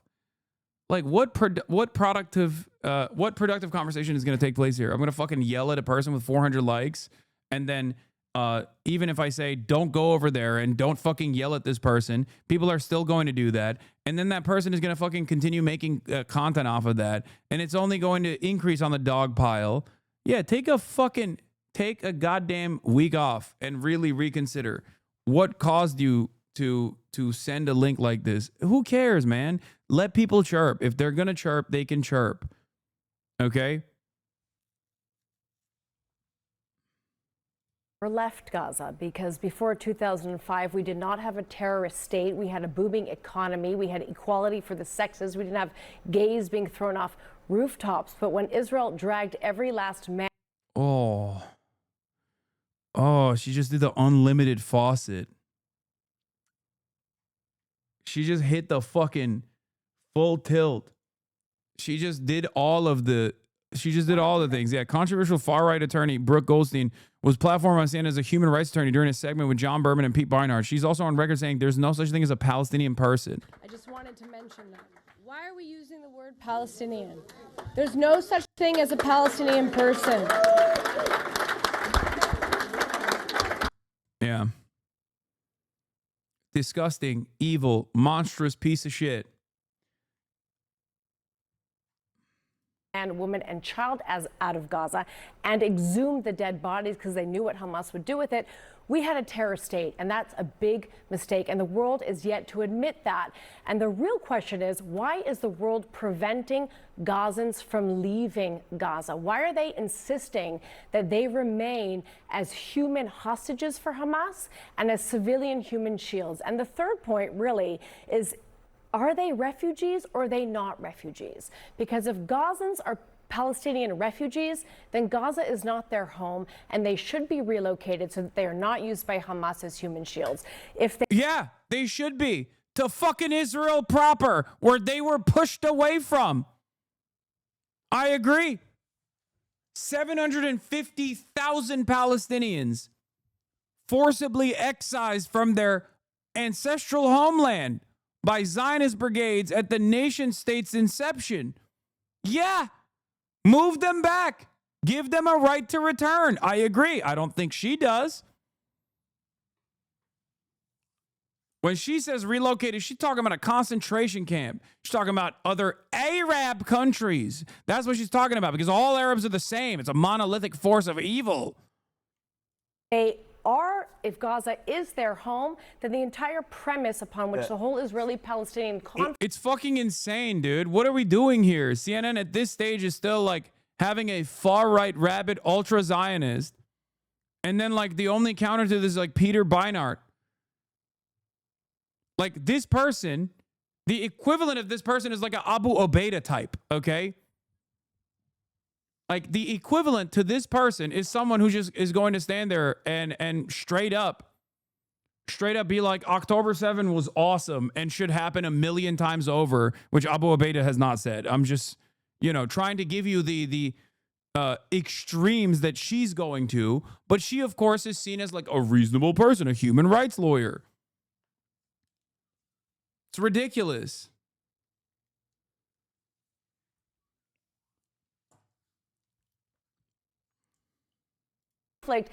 Is based and the right of return is false. The only people being deliberately starved in Gaza are the hostages right now. You look at Evitar David.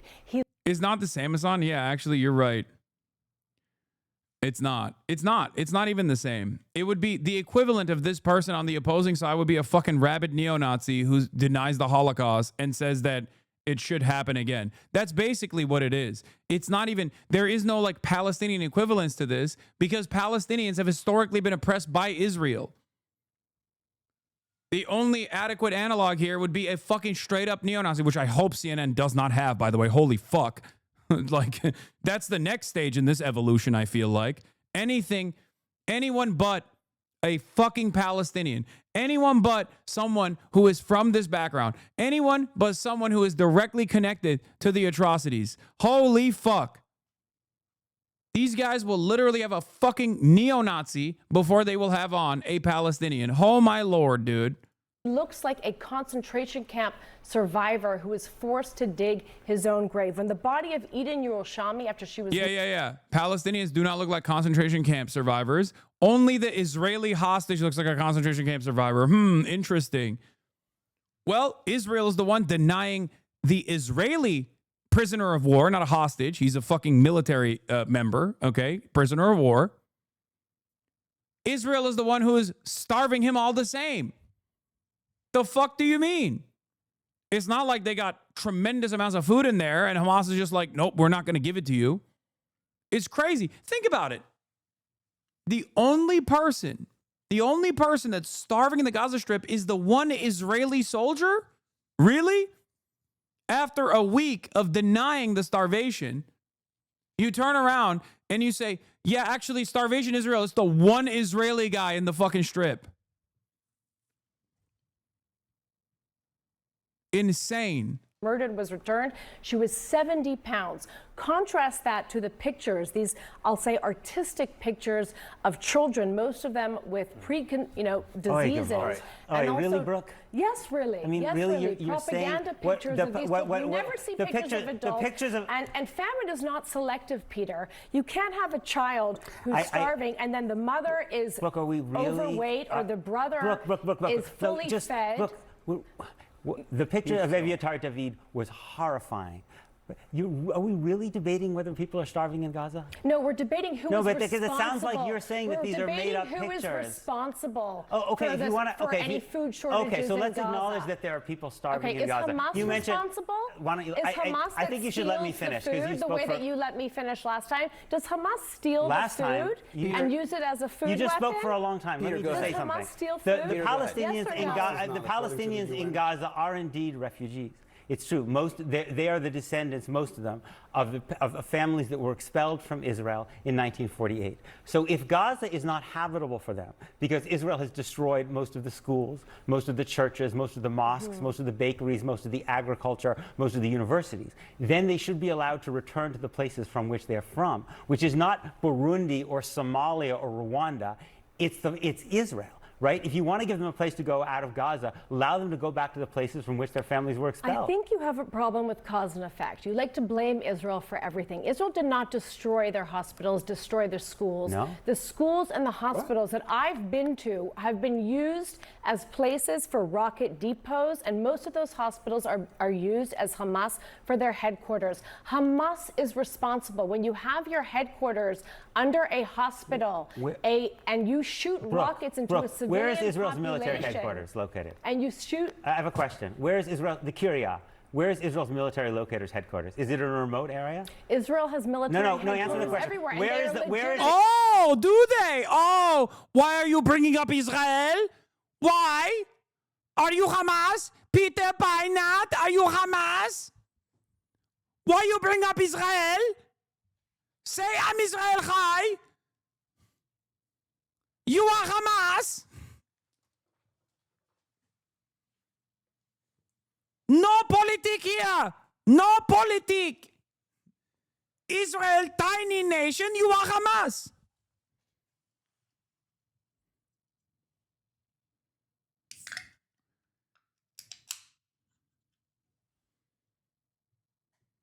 If people were as knowledgeable as they are now about the fucking atrocities that Israel has committed throughout its 80-year of occupation, brutal occupation, the ruthless violence that they subject the Palestinians to, this shit wouldn't have played as well as it did on October 8th either. That's why I was saying what I was saying on October 8th. That's why many who were already involved in pro-Palestinian emancipation and pro-Palestinian advocacy were saying what they were saying on October 8th. Okay? You can't make it everybody else's problem that you were not knowledgeable.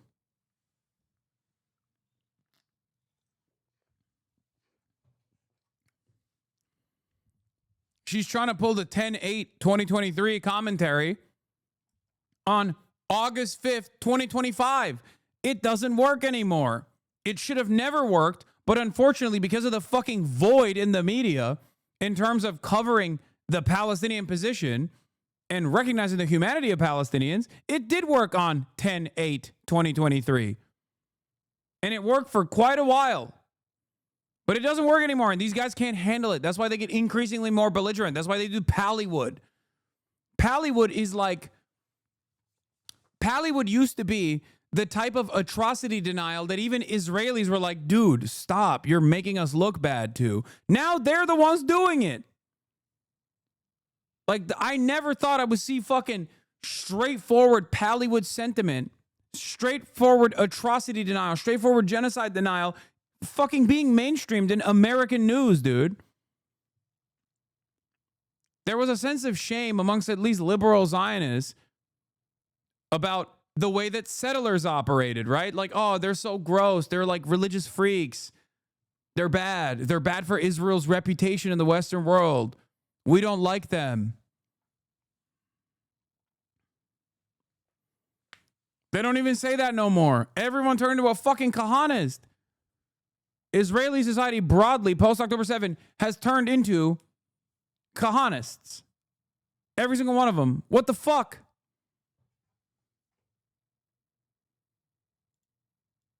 Stop being a bonehead, start using chat like a teacher and not the tutor you want to fuck because she makes it so... What? No. What are you saying? Brooke, you didn't answer my question. Where is Israel's military? It is in downtown Tel Aviv. So let me say that. They have Israel's headquarters military. in Brooke, Tel Aviv, you gotta let me finish. Israel's military headquarters is in downtown Tel Aviv, right? Many of the apartment buildings in Tel Aviv house Israeli generals. Under international law, you don't have the right to destroy the schools around Israel's military headquarters or to Israel destroy. does No, let me not finish. shoot rockets from downtown Tel Aviv. Yes, it does. Yes, it does. It quite literally does. What do you think an anti-air defense system is? That's precisely what Israel is doing. That is literally what Israel did. We found out because guess what? When Iran was striking the fuck out of Israel proper, we saw the videos. We saw the munitions being deployed from fucking crowded neighborhoods. Shut the fuck up. Of course, Israel has its military infrastructure deeply embedded within the civilian infrastructure as well. And in international law, it would be a war crime to destroy a hospital or an apartment building in Tel Aviv because an Israeli general yeah, that's it. That's it. That's true. It's 100% true. If the rest of the world operated with Israel's metrics for what is a permissible military target, you could literally nuke Tel Aviv, okay? Because virtually everyone is an IDF veteran. They have mandatory conscription, right? They have the mandatory draft in Israel, men and women too. Like it's not, no, luckily for Israel, I guess, people don't behave like Israel.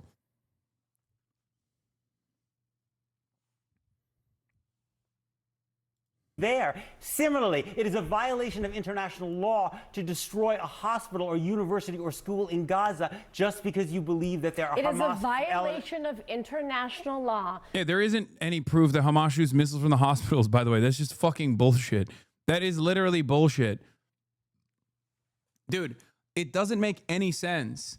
It doesn't make any sense whatsoever. But it's also along the same lines as Hamas is starving the Palestinian population, or the Palestinian mothers are starving their own children deliberately so the world thinks Israel is bad and wrong. Okay? That's it. It's fucking bullshit. There is no evidence, and there's never been any evidence. And ironically enough, as is the case with everything that Israel says versus everything that Israel does, it's fucking projection. They say Hamas uses human shields. Israel literally uses Palestinians as human shields. Like in the most demonstrable version of human shield, they will literally stick Palestinians that they have chained in IDF gear and walk them into the tunnels, or they will use them to identify explosive devices. They'll use Palestinian children that they strap to the fucking to their cars. They do this in the West Bank. They do this in fucking Gaza. They literally do it while claiming that the fucking Palestinians are doing it. It is pure evil. To use civilians as human shields. Can we agree on that? Yes, and that and is. do you and support that, and, the no, and it is also a violation. relocation It is, of Gazans no, so that they're not God forbid I do as not. human? I don't so want you Palestinians think that expelled Gazans, again. The Palestinians were expelled in 1948. You want to expel them again? No, that's a war crime, bro. That's not what I said. Hang on one sec. Hang on one sec. Temporary. You think Israel's going to allow them back if they leave? Come on. All right. I want to bring others into this discussion if you want to be part of this discussion. But the question at hand is, given where things are now, this stalemate, would things be better if Israel took over Gaza, complete occupation? No, I actually think this I think this issue is more nuanced than people give it credit for. And a lot of times we debate this issue. Bakari sellout.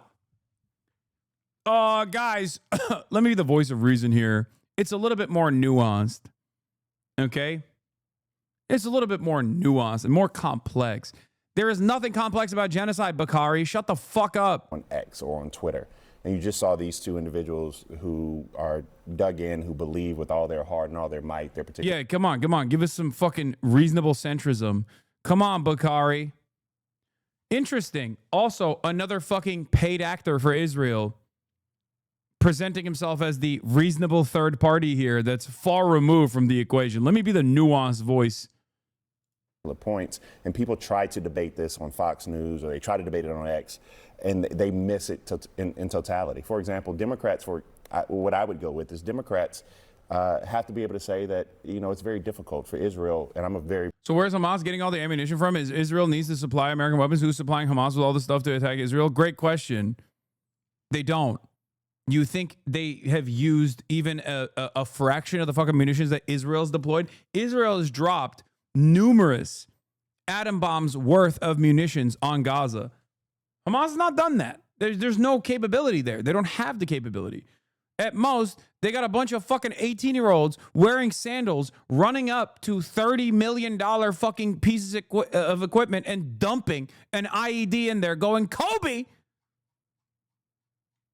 Because the Israeli diaper force is too fucking worried about standing outside of their goddamn tanks.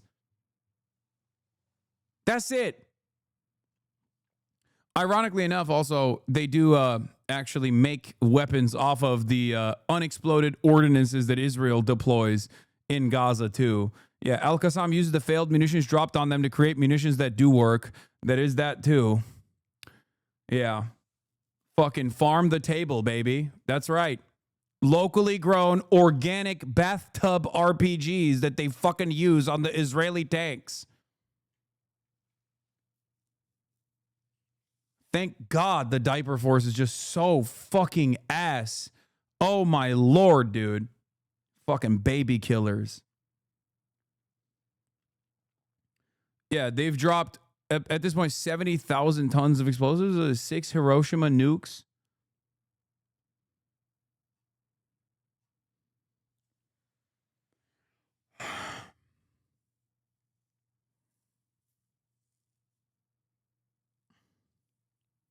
Yeah, defining Peter pushing back on genocide denial as dug into his position is so bad faith. Kobe is crazy law. Love that one, man. Have you not seen the videos? Electronic Intifada does an assessment report every fucking day almost. I, of course, can't play them on the broadcast. Even though it is legally appropriate, it is literally legal for any Palestinian to do that to an Israeli occupying force soldier that is illegally occupying the Gaza Strip. But unfortunately, it doesn't work that way in the Western world. It is literally not only the legal thing for the Palestinians to do, which is to smoke the Israeli occupying force soldiers that are sitting inside of their fucking armored personnel carriers, okay, that are currently conducting a fucking ethnic cleansing campaign. It is also the moral thing for them to do. The double Monty, both legal and moral. Pro-Israel Democrat for Democrats to be able to simply say that Bibi Netanyahu, yes, he's an impediment to peace, but you also cannot negotiate with Hamas, who doesn't believe you have a right to exist. Occupation is something that we can't stand for. Starving Gazans are something that we cannot stand for. However, we have to be able to say that we need to bring every hostage home. It shouldn't be that difficult. It's not that hard. It's for us to have this debate. We're losing our humanity. There's a lot that Brooks said there. I don't have time to challenge it. I'm also not a Middle East relations guy. This is not going to be Ben Affleck and Sam Steen on Real Time with Bill Maher arguing about that years ago. Look, at the end of the day, I've been working with Project Unite Humanity, projectuh.org. They're helping with the relief efforts. My friend Dr. Robert Lowry, who went to the great school of Rutgers University here. This is something that's very personal to me. As I was telling you off air, that my niece is Palestinian that lives out in Colorado. But that doesn't absolve the fact that October 7th was horrific. That doesn't absolve the fact of what happened in those kibbutzes. That doesn't absolve the fact of that video that came out today of that person that looked like he was about 68 pounds or so walking through those tunnels, as well as oh my fucking Lord, brother. That look exactly. Oh my fucking Lord, brother. It is crazy. Still doing this shit. What do you mean, dude? What do you mean? What do you mean? There has been an October 7 3 times every fucking week in Gaza. Like, how can people still hold on to this shit? You just genuinely don't think Palestinians are human beings. Even if you have a fucking Palestinian niece, okay, you must not think that your Palestinian niece is a human. Like, what are we talking about? It's like, oh.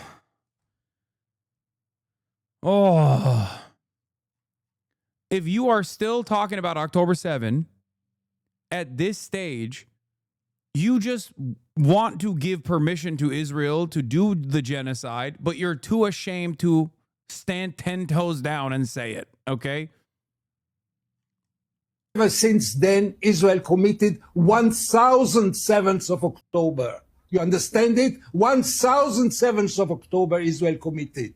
The children, if you take the numbers, the figures, the way that they are being killed, you see that we cannot claim again and again about the 7th of October and justify with the 7th of October all those horrible crimes against humanity which are taking place. There is a stage in which this is unacceptable anymore. You cannot again and again try to remind us about the terrible things that happened on the 7th of October and the 20 living hostages. You know that every 6 minutes, every 6 hours, Israel is killing 20 people? And they are as innocent as the hostages, among them many children. So stop with the 7th of October. It's unacceptable to rely only on this and to say the 7th of October enable us to go crazy and to do those crimes. And second point, stop speaking about Smotrich.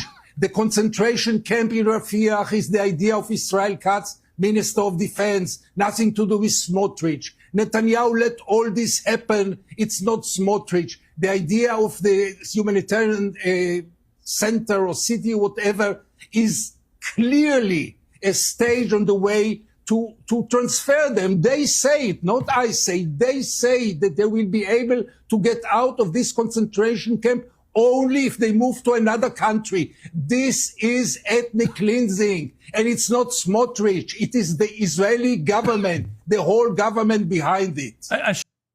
Yeah, I mean, look, the more this goes on, the more people come to the recognition that Israel is a Nazi society and the Israeli occupying force is a Nazi force, is the SS, and that Israel's defenders are Holocaust enjoyers, Holocaust defenders.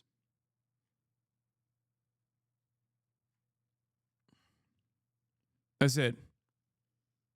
You might have thought that was a deeply, deeply anti-Semitic thing to say, a deeply anti-Semitic comparison, and there were plenty of people who tried to fucking fight that. You know, there were plenty of people who tried to fight that reality. Where are they now? Like that human being, you should have the same level of ire for who's causing both. I know that Hamas is a terrorist organization, how they came into power in 2007 and took over in that region, even though they were duly elected at first. I know all of that. The West has already admitted that Hamas is a terrorist organization. If we're admitting that we can't negotiate with terrorists, we can't expect the terrorists to be on the up and up. It's Israel that has to do this. And there's only one common denominator in these last 38 years in that entire region. His name is Benjamin Netanyahu. He's the one common denominator in all of this. He's from the PLA to every... The only thing I would disagree with you on is the fact that is the only common denominator. Because, yes, you can't diminish the fact that Hamas does not believe Israel has a right to exist. And if we're going to sit here... Shut the fuck up, Bakari. You're a liar. That's not true. 2018 Hamas charter actually dictates they want 1967 boundaries. In more than 30 different negotiations processes, Hamas has actively said over and over and over again that they want 1967 boundaries and 2 states with full sovereignty for the Palestinian states. That's it. Shut the fuck up. You're lying. These people are just lying. That's all they're doing. Okay? They're just liars. And the only reason why this kind of lie works is because people are not knowledgeable of the actual situation, because everyone else in the fucking media is lying as well. Okay? Yeah, it's not Hamas that thinks that. I think that, okay? I think that Israel has no right to exist as a fucking apartheid state, okay? I think that, not Hamas. Hamas wants a 2-state solution. Fuck.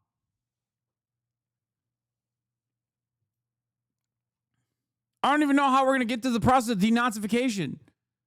Like, how do we do re-education, rehabilitation? How do we do that? How do we do that for Israel? How do we do that for the 79% of Israeli Jews that look to the starvation in Gaza right now to this day, okay, that's happening, that's unfolding in real time, and with the full knowledge of that starvation still say, we don't care. What do you do? What do you do with that? What do you do with that? That's the real question that we should be asking ourselves. What do we do?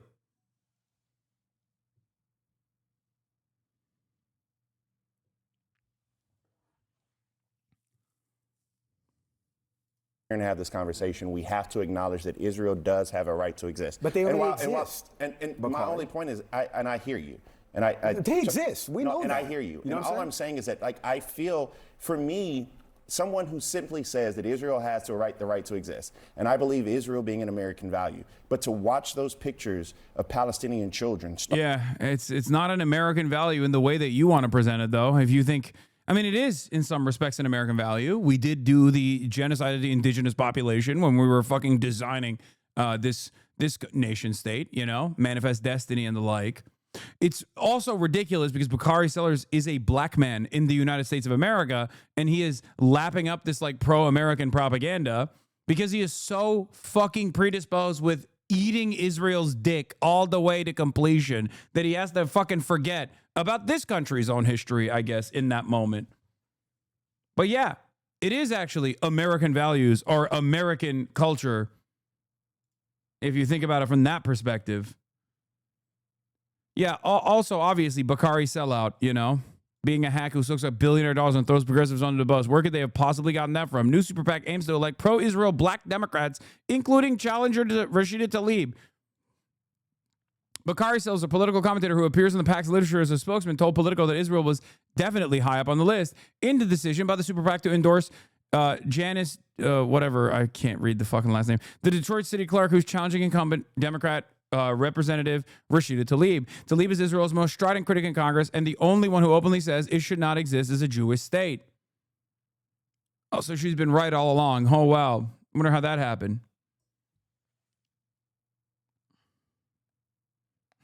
Yeah, look, you may not like Bakari's those pragmatic ways, but at least he's electable. Oh, no. Never mind.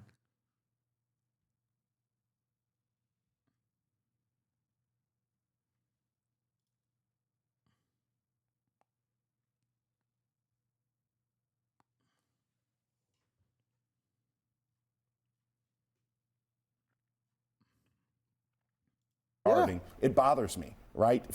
To my core. And I can't empathize with these two. I can't empathize with these two. You can't empathize with Peter Beinart. Like, I understand why someone would, even an Israel defender would try to distance themselves from the fucking psychotic freak sitting next to you. But you can't say, first of all, you're not even Jewish, okay? Bakari Sellers is not Jewish, okay? He is a Christian, I believe. I think he's Christian. Doesn't really matter here. He's there on the panel to defend Israel, okay? Bakari Sellout is there to defend Israel, okay? But the guy you're yelling at is a former liberal Zionist who is Jewish. Peter Beinart is Jewish, and he used to be a liberal Zionist. What are we doing? The fuck? Hang on. Can I just put a bow on this real quick? And all I'm saying is that there is a space for all of us to simply say that we want this to come to a peaceful resolution where there should not be a decision between inhumanity and cruelty. Correct. And I should be able to say that Benjamin Netanyahu is an impediment to peace, and I should also be able to say that Hamas can go to hell. I should be able to say both of those. Why? Hang on, bro. Why? I should be able to say Hamas can go to hell. Okay, if you want peace, they are the motherfuckers that have been trying to do peace. They are. They 100% are.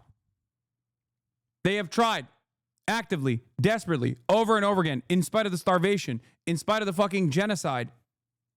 They are the ones who are the reasonable party here. 100%. You will never hear that in mainstream news. Peter Beinart will not say that, or maybe give it a couple months. Maybe he'll start saying it too. But ultimately, No one on a fucking CNN panel is going to sit there and literally tell you the truth. That's what's so crazy about this, because this is not an exaggeration, okay? This is not an exaggeration. It is just an accurate reflection of events.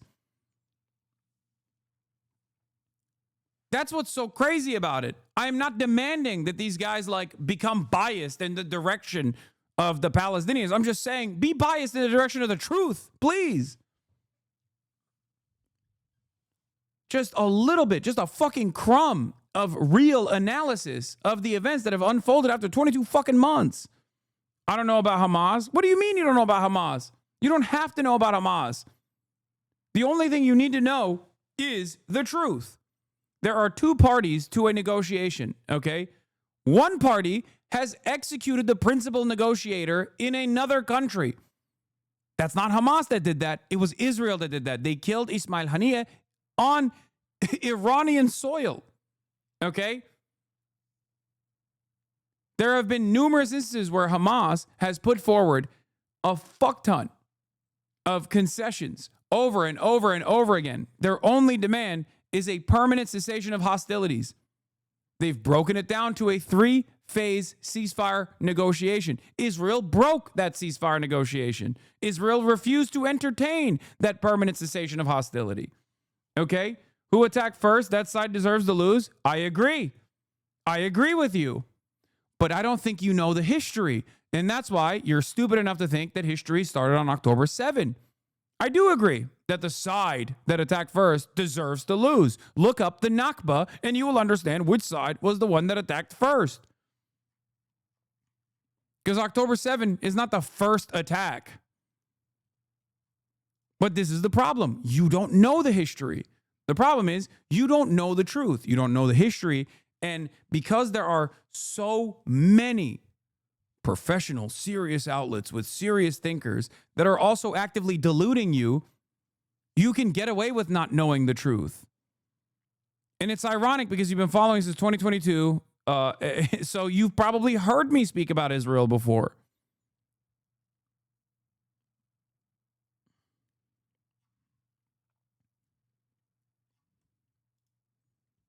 I'm going to talk. So I will say this. President Trump has said that he sees starvation in Gaza and it bothers him. He says that the First Lady Melania Trump sees starvation in Gaza and it bothers him. Why is this 360p?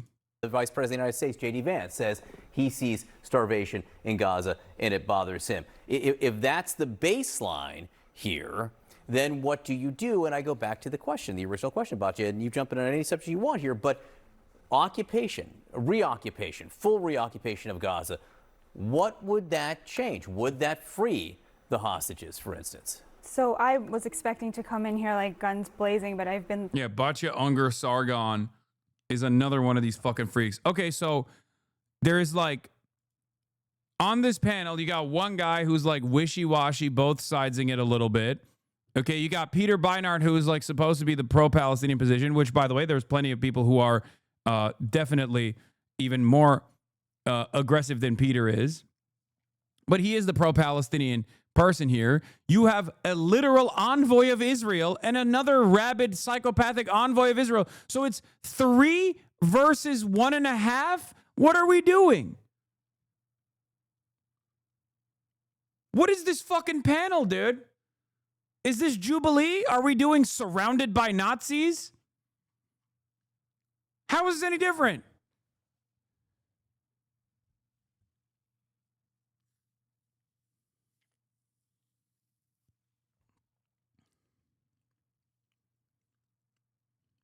There should be at least one guy who can convincingly say on this panel that Israel is an apartheid ethno-state that is built on the values of Jewish supremacy and is currently doing a genocide, and therefore, of course, it does not have a right to fucking exist. What are we talking about?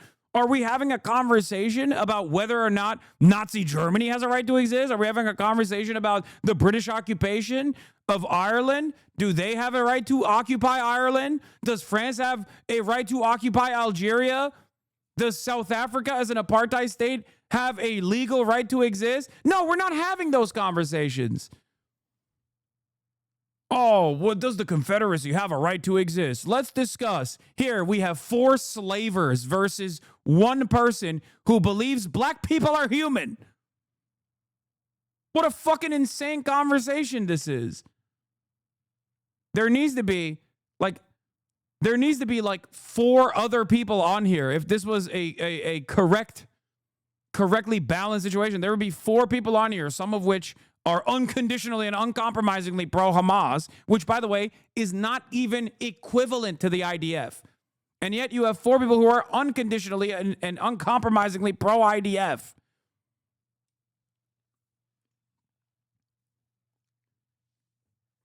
Ridiculous. Oh, they're a serious military. They're conducting a serious military campaign. Okay, they're conducting a serious genocide. It's over. At that point, they're not a serious military.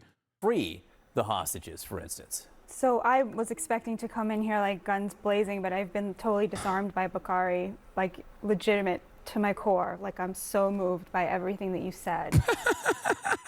Shut the fuck up. I can't watch the rest of this. It's making me lose my fucking mind, dude. Oh my God. Oh my God.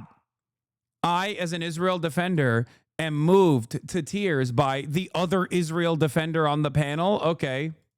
Like at a very, very deep level. So thank you for that. I will say, I think in the conversation, I agree with Peter. I don't think this is going to happen. And in a way, I'm very bothered that we're talking about something that's obviously not going to happen instead of the footage that came out of Eviatar David starving and digging his own grave. And it seems to me that that was a ploy on Hamas's behalf to show that they controlled the media narrative, that they could get the media to talk about the horrific hunger conditions in Gaza and then get the media not to talk about this starving young man, this innocent life who's literally being starved day by day because they control the mainstream liberal media. And what they've done is they've made it such, they've cut themselves out of the story. And so people don't, there's a fundamental inability to blame Hamas. People will say, I condemn Hamas, but they never blame them because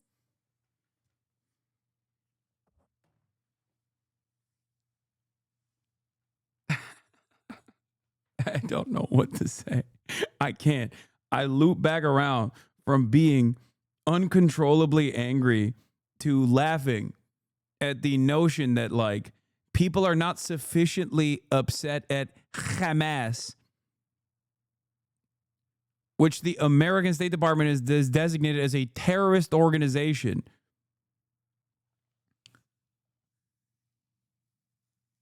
That's the problem, you know? You just don't hate Hamas enough.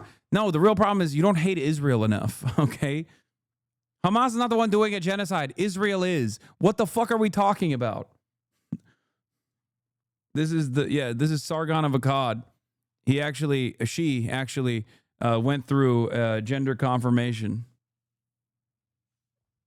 Yeah, Sargon of Mossad. Yeah, we all know how much good press Hamas has gotten.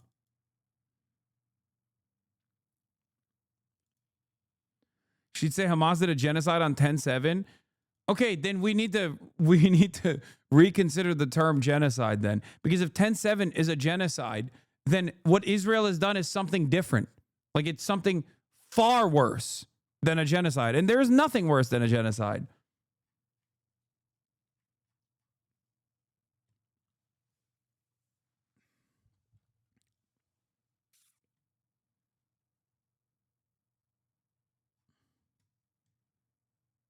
there's this view that the party with less power has zero moral responsibility. Yes, they do not. They do not have a moral responsibility for the genocide that Israel is committing. They don't. No matter how hard you say, oh, but Hamas, but Hamas, but Hamas. Yes, Israel is responsible for the genocide. Are the Jews responsible for the Holocaust? Would you say that? Would you turn around and say, but the Jews? But what about the socialists? What about the trade unionists? What about the Jewish partisans? Would they be responsible for the Holocaust? No, of course not. Which is precisely the reason why Hamas is not responsible for the Holocaust of the Palestinians. Shut the fuck up. She would? No, she wouldn't. No, she wouldn't. As a matter of fact, if someone were to say that on a panel like that, everyone would yell at that person in perpetuity. They would literally delete the footage. They would not even upload that shit. That's the difference.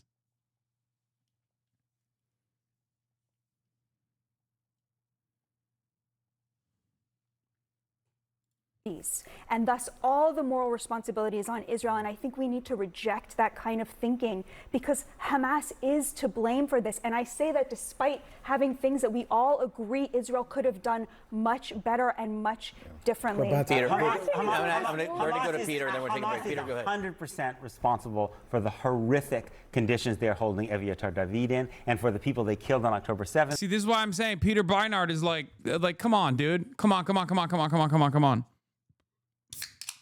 Come on, dude. Yeah, what should they have done? Should they have just like magically created food for the prisoner of war? There's like 1 million plus other people that are also starving on the strip. Because the reality is, if you say Hamas is absolutely responsible for the conditions of the prisoner of war, then you're basically saying the same shit that this dumbass is saying, which is that Hamas is responsible for the Gaza Strip starving. Okay? You can't have one and not the other. And for everyone they kidnapped, absolutely. But Hamas is not responsible for the fact that Israel cut off all food, water, and fuel. Why is Israel starving its own hostages? Because they're fucking freaks, big dog. What do you mean? Because they just only care about doing genocide. Because Israel wants to do genocide. That's it. That's the reason why they are starving the Israelis that are still held in captivity. That is why they shot the Israelis in captivity that had escaped. Literally, they did that. They did that a year ago. That's the same reason why they've bombed Israeli hostages and prisoners of war alike, because they do not give a fuck about the hostages. The hostages are simply a distraction that takes away from the actual genocide campaign that they are committed to. Okay? To Gaza for almost 3 months this year. Israel has to take responsibility for its war crimes, just as Hamas has to take responsibility for its. I don't think they should have done that, but if you want to learn more, Google the Hannibal Directive. Or better yet, after you're done Googling the Hannibal Directive, Google Yoav Gallant Hannibal Directive. Yoav Gallant was the defense minister at the time, war criminal, by the way. And he openly admitted that they used the Hannibal Directive on October 7, as in shooting Israelis with Israeli weapons so that they were not taken as hostages to be used as a bargaining chip against Israel, because Israeli society doesn't like that. Israeli society wants the hostages to be freed. Even those who want the genocide to continue still want their friends to come back home. That's kind of the, problem with, having a supremacist ideology. When members of the supreme in-group are captured, all of a sudden you have to do your very best to at least quash the fucking discontent that is brewing in society that want their neighbors to return home. And they did do that. There was a store of 4 to 6 months worth of aid. Well, evidently not. Evidently not. It was poorly handled. I totally think it was poorly. Wasn't he the moderating voice in the war cabinet? Shut the fuck up. No, he wasn't. He's literally a war criminal who literally said on October 9th, we are fighting human animals. We must starve them. We must shut off their electricity, their water, and their food. We are fighting human animals. Okay? I assume you were trying to do the Ethan Klein joke or something. I was joking. Ethan Klein said that. Okay, well. Don't even fucking meme about that shit. But they believed that there was enough food there. The distribution broke down. I think horrifically. Do you think Bezalel Smotrich and Itamar Ben-Gvir, who are both key positions in this government, really cared that much whether there was enough food? They're important people in this. They matter a lot. I don't think this government cared very much about whether there was enough food. All right, Mike, you're going to have the last word here, then we go to break. I mean, I just want to echo what a friend of mine who's a war correspondent for another network that I used to work at down the street, we're not going to mention them, Fox News, but he said this on Twitter. And yeah, here is Batya Unger Sargon of Mossad. In an absolutely unhinged meltdown, MAGA columnist Baya Unger Sargon of Assad, Sargon of Mossad, I don't even know what I'm saying anymore, shouts about undocumented immigrants having too many rights. At what point do we ask if giving these right-wing lunatics a platform on CNN is a good idea? Too many rights. That's the undocumented migrants have too many rights. As he's done his reporting, we're losing our humanity. We're legitimately losing our humanity in all this argument. The images that you see of one person that looks exactly like the other person, Brooke, Hamas has been in power. The irony is I'm the only person at this table who's actually risked my life to advocate for Palestinian children. I spent 2 years in and out of Jenin, Ramallah, Tulkarm, and Nablus. I'm the one who interviewed Hamas firsthand. I interviewed Islamic Jihad firsthand. I sat with the Al-Aqsa Martyr Brigades, and they told me.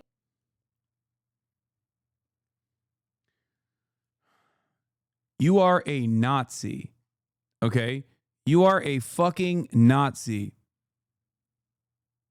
I interviewed Hamas so I could come here and tell you they are barbaric apes that must be killed.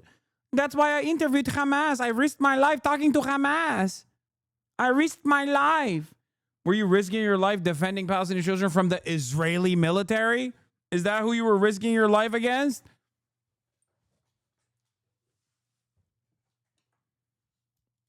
To my face that they want war. This is not about Hamas. This is about an ideology. And I interviewed Hamas and they told me, I hate Jews. I hate Jews. I want to kill Jews, said Hamas. Yeah. This is the same lady that last year, as I showed you earlier, said, there's no such thing as a Palestinian human, a Palestinian person. Why are we saying Palestinian? Ideology is you don't wipe an radical ideology Islam. out by And when branding you an teach ideology. children in their schools, in their textbooks, to revere death, to love death, and not to love life. And then use those This is so fucking gross. This is so fucking racist and gross, okay? Hamas, the Palestinian children are being taught to hate Jews by Hamas in the textbook. In the textbook.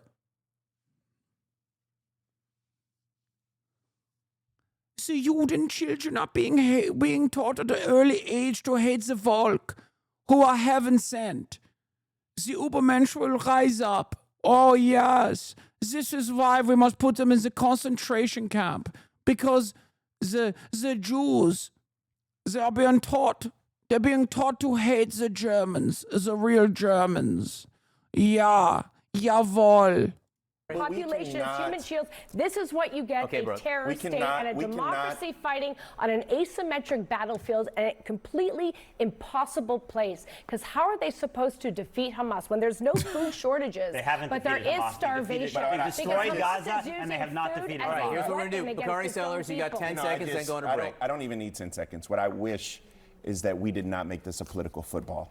And what's happened since 2008, since the election of Barack Obama, we've made this Democrat and Republican. This isn't about, how do we have peace here? It's not about the images that we see. It's about who can make Bibi Netanyahu or whatever, and right and left. And this cannot be that if we're going to find a place where we can coexist. I mean, pardon me for being just naive. Well, not naive. I'm not sure there's much reason for optimism, though. Peter, thank you for being with us tonight. I appreciate it.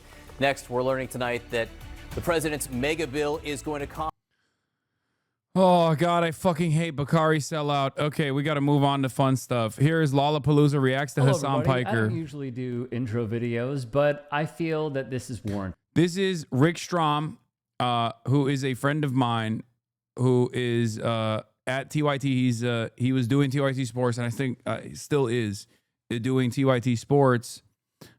He went to Lollapalooza and apparently had a Hassan Piker placard. So I decided, because of how divided we are when it comes to our politics, to ask Gen Z, Millennials, Gen Alpha, essentially the base of who attends Chicago's music festival, Lollapalooza, how they felt about class politics, the top 1%, and more importantly, one of the most important voices on the left in the year of our Lord 2025, Hassan Piker. So I went out there with a sign simply asking, do you like Hassan Piker? Here are the responses. That's insane. Before we get into it, please, as every other slop tuber says, like and subscribe. Blah, blah, blah. Here we go. Who is Hanson Piker? Who is Hassan Piker? Twitch streamer. Oh, yeah. Yes, I love Hassan. Hell no, I don't. Why not? He's a bitch, bro. Oh, dude. Hell no, I don't. You know what's really funny? I can see a Nelk boy in the wild. Like, I can smell a Nelk boy, okay? And it's so funny because their favorite fucking podcasters love me. So you got these doughboys who are like, fucking dude, I rip darts, dude. I fucking rip darts, brother. I get Cindy with it. That motherfucker's from Naperville. Yeah. This is the type of dude who lives by the word of Theo Von and doesn't realize that like I was interviewed by Theo Von. You know what I mean? Why not? He's a bitch, bro. There's one response.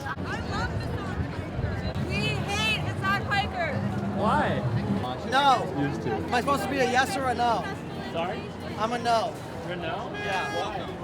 Why? Jacob, come on. All answers are why. Jacob, come on. You want to tell him why? He's out there telling the truth every day about, Palestine and shit like that. I know he's a Twitch streamer, and I know he's a self-proclaimed socialist. I think Hassan Piker is a bit of a performative socialist. A lot of his policies don't align with like hardcore socialist and communist values. I think he's pretty good because he is bringing those ideas to the mainstream, but he's not doing it in a way that's true to like socialist and communist values. In the end, he's a liberal. That's it. He's a liberal. That's awesome. Oh, that's great. He's right. This is a real socialist. Are you listening? I'm listening. I'm fucking tuned in. I'm locked in, baby. Can I ask one follow-up? Where do you think he's fallen short, in your opinion? What specifically? Not radical enough. So what does radical mean to you? Genuine, like, change in the system. Because all of his proposed policies aren't bad. They would help people. But he's doing those within the confines of the system that we already have. He's not looking outside of the system and saying what needs to be changed within it, which is the problem with a lot of liberals. I'm a communist. So the people that are further to the center, they don't imagine. They don't have hope. They A don't. real socialist is talking. Listen and learn. I know. I'm fucking muted. I'm muted. He's like, I'm a communist. Why is Assad not leading the vanguard in an armed revolution? They're not. People in the 60s thought of peace and utopia and hope and all of those things. Those were the people you look for ideals. Hassan Piker is he's a Twitch streamer who makes money. He's fine. He's okay. I love Hassan Piker. Why do you love Hassan Piker? I'm a Hasanabi head 100%. I love him because I feel like he's so accessible to people who aren't like usually into politics a lot. And like I just love like the way that he Let's go. I don't know, the way he focuses on like what's important to him and like he doesn't like falter on that. I love Hassan Piker. I used to watch H3 podcast. I don't know about Hassan Piker, but I am team Trisha Paytas. So, frenemies. Why is that? She's just an icon, and I feel like Ethan's a little too controversial nowadays. I don't know, but Yila's a queen. And if you had a message for Ethan, what would it be? Lock in, start making jokes, funny content again. Stick to the goofs and gaps. Not all this controversial stuff. This person, if you were to ask this person about like Israel Palestine, I think she would just be like, I don't know, is that a soccer team? Like the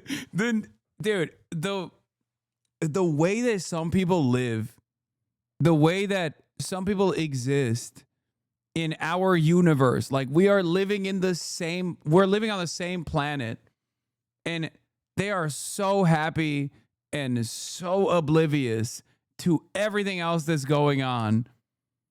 It's got to be awesome. Like, yeah, same server, but I guess they got crazy ping. I'm just trying to like listen to you while I drive. I don't need all this education, you know. I'm just trying to laugh. Thank you very much. I hope Ethan sees it. Honestly, I used to think that, you know, online presence, streaming and all of that was kind of pointless for any kind of leftist praxis. But after seeing the rise of people like Asmongold and all these other major streamers that are just peddling really staunchly far-right opinions and seeing how quickly younger Gen Z and Gen Alpha are being radicalized, I started to understand the importance of vaguely like, you know, social democrat, just any kind of somewhat left and liberal. Thank God, dude. I've been screaming about the importance of fucking propaganda for the longest goddamn time. Something that billionaires very much understand, which is precisely the reason why they fund everything from mainstream publications all the way down to like independent YouTube channels, you know? Liberal streamer who combats and calls out these people on their grifting and on what they're doing. So I think he plays a really important role in the online space on kind of guiding people away from that right-wing radicalization. I kind of learned about him through, you know, like my friend Twitter posts and whatnot, and just seeing like, oh, this guy is one of the few people online with a large following that's actually spreading leftist politics, especially important right now. You know, a lot of us live in the imperial core. This is the most powerful country in the world. It is causing so much catastrophe globally, and to be able to understand and recognize your role as a working class citizen of America and not only trying to deconstruct imperial power from the inside, but being aware of what your country is doing is so important. And I think it's really good that Hasan Piker's out here spreading that message and kind of getting young men away from like typical liberal schools of thought and far-right schools of thought. Do you have any feedback for him? I think that he could spend a little more time promoting various leftist literature. But I understand that just going like full on Marx and everything on Twitter isn't the greatest idea because of like, you know, the Red Scare and its resulting propaganda is still deep in the heart of America. I mean, that's part of it. That's part of it. That's part of it. But that's not the whole part of it. The reason why I don't do it is because it's also, unfortunately, something that people have to go on something that they need to venture on in their own time. Because it's fucking boring, okay? I already read the books. I try to factor that into my commentary, and I do factor that into my commentary when I'm doing commentary on anything. Like if you even say just saying you're a socialist, like look at Zoran and look at like how he's getting bashed for being a Muslim and a socialist, and he's not even like full on like revolutionary socialist. He's just a democratic socialist. He still gets millions and millions of dollars sent against him in slander ads from Cuomo, from every single major news agency. Yup. So it's just like I understand for optics to avoid anything really, really far left publicly, because once you start saying that, you immediately get shut off from a lot of people that would otherwise be open to listening to your ideas. So I think how he's operating right now is ideal. If I said yes, how would that make you feel? I love Hasan Piker. Why? I love Hasan Piker because he does what needs to be done. I'll be real. I think it's pretty neutral on the guy. Like, I think that there's some things where, you know, he's living in a very nice house and stuff like that, and I think that there's some valid criticism, but I think it gets overblown because people, you know, hate socialists or whatever. No hate to this guy, but does he think you're not a self-described socialist? One thing that you will notice is that because Twitch is a medium that requires like 8 hours, or at least like a couple hours of undivided attention for the most part, many people only keep up with whatever the fuck I'm doing through clips.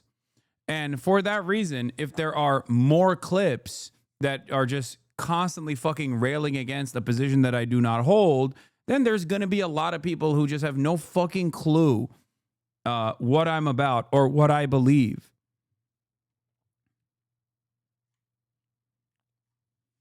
That's it. It's the plague of clip farming. It's the clip economy.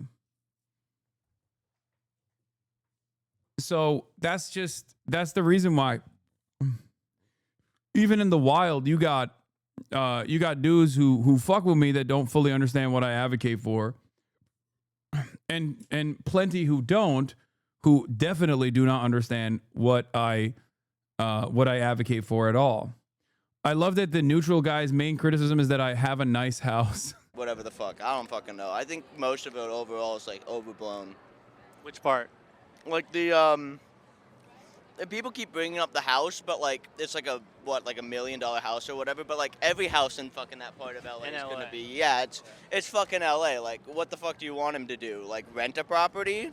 Like live in a fucking apartment? Like he has the money, and I get that as a streamer you need like the house, you need like the kind of security that comes with having your own private property. You know, you don't know who the fuck's gonna like try to fucking break in or shit like that. Like if he gets doxxed, like he can like bring security into his house and stuff. So like.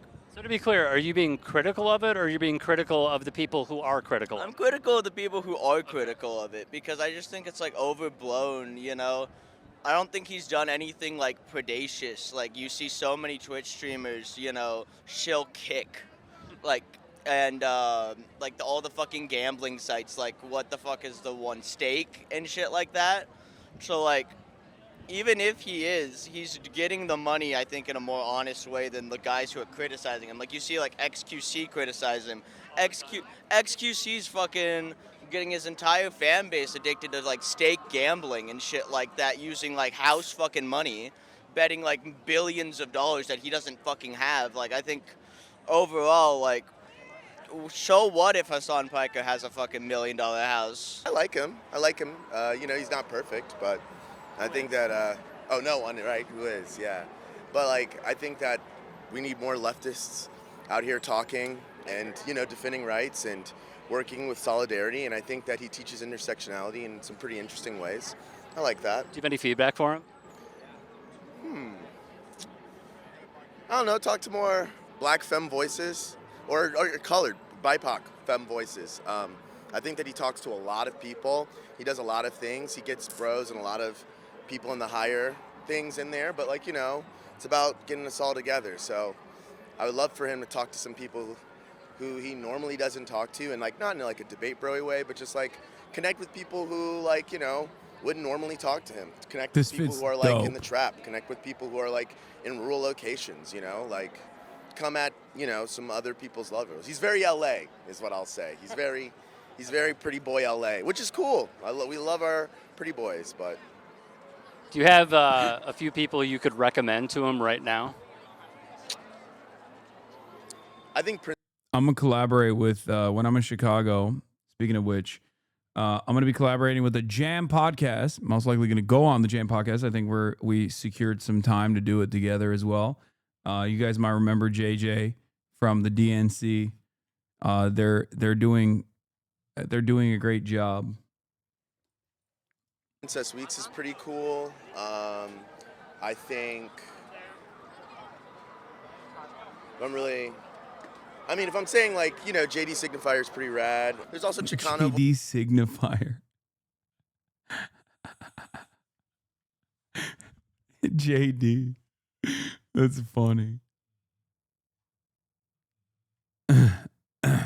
Close enough. Voices. There's also indigenous voices. He's just rad. He's rad. He's big time. He's LA. He's pretty. But you know, get to some low time, dirty, not so homely folks. Get to all of us. But thanks for what you do. I love Hassan Piker. Why do you love Hassan Piker? I like watching his streams while I work because it keeps me company. Do you have any feedback for him? Ooh, he could do better gaming commentary. I feel like he gets a little boring when he plays games. How did you first discover it? Oh, I used to be an H3 podcast fan. When did you defect? He started being like super negative towards Hassan, and I was like, your arguments don't make any sense. You're incorrect. I feel like he doesn't like America. I feel like he is Whoa, brother. Bro's wearing a MASH shirt while saying, I feel like he doesn't like America. Dog, you're wearing a MASH shirt.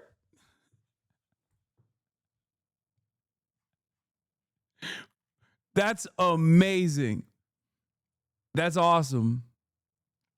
constantly supporting the the anti-American part, like anti-America stuff. He consistently fights against the left, it feels like. He called like Pete Buttigieg like a rat or something just recently. Recently? Okay, this gotta be a fucking Epstein fan. There's no shot, dude. I call people a rat, la rata, literally, what, 5 years ago at this point? 6 years ago? God damn. A rat. Also, Pete Buttigieg is the left. And so like stuff like that continues to persist throughout his viewing stuff. I don't watch too much like online media, alternative media. I watch more like mainstream stuff. But from what I see from that, that's my opinion. You don't get it. MASH is now post-ironic and is now a call to patriotism. Yeah, like how the fuck is this guy wearing a MASH t-shirt and is like Hassan hates America? Why, dude? Is it is it because I think the Vietnam War was bad and wrong? Much to consider here. Bro, you weren't alive when MASH was a thing? I mean, I wasn't either, but like I know what it is. It's just like funny. It's funny to have like Korean War. Sorry. It's just like it sounds like it comes across like a bit.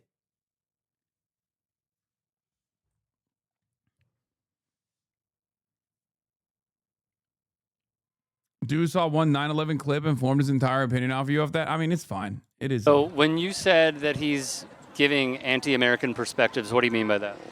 I mean, he's definitely he's against what any party that runs America he's against. So, I mean, in Joe Biden's presidency, he was consistently shitting on the Democrats or... Wait, this guy says he doesn't follow a lot of online content, but it feels like he's regurgitating some of the most hyper online community's criticisms of me.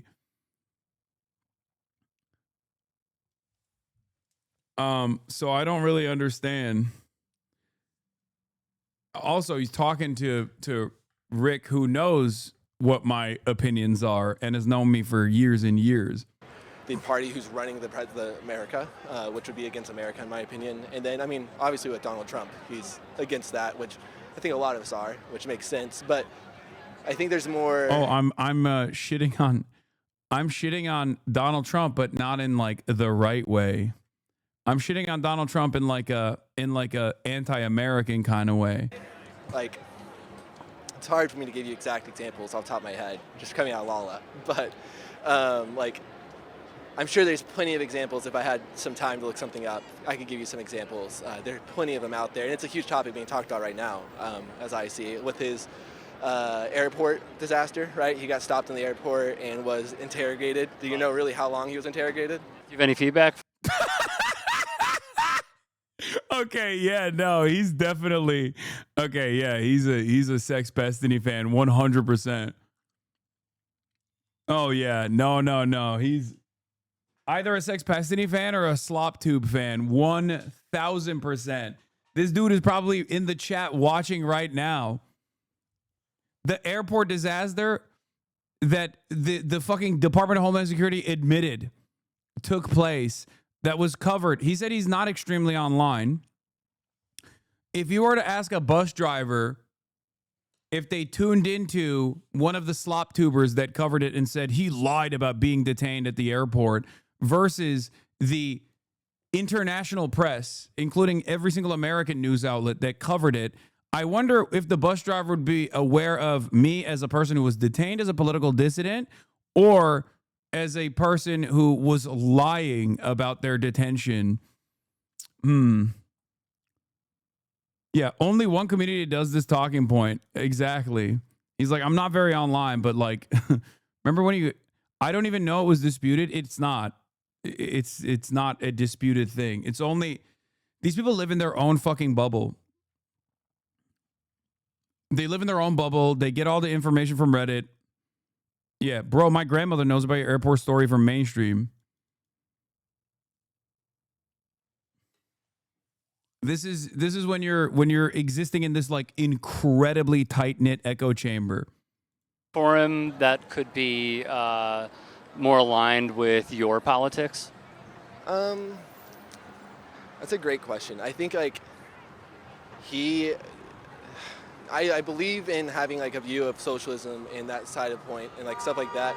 But I think like they need to be able to, I guess, come a little bit more to the center or more, I guess, right in a way, because they're so far left, to incorporate more views of what I would believe in, I guess, personally. Obviously, that may not work for him, but that's what he would do for me. He would have to move, like, God, I mean, I'm not a huge socialist at all. I believe in, like private capital and, you know, companies and firms and stuff like that. How much private capital does this man have, I wonder? I believe Hassan doesn't. Hassan has said multiple times that he's like luring in these center to left people to become more and more left. That's why he's doing this. Yeah, why is this a bad thing? Well, yeah, I am. I want average Democrats to actually advocate, like average Democrat voters to actually advocate for the changes that they want. That's number one, because these are things that they truly believe in, like socialized medicine, for example. And I want right-wingers to also advocate for socialized medicine and become leftists. Yes, this is what I want. It's not a secret. I think he said that on multiple things. I looked a little bit into Hassan Piker, but yeah, I think, I don't know what he could do to really help, I guess. Is there... I love seeing stuff like this because, like, it once again reminds me of the profile of the type of person. Like, it puts a face to the fucking commentary. Like, the Norman or Norman adjacent people that are out in the real world that are willing to go on camera and say these things and, like, what their worldview looks like. Because this has been, what, 3 minutes of just him being like, I don't really like him because I saw clips. And I don't really know much about him. But also, here are my favorite clips that I've seen from my favorite content creator, who I will not name because if you Google him, it's going to come up that he is a sex pest. And that makes me embarrassed. Allow me to interject. Is there something that he said that you thought was too far left? I think, like, a lot of things are too far left. I mean, like, to re-educate, like, capitalists, like, to if he was to have his government, he would have to do re-education camps, meaning... This is your brain on the online debate sphere. If this is all you fucking consume, this is what you're going to come across as in broad daylight, in the real world. We would send capitalists who don't agree to a camp to re-educate them on how socialism works, and I believe that's a little bit too far left for me. Locked in. Hell no, fuck that motherfucker. Why? You want to tell him? He a bitch. I like him because sort of that guy said he sucked, and I don't sort of trust the vibes he is going. Not you, the guy who walks past you. And I like what he stands for. He is doing some good work. I'm not a super huge fan or anything, but from what I've seen, he does some good stuff, and I appreciate that. I'm not ashamed to admit that I started off, you know, at the right pipeline. I guess I was part of the mix of kids that 2017 like era YouTube about edginess, filthy Frank. Look.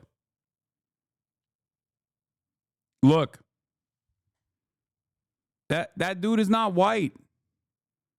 Look, this is what I mean when I say the internet has brought about an incredibly diverse movement of, like, racialized politics from people who do not even, people who are not even a part of the race that they are propping up.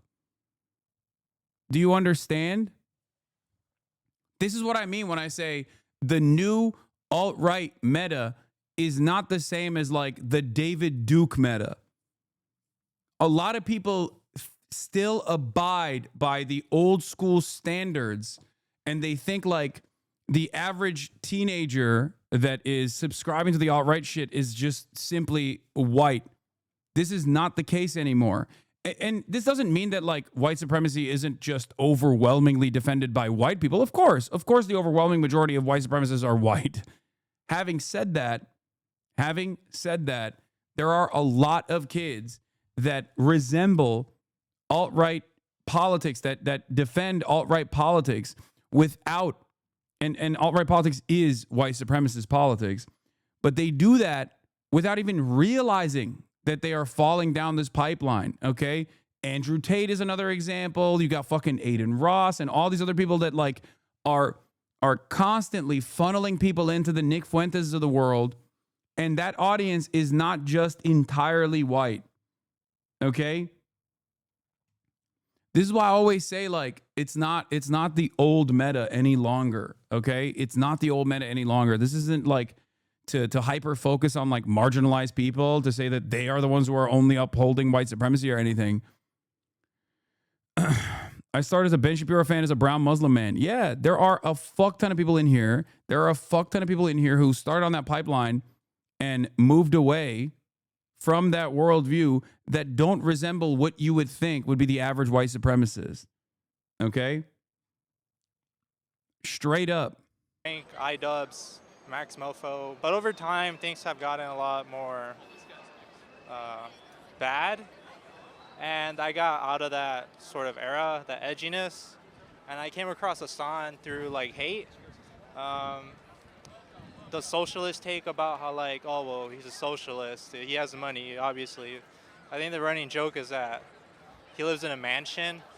But I watched him briefly to see what he was about, to see if what the clips online were true. Surprised they were like out of context. So I ended up just sticking around, and I grew awareness and I grew more clarity on situations that I wouldn't have thought about me being myself more nuanced. And Hell yeah. I'm really glad I came across him, even if it was initially for like. Look, I'm a Mexican man. I started as a lib, got trapped in the right-wing YouTuber funnel, and you pulled my ass out of that shit. Big ups, big dog. This is why I do what I do, okay? This is why a lot of people will be like, oh, dude, you are centering whiteness in your politics or whatever the fuck people are criticizing me over on a daily basis. It's like, yeah, there's a method to this madness, okay? This is the method.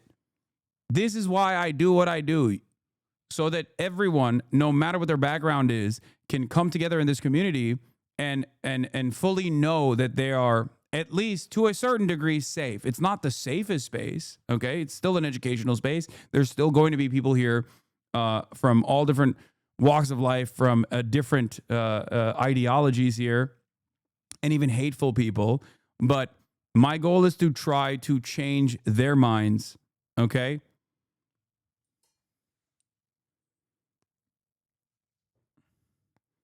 Is this fucking stream ever going to have a good volume mix? What the fuck is this yelling when you're commenting, but the video is actually basically muted? Dog, come the fuck on. No, never. Hate comments and just hate watch. Now I have in my background on my laptop. What was the moment that converted you? I guess everyone depicted him online as like a very hateful individual, like a very like socialist, is very scary-esque vibe. Barack Hussein Obama, I'm a brown guy who got stuck in an alt-right pipeline, then into the D community. Your honesty and dedicated work has pulled me out of that shit, and I'm forever thankful for that. It also doesn't hurt that, you know, a lot of the takes that I drop in here are right more often than they are wrong, you know? Yeah, I think October 7th incident really converted me, because there was a lot of not pro-Palestine voices, and I was 100% not aware about the whole issue at all. And so just watching his coverage and his in-depth conversations and interviews that he's had with people, since especially coverage on like the pro-Palestine side is widely suppressed. And I'm glad that a little bit of it now, we're starting to see more coverage of it in a very like positive light. But yeah. I was far more right before discovering you and before realizing that the only one standing for Palestine and having coherent values were those I was fighting before. I may be hypocritical, but but when I was LGBTQIA plus standing for Palestine, it totally changed my perspective. Yeah, I was converted before, but that really like nailed it for me. So yeah. And what's your message to him if you were watching? Don't get stun locked a lot. There's a lot of comments. I hope he doesn't get mad at me for this, or if he sees this. But I love your content. Do more IRL stuff. Be out more with IRL content. I love Fear and I love Will, Cutie, and Austin. And yeah, pretty much it. I like him. He's a good man, and he always cites his sources, and he gives the news very well. Free Palestine. Free Palestine. I love Hassan Piker. Bro, the girly pop nation is alive and well, dude. That's crazy. It was all like fucking cheese dick white dudes that were broy as fuck that were passing by, too scared to actually offer commentary on why they fucking hate me, and just being like, he's a bitch, that's why I don't like him. Except for that one guy who was like, I don't like him, here is the reason, because I saw clips. But it's all the girly pop nation that is like united. That's crazy. Because we became mutuals on Twitter in like 2014. We've always just been mutuals ever since then. Love your content and Free Palestine. How did you become mutuals? Do you remember? Honestly, I don't know. Free Palestine. Free Palestine. I think he did like a follow spree. I think I followed him and then he just followed me back. So love your content, King. Keep doing what you're doing. We love you, Hassan. Love you, Hassan. Thank you, guys. Who's Hassan Piker? Twitch streamer and an activist. I don't know Hassan Oh, Piker. okay. I love Hassan Piker. Fill me in. Let's go. Oh, he sounds like a cool guy. Do you know Hassan who he is? Piker. That's a tough last name. He's a Twitch streamer and an activist. Twitch streamer and activist. What does he activate for? Palestine. Advocate for. Socialist practices. Socialist practices. Medicare for all. Money out of politics. Theoretically, that would be great. Oh, so wait, is this bait? Am I? No, it's not bait. Listen to me, dude. I don't know Hassan Piker, but based off what you just told me, it'd be pretty nice if we all had some Medicare. But you know, W. Hassan Piker. you know what? Yeah, I like Hassan Piker. I like Hassan Piker. I think he's hot. Hassan Piker. I like that he just keeps it real, and I think he tells the truth a lot more than others. He exposes a lot of things that we don't see in mass media or competitors.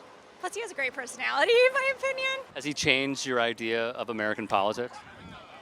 Yeah. I think he shows a lot of the news. He obviously gives his own opinion, but also, you know, allows the viewers to kind of see for themselves and form their own opinions a little bit. I like Hassan Piker because I identify with his values a lot. He's no bullshit. He criticizes the Democrats and the Republicans. I mean, I'm no Republican, but I really appreciate his part in the space. That's it. All right. And how did you first discover him? During COVID, I just hopped on his stream, I guess. Yeah. You've been a listener ever since? Ever since. Do you have any feedback for him? No, I don't. No, it's hard to criticize him from where I stand. I'm the #1 apolitical top centrist streamer, baby. Let's go. Give him a lot. Oh shit, you got a sub? What do we say? Hassan Piker, we love you. Piker, we love you so much, bro. I'm so proud of everything that you're doing. Hassan Piker. Hey, Hassan Piker, I mean, I think we should definitely tax the rich. I mean, Elon Musk, I mean, Okay. richest person in the world. I mean, what do you think? I was not expecting that from this crowd, bro. What the fuck? Dudes wearing jerseys with Oakleys to a fucking festival being like, we gotta fucking tax the rich, big dog. Hell yeah. I think fuck Hassan Piker. Wait, what about Hassan Piker? He's cool. You like him? Yeah, I do. Why do you like him? What do you want to see out of American politics? Out of American politics, I want to see the modern American politics help the people and help. Like this is expected, okay? The Bradley Martin collabs tapped in that audience.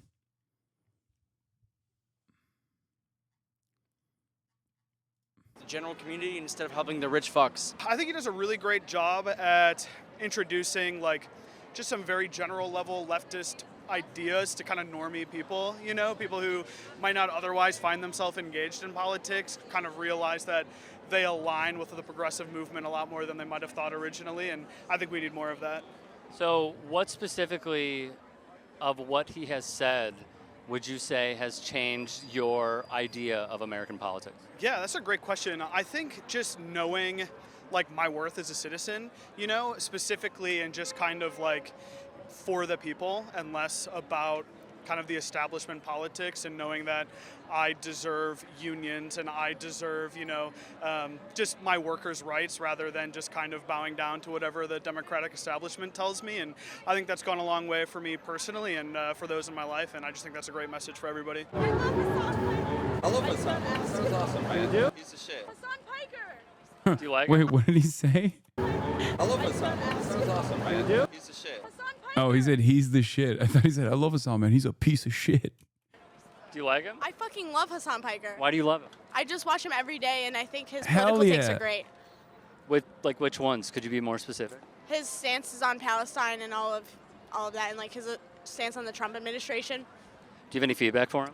Not really. I think everyone can believe in what they want to believe in.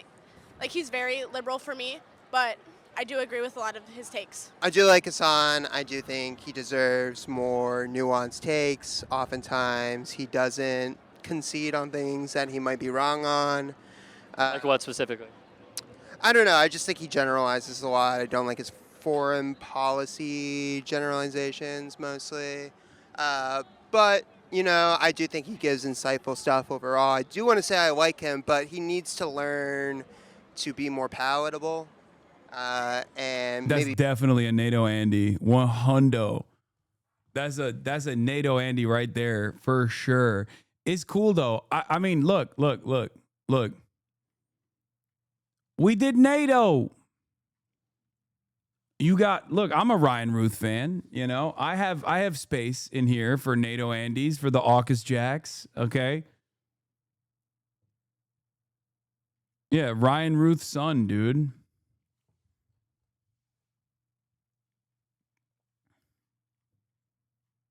Free Ryan Ruth, baby. Till it's spelled backwards. No, there is there's definitely a lot of people who still I know that is with the exception of like what the Palestine conversation has turned into now, but even in the beginning phases, I think a part of the reason why a lot of people were reflexively angry at me for saying what I was saying since October 8th, 2023 was because a lot of people are just like, no, of course, America says this is good, and therefore it's good. You know? Ironically, I came here after October 7th because although I did have a negative opinion of you, though thought you were pro-Russia and a rich hypocrite, all I could see was propaganda everywhere, and I figured that since you were Muslim, you'd have a better opinion, never left since. Jesus Christ. My opinion is not because I'm Muslim. I'll take it, though, sure.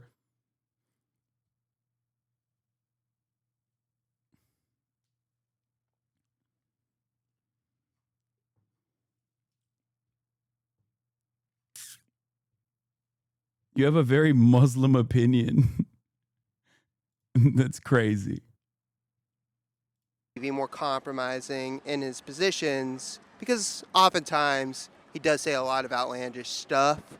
I will say overall I do like you, Hassan, but like, you know, concede a little bit. A little bit. Okay, that's it. What kind of sauce does a DJ put in his pizza? He's a DJ. Ready? Yeah. Marinara? What do you get when you cross an elephant and a fish? What? If I know. A lot of people say he's extreme. I disagree. I think that he sees the way the country could go in more of a, like he sees it as a democratic socialist way that it could go as opposed to just straight communism, which I don't see necessarily anything wrong with either way, but he sees it as a gradual thing that we should get more social safety nets to uplift our citizens. You know, we should have just ways that we can equalize things as opposed to the way it is now, the status quo. What do you like about his politics?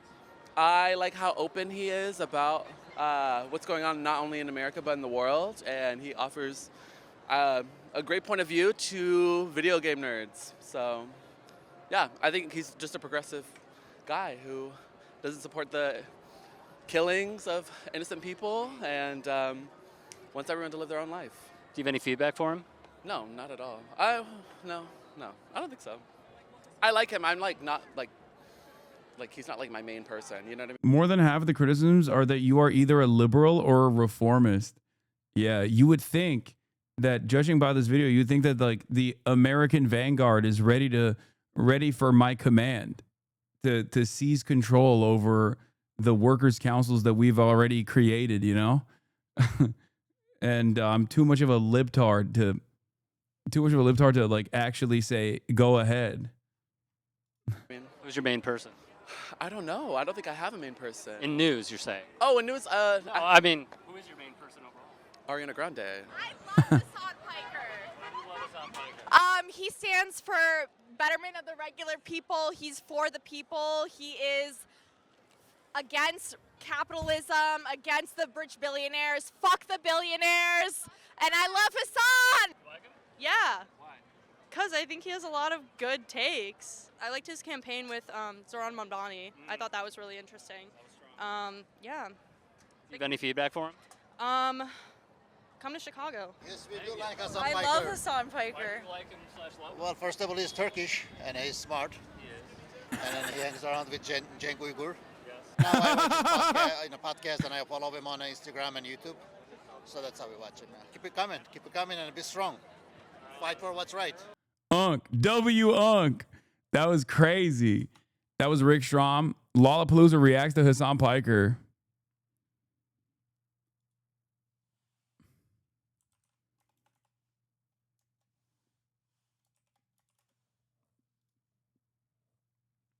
All right, go show these people are not special. I love Hassan Piker as well. So, I mean, is that your takeaway? I said W. Go show some love to Rick's video. Such a random video premise. I think he was doing a bunch of other stuff as well. He does these like man on the streets videos. That was the most feel-good content this broadcast has had in a long ass time. Yeah, the 1 year I don't go to Lala. That girl is right. You need to go to Chicago. I'm literally going this weekend.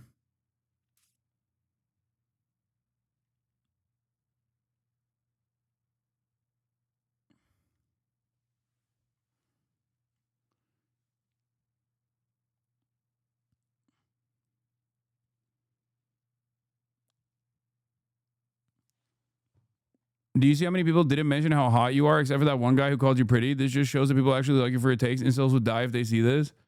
I hope incels don't find this video, which I'm sure they will, and they'll swarm it. Oh, Rick's in the chat. He said, hey, chat, thanks for watching. I appreciate everyone watching. Hassan was very well received. We got tons of footage supporting it. There will be more to come. Glad he's built this community and all the folks who are like-minded supporting him. Thanks, y'all. Shouts out Rick. W's in the chat for Rick Strom.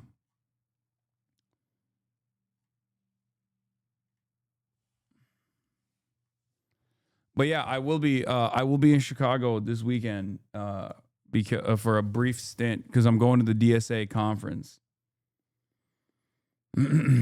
I know Big Joel's got a teardown of Bill Maher as well, and then there's the Mudahar has been a fake engineer for 10 years video. Which I wish there was like a summarization because I don't want to watch like 38 minutes of Mudahar talking about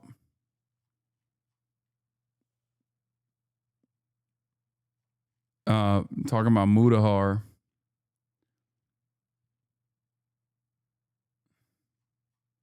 Are you live streaming it? Yeah, I will.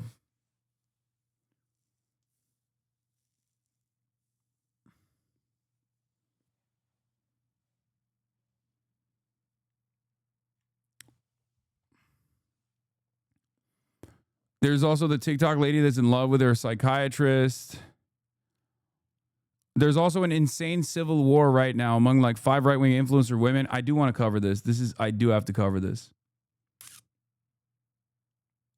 Okay. There's an insane civil war brewing among 5 right-wing influencer women because one of them posted an engagement pic and another had a rude comment about her finger size. Interesting.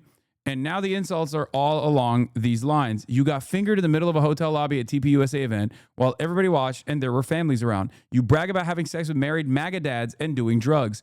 You have been completely ran through by both single and married men in the right wing. You call young virgins losers and encourage them to have premarital sex, and you're pro-abortion. This is what kicked off the right-wing influencer women feud for those who asked. Pearl, I guess this is this Pearly thing? Says, hottest right-wing e-girl taken off the market. In parentheses, conservative women will always use their marriage and family to build their brand. Okay. To Sarah Stock. To which Sarah Stock responds with, once you stop getting ran through by black guys, it could happen to you too. Apparently it wasn't about the finger size. It was the diamond size, saying that the diamond is small, not the finger. Sarah Stock is the insane racist that's at every Jubilee debate. The Nazi ladies are infighting once again, which of course is entertaining. If you guys have more info on this, I remember I looked at like some Twitter threads. I feel like I saw some Twitter shit. What is this? I found a 1-minute version of the Mutahar Drama Slot video, but 1 minute might still be a waste of time. Okay, let's hear it. 38 minutes. Mutahar has allegedly been lying about being an engineer for over a decade. Creator Nick Anders dug through Mutahar's old videos and exposed that Mutahar never finished university. He dropped out after just 1 semester and has no engineering or computer science degree. He showed clips where Mutahar admits it himself. In one video, Mutahar said, "I'm a dropout myself. I've never finished university." And Mutahar also said in another video, "People think I'm like some effing crazy degree holder. It's like, no. I would have been way more in university depth if I went that effing route." He had constantly called himself a computer engineer, cybersecurity expert, and over the years, he's contradicted himself a lot, sometimes saying he was a video engineer. He said in one video, "I'm a video engineer now." Other times, investor or CEO. Yeah. But in reality, he's just a self-learned tech guy and a full-time YouTuber who uploads daily. And in Canada, where Mutahar lives, it's allegedly illegal to call yourself an engineer if you're not licensed, which Mutahar allegedly isn't. "I'm a computer engineer." Reminds me of another quote. "I used to work at Blizzard for 7 years. Oh no. Oh no. Wait. You can't just like lie about being an engineer in Canada? That's kind of crazy that's illegal in Canada. What the fuck? I mean great. That's funny. I mean, there was a time where computer people were getting hired up the ass without degrees. Canada's pretty weird about engineering. They have like a ceremony where you graduate.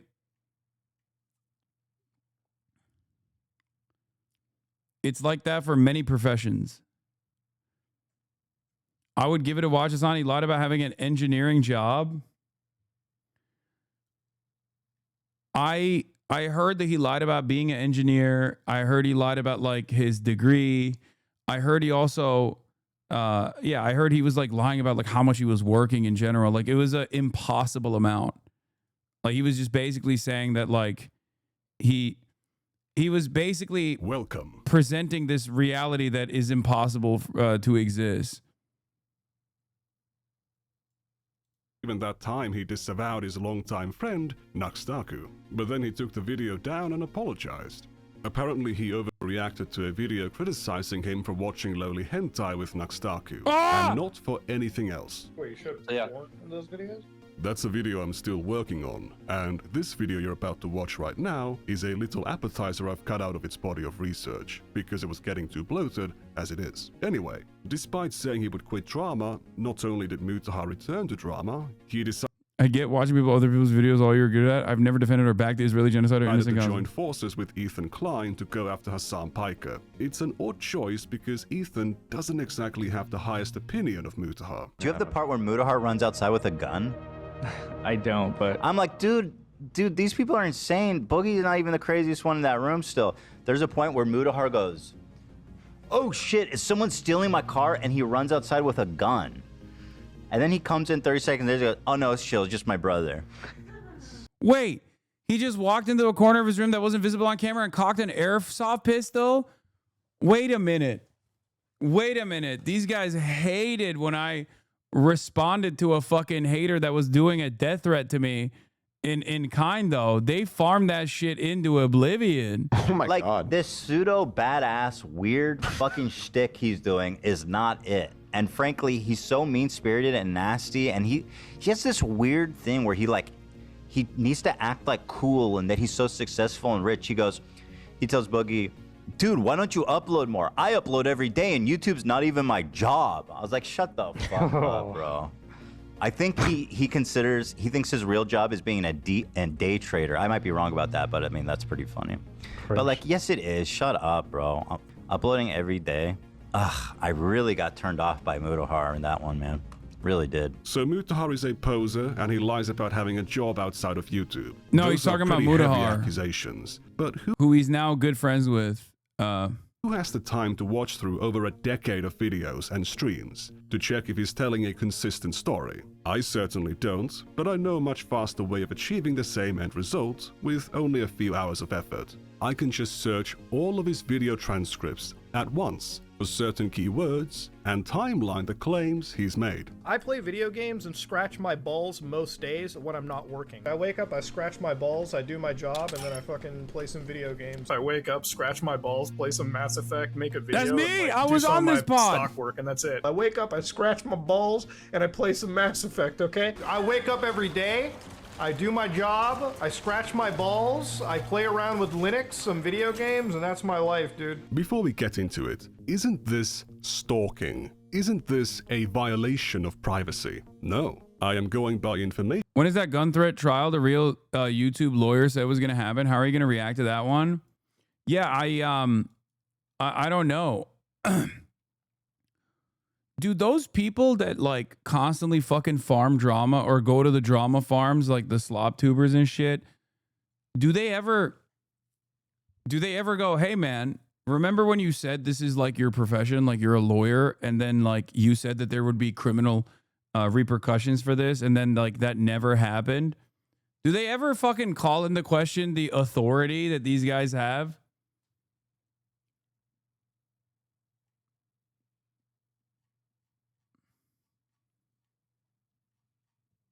Because get your balls checked out, man. Holy shit.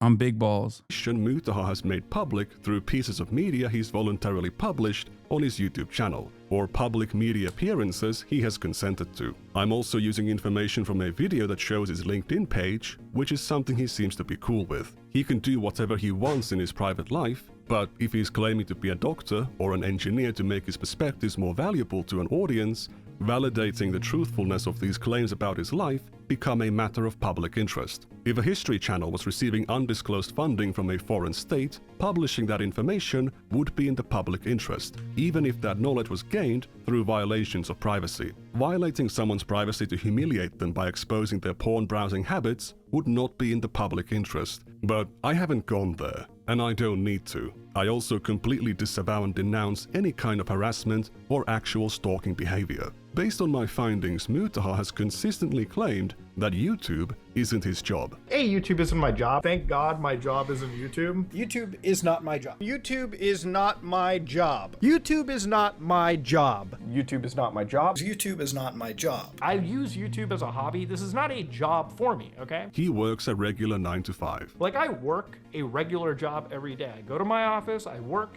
I come home, I cut together the video that I recorded the night, or 2 nights or whatever before, and I post that on the internet. It is a therapeutic, fun thing for me. So what is that job? Oh my God. Remember when you were getting flagged for the social battery thing and he doubled down on Twitter after finding out the context, talking about how YouTube isn't his job?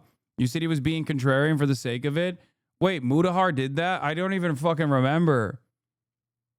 He jumped on that too? Oh, hell yeah.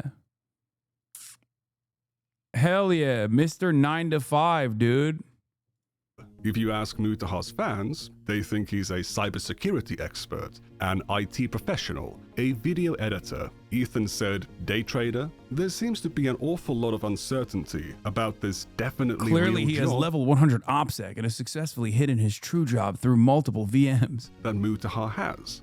Mutaha's also insisted throughout his career that he is an engineer. I'm an engineer. I'm a fucking engineer. I'm a goddamn engineer. I'm an engineer. I'm a fucking engineer. I'm an engineer. I'm only an engineer. Okay, I'm an engineer. So I'm an engineer. I'm just an engineer. I'm an engineer. I'm just a fucking engineer. I'm a goddamn engineer. I'm a fucking engineer. I'm an engineer. I'm an engineer. As an engineer, being an engineer, I don't have to tell you as an engineer. I'm just a dumb engineer as an engineer. My engineer asked, but as an engineer, so I'm just a fucking dumb fucking engineer. Like I can tell her, like I'm an engineer. But I'm an engineer. As an engineer, I'm an engineer. As somebody that is an engineer, as an engineer. I'm saying I'm the number one engineer as an engineer. As an engineer. All right, as an engineer, I'm just an engineer. Speaking as somebody that is an engineer, I'm an engineer. I'm an engineer. But there's multiple types of engineers, so what kind of engineer is he? I'm a fucking computer engineer. I'm a computer engineer. Dude, I'm a fucking computer engineer. I'm a YouTuber. Why are you asking me? And I'm just like a computer engineer by default. Like, I'm a fucking computer engineer. I'm a fucking computer engineer.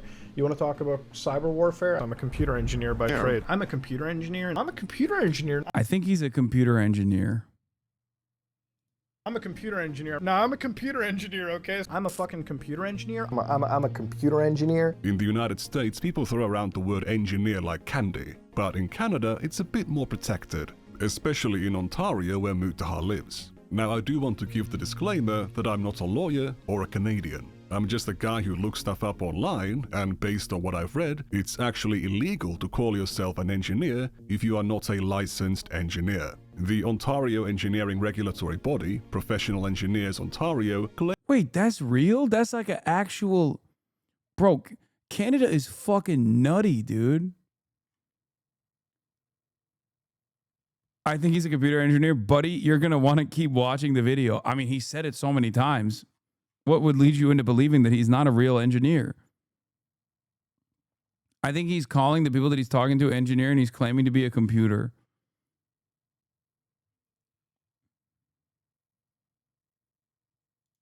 Here's a clip of him calling you out. So this was a period when like Hassan Piker, a big popular communist socialist commentator, he made a take where he was like, after streaming for like 12 hours, my batteries get drained. And I was just like, I don't really agree. Like I worked in a fucking 60-hour work week where it was like, bro, you come home from work, it's like, dude, I don't know out, right? Like to be a YouTuber and streamer, like a podcaster, bro, we have like the most blessed. Yeah, I mean, I agree. Best job in existence. Best job I ever had. Best job ever had. You know what my days are like? Like it's literally, and it's thankful to a lot of people that watch me. It's waking up, scratching my fucking ass and going like, damn, I want to talk. Bro, he's always scratching his balls and his ass. What? Why is his balls and his asshole so scratchy? He just seemingly shoves that in to every conversation, even this 50-second video. Why the fuck's he always scratching his dick and balls, brother? Talk about some crazy shit today, right? Like that's the best job in existence, right?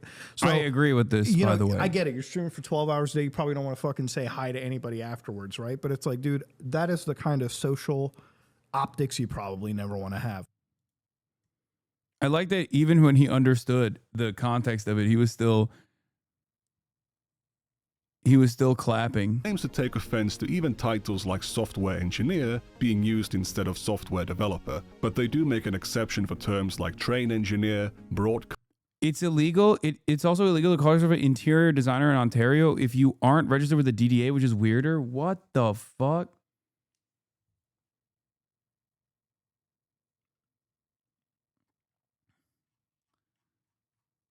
Bro, Canada is crazy, dude.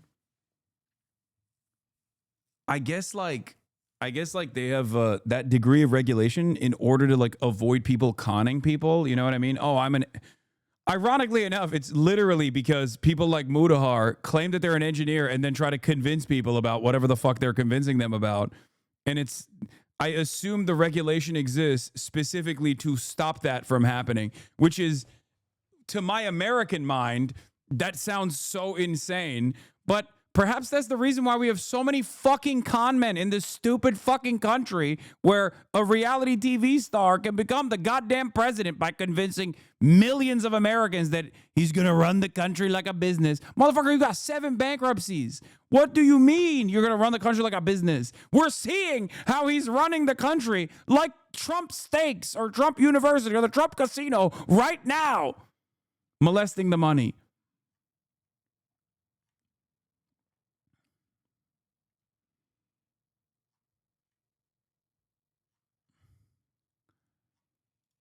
Engineer or sound engineer, which are not professional engineers in the same way that a computer engineer or a civil engineer. Yeah, it's the same in Norway. It prevents comment and forces the state to provide the education. You're all run by comment. Yeah, no, it totally makes sense.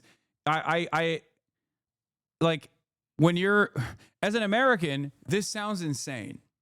Okay, at first glance, it sounds insane. And then you realize what America looks like. And you're like, oh, I get why there is regulation around this kind of thing, because we have no protections whatsoever surrounding this. And by the way, a person that would try to implement this as regulatory legislation would get fucking shot. Okay? Like, there is no shot that this could ever be implemented in a country like America.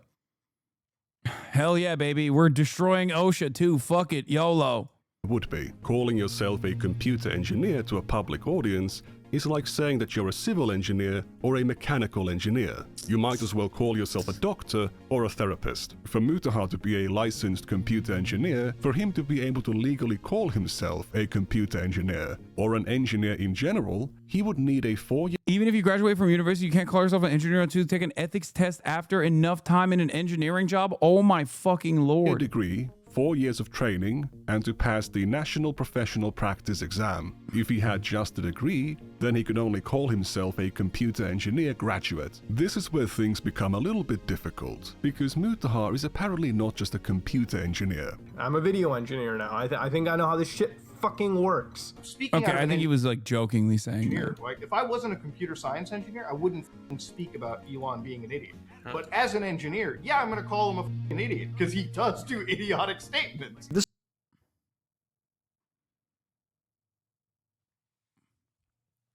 Controversial opinion. I don't think you need to call yourself a computer science engineer to be able to call Elon a fucking idiot. Additionally funny that he chose to slam that in there as a qualifier, but I guess whatever works, you know? This is why, as a cybersecurity engineer, a computer engineer is very much a real thing. But a video engineer or a broadcast engineer isn't a real professional engineer. While computer science graduates often work in software development, sometimes called software engineering, computer science isn't an engineering discipline. So computer science engineer doesn't really make sense. Cybersecurity engineer is once again using the word engineer. Not certain, but I'm sure with the illegal to call yourself X job is about doing so in the context of offering services or signing contracts. Yeah, that makes sense. It's not illegal to just say you're an engineer randomly. However, it may be problematic if he's leveraging his reputation as an engineer to sell a sponsorship. For instance, I'm not a lawyer. Yeah, I think the only way that, I mean, he's just using it as a prop up tool. I don't know if he actually does do that, but he's just using that to like prop up his arguments, to just be like, I'm an engineer and that's why Elon Musk is stupid. As just a job title. This is normal outside the US. You can't call yourself an attorney or a lawyer without being admitted to the bar, or a doctor without a degree. Other countries extend this to other jobs, e.g. engineer in Canada, plumber or electrician in Australia. Mutahar clearly wants the prestige of being perceived as an engineer, given that he's been calling himself an engineer for the past 10 years. And he uses this title to make himself more authoritative. but I'm an engineer. I know how this stuff is going, so I'm not even speaking out of pocket right here, okay? If you want to disagree with me, feel free, but you're actually wrong. As somebody who is a computer, engineer. Oh my God, why has he said he's an engineer so much? That's the law in the US too. Come on now. In California, you can say you're an interior decorator, but not interior designer unless you're accredited. That's the same in the US chatter. Someone else said that as well, but I'm willing to, like, I don't think it's I've never heard of anybody like being unironically prosecuted for something like this. In America, you can say you're a fucking doctor. You literally, it might be illegal, but sure as shit, plenty of people lie about it. Look at every chiropractor, for instance. Every single chiropractor does this. They put on the fucking scrubs and then they talk about how fucking vaccines make you autistic and gay. Okay? Virtually every chiropractor in the United States of America has done some version of what I'm talking about, some version of what Mutahar is doing here.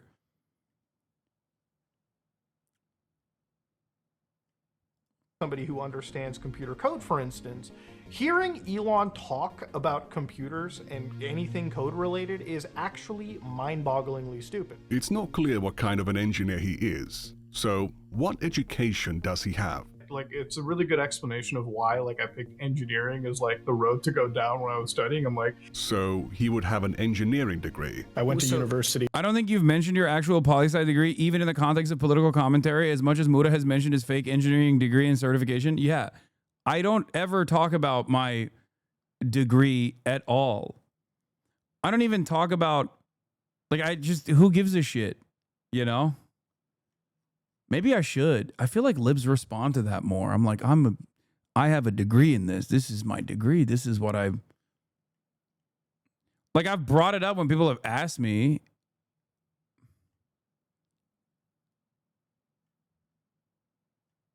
Damn. You should sometimes? Yeah, I should be like, I have a poli-sci degree. I have a diploma. I graduated with honors. I'm a political engineer. Once a month? No, with his frequency. I should be doing it with the frequency that he's doing it, which is seemingly every video.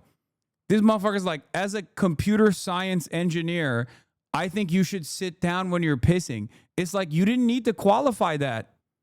Why did you have to bring up your fake degree / fake profession to explain something that's utterly irrelevant? He literally said, I'm a political science engineer. I'm a political science major, and as a poli-sci degree holder with honors, by the way, I think Elon Musk is not so smart. For computer sciences, and that's it. Education background, asking because a lot of CS knowledge. Yeah, well, I did computer engineering when I fucking went to college. That's what I did. Okay, so at least a computer science degree. I thought when I got into university for a while, and I dropped out like a semester in because I was like, okay, no. Oh, he dropped out after a semester. Like, I'm a dropout myself. I've never finished university, but I'm not going to dog on like school. You know what I mean? Like, if you're going to learn to be valuable. Yeah, if you're going to be an engineer, if you're going to be a doctor, a lawyer, if you're going to Bro, I've spammed your education history and you always ignore me. You're a fucking cum laude, bro. It gives you credibility. Nazi mold fans think you're a college dropout and you have low IQ. I've shut up people in arguments online posting your SS screenshot of your education history. They're Nazi mold fans. Who gives a shit? That's so funny. That's like such a silly appeal to just be like, oh, dude, I graduated with a poli-sci degree with honors. I feel like, who gives a fuck? Yeah, as a political science degree holder, I'm here to tell you that Asmongold is wrong. I don't think you need that. I don't think you need a poli-sci degree to know Asmongold is wrong, man. be in the STEM field, you need to go to university, okay? I think part of the reason why is also because like I'm the only person with just an undergraduate degree in my immediate family.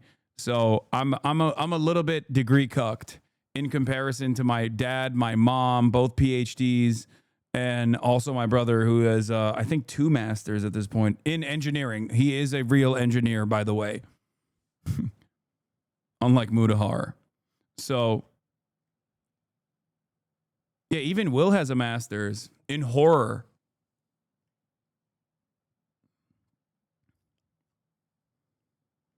Yeah, I'm a BAS cuck. Bachelor of Arts and Sciences. That's all I got. And for years and years, my in horror, like the movie, like the genre. Law, both parents PhDs, but you're taking care of them, so does it really matter? I mean, yeah, that's why it doesn't matter anymore.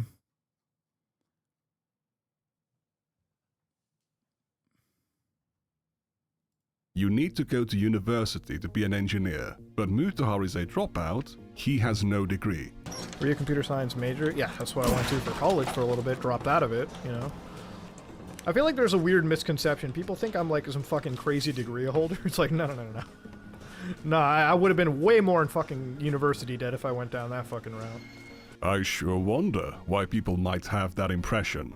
Is it bad if you don't get a STEM degree? Look, I'm gonna sound biased as fuck, but STEM degrees all the way. I'm gonna sound biased because, you know, as an engineer, like, you know, you want to get the degree that's gonna get you a job, you know, a good job. Not saying other degrees can't, but like, you gotta be smart.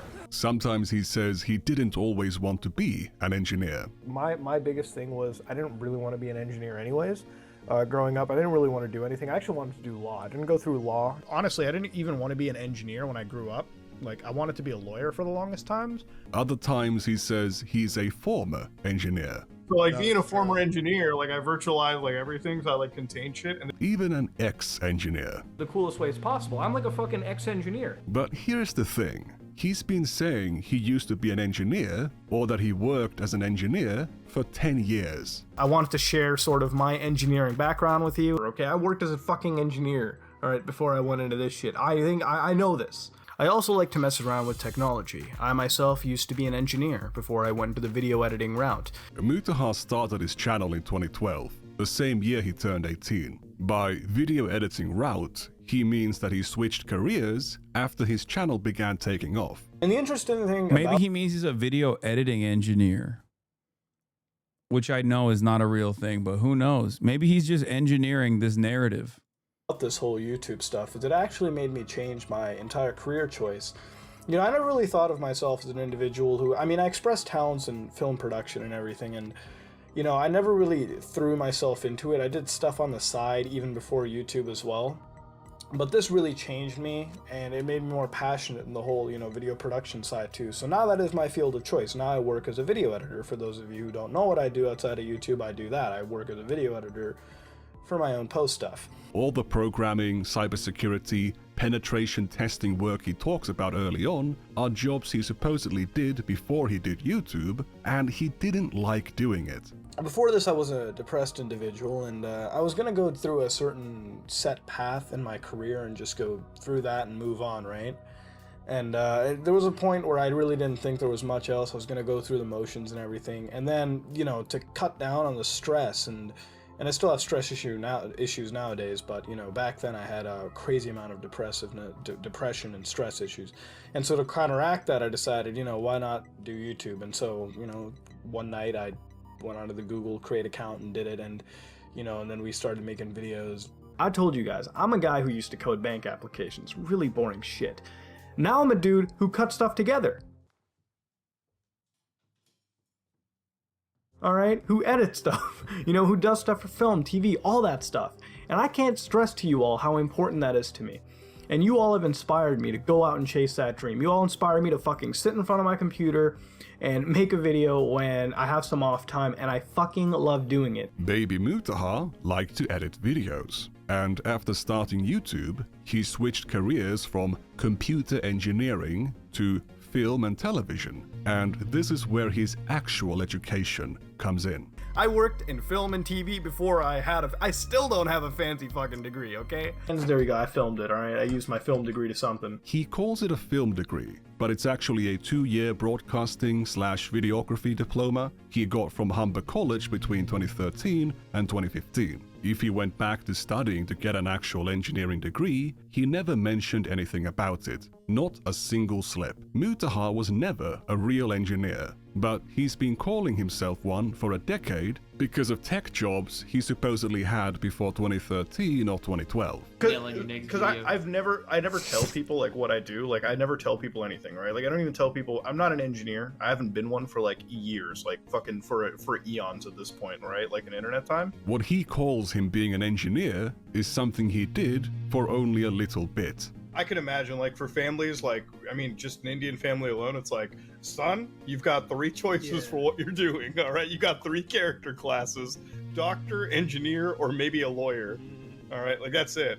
So, you know, I did one of them for a little bit, and then I just pretty much stuck to, you know, this life now. Imagine if you worked as a mechanic in high school, and 10 years after quitting that job, you're still introducing yourself as a mechanical engineer. From 2015 to 2020, he claimed to primarily work as a video editor. That's because I'm a fucking editor in real life anyways, so. Ever since I became a video editor, and that was my job in life, I work as a video editor. You know, that's my job. By trade, what I do for a living is video editing. I wasn't always a fucking video editor. Am I a fucking passionate video editor? Do I like my job? Yes, I do. My job is video editing. I'm a video editor by trade. No, I'm video editor. You know, that's how I pay for the strip club and the home. And initially called himself a video engineer. I'm a video engineer now. I think I know how this shit fucking works. It's not a real engineering job, but he was still calling himself an engineer. In 2019, he conflated being a video engineer with being a computer engineer. I'm a computer engineer, so I guess, like, I'm trying to understand why he did this. Like, maybe he just didn't give a shit. Like, I ultimately don't think it's like the most consequential thing, but I know this is exactly the type of shit that people who normally watch commentary channels would love as like drama, you know? But I don't even understand why he said it. Cause it unironically, it doesn't matter. Even if he didn't say he was an engineer 1 million times over the course of an entire fucking decade, I think his videos would still do well, you know?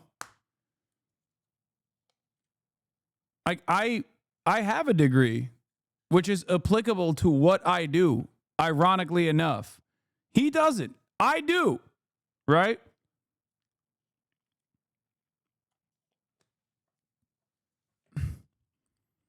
And yet there has never been a real moment where I've been like, this person is like if I say Asmongold is dumb or not knowledgeable about the issues he speaks on, it's not because I have a poli-sci degree and he doesn't. It's because he's saying dumb shit. You know what I mean? Like that's what I care about, you know? I don't really care about a guy who is talking about how to, I don't know, do Linux stuff or whatever, in between talking about how he scratches his balls, like if he's a fucking engineer or not. But other dumbasses will reference him as a software guy they heard it from. I just don't think that, I genuinely don't think that this would have, if he didn't have this at all in any of his videos, I don't think his career would have taken like a totally different turn, if that makes sense.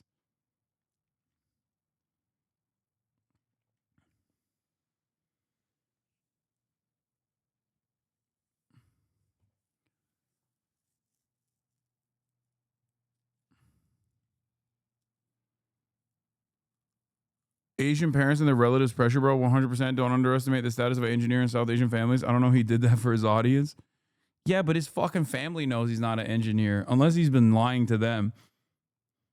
Imagine Mudahar's family found out that he was fucking lying about being an engineer because they watched commentary YouTube. They watched this guy. They watched Nick Andros and were like, oh my God, you're not an engineer? What the fuck? You better get your ass back to college right now. That's crazy. Dude, I need Mudahar's engineering to help me with these gray bars, dude. So I really computer video engineer, whatever you want to call it. I'm one of those people. So maybe this is what he says at family functions to avoid having to tell them his full-time job is making 5 videos a month about you. I don't think he's made that many videos about me. He does chirp quite a bit, but again, totally different qualifications. One is an actual professional engineer, the other is a job title. In 2020, Mutahar claimed to be an exceptionally successful day trader. Now, for those of you who don't know, one of my side hobbies turned basic, general second profession of mine is day trading, swing trading, whatever you want to call it. I like to sit in the mornings, sip my coffee, go on the NASDAQ, see what I can look pre-market, buy, sell, and be done by, 11 or something, and call it a day. oh God. Oh, this is classic. Oh my God. He's just like, he's picked up all the worst things to lie about too. Oh, no. Hey, ladies and gentlemen, it's something that I've been doing for almost a year, give a couple months, and it's definitely a very it's a fun part of my lifestyle. I'm a very mathy guy. I do a lot of calculations in my head. I lose money, but I generally have an 80-85% success rate, and that's just the nature of this stuff. In 2021, he claimed his job was trading and investing. My job right now, I just sit around and trade and invest. That's what my job is. but he was still an engineer or a computer engineer. Apparently his dad calls him an engineer who knows computers. I'm sitting in the room, it's like, when it comes to computers, do you talk about it with my son? Do you act like an intelligent person? Because my son's a fucking engineer, okay? If I'm wrong about computers, I'm gonna believe what my son... If he didn't have this many instances where he has just like brought this up voluntarily, this video wouldn't even exist. If he just said it a couple times, like offhandedly, there would be no reason to make this video. But it seems like he said it so much. Why was he saying it so much? And by the way, the family function aspect kind of leans into the suspicion that I had, which is that he probably, is he lying to his family about it? Is that what it is? Bro, imagine one of his cousins shows his parents this. He's like, yeah, Mudahar's been lying about being an engineer this whole time. Did you know that? That's like, chat, is this real? Says, because he's the fucking engineer, not a doctor. Like, fucking insane, dude. But he also just sits at home and invests money. I invest. That's my job now. I just sort of sit home and invest money. Now, if I was ashamed of only being a YouTuber, that is the job I'd be claiming to have. When asked by guests on his podcast about his computer work, he claimed... Bro is a straight up slop tuber. Why the fuck is he embarrassed about being called a YouTuber? It's not like being a YouTuber is not exactly like the shitty profession it once was, like maybe 10 fucking years ago, right? Nowadays, YouTubers are considered like legit. Saying you're a TikToker is considered silly and stupid. And I'm sure when in the next 10 years, Blorgzorg or whatever the fuck AI boosted platform is the poppin' thing that Gen Alpha is inventing new languages on, is the new meta, people will look back fondly at the TikTokers as like beacons of intelligence.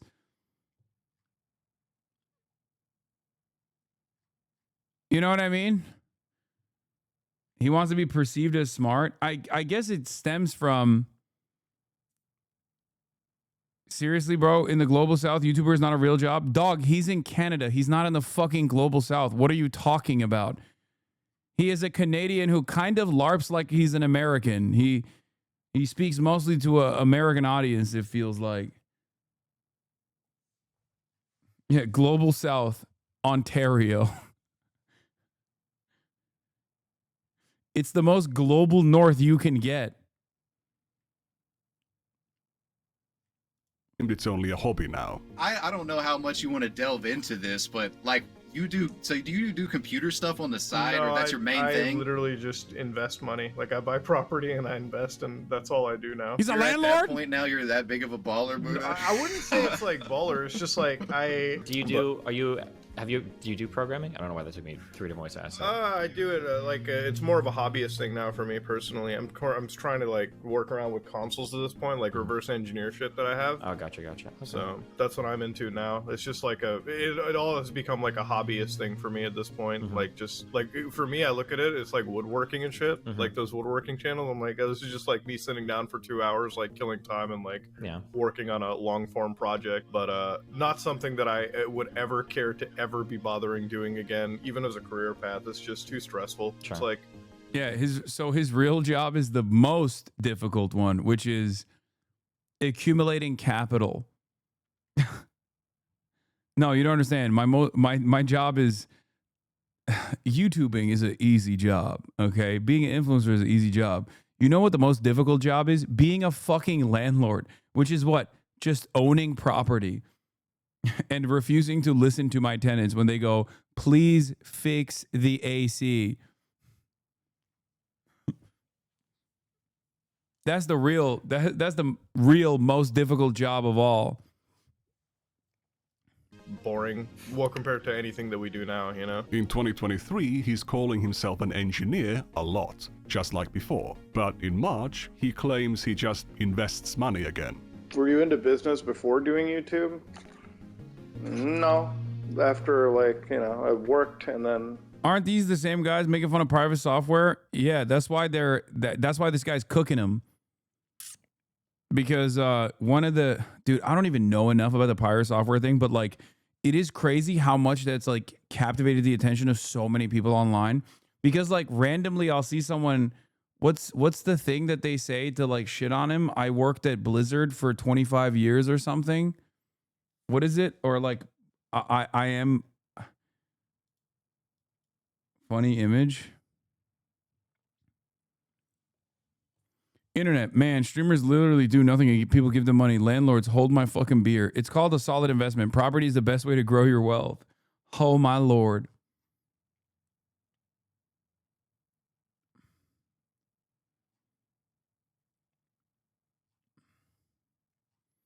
Did you watch the Meat Canyon on Pirate? No. The Pirate, you know what's crazy? The Pirate software stuff just, whew, I did not.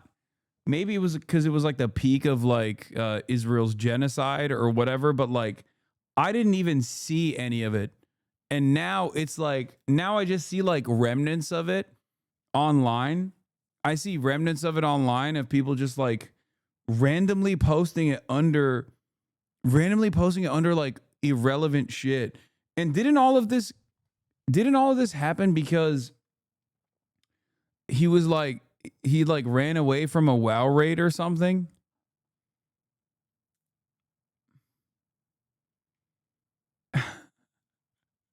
XQC L Omega Law says, I used to work at Axios. Can I spill the tea about how it's gone right-wing MAGA mode? With that username, buddy, you can say whatever you want in this chat, okay? Motherfucker, your name is XQCL Omega Law. What do you mean you worked at Axios? Also, it was always a center-right publication. Leak the fucking secrets about Israel. Give me all the deeds about Barack Ravid, okay?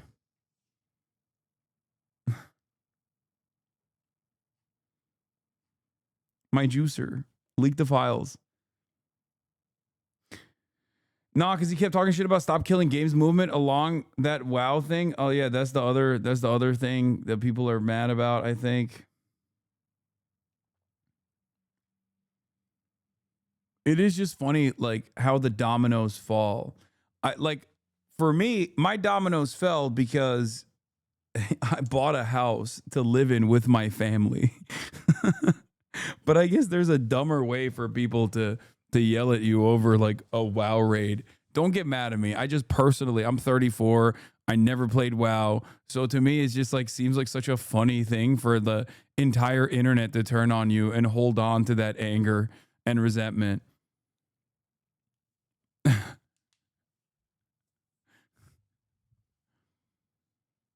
It's not the WoW raid, it's his behavior after. It usually is the behavior after. I'm just saying like the inflection point was the raid. You know what I mean? I get it. Because if he was just like, I fucked up, I'm so stupid, I'm so sorry, this was messed up, and then moved on, I think like there just wouldn't be that much. But it was not a raid, it was just a dungeon. I don't even know the details.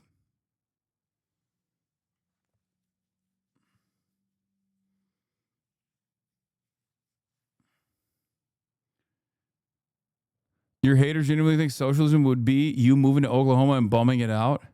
No, they would find another thing to get mad at. My haters have ideological commitments to what they perceive as the best possible economic organization of society that benefits them. And they are genuinely fearful of ever even closing their eyes and entertaining an evolution away from the current economic organization of society. What is this? The top execs hold meetings with the Trump admin regularly. The top reporter has full access to the admin. That's the leak. XQCL Omega Law. That's, I mean, not surprising. But thank you.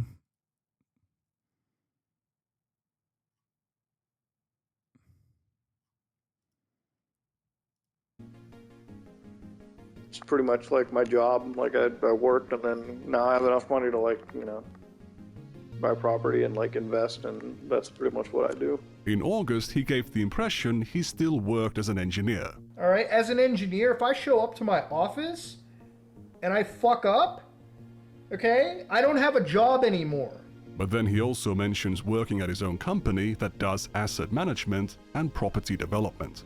At our company, like not YouTube, but outside YouTube, like when it comes to our main work, property and everything, like our like asset management, property development, stuff like that. So before YouTube, Mutahar did the computer, programming, cybersecurity work he thinks entitles him to call himself an engineer. Between 2013 and 2015, he Bro, studied this is a crazy effort post. his videography diploma. Just look at from this. 2015 to Bro 2020. busted out the ruler.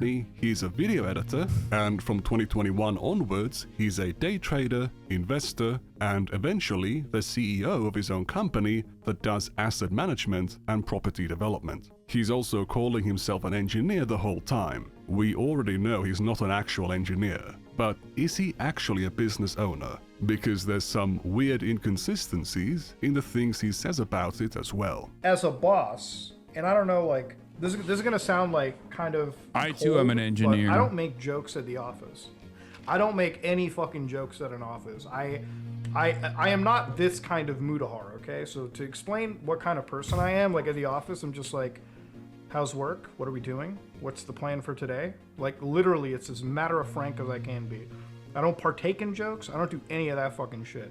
And if I see fucked up jokes, you know, which I haven't seen, I stop that shit right there. I always have to, like, you always have to be professional at your office. And sometimes you come across as like a deadpan motherfucker, but it's better to be deadpan than, you know, turn your office into like, what I mean is like, I never would have my office turn into like frat house workplace. Like it would never be a frat house. He would never allow his office to turn into a frat house. But 8 months later, To be fair, like there is a betting pool in amongst like my office friends, because we do talk about yeah. like which gig streamer's dying first. Yeah, and isn't that pretty fratty? Isn't that a fucked up joke? And if I see fucked up jokes, Does he even have an office? Is this real? Is he making that shit up too? Why does he have an office? I feel like a lot of this is just like him trying to it's just him trying to make it seem like he's a more serious person or something.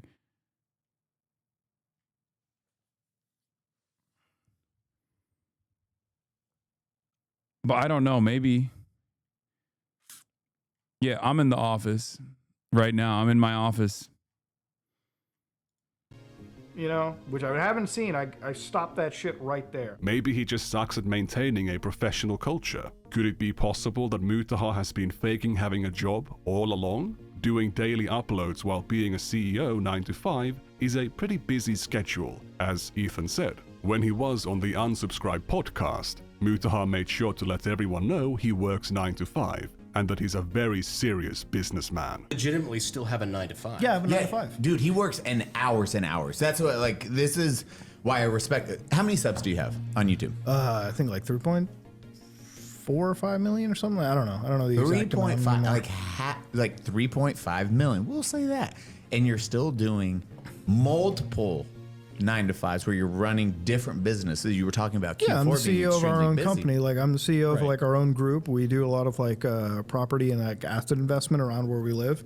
We're getting into construction and everything too. So it's like for us, like my job is a 9 to 5 every day. You upload how many videos a week? A day. Like I upload it every day. Jesus. This is why exactly, and why I always He really loves bathing in that praise, but it's not enough. He needs. It's kind of funny because, like, I think I work more than he does. Like, I wake up at 6 a.m. every morning. I don't scratch my balls. I slam a fucking espresso shot. I take a shit.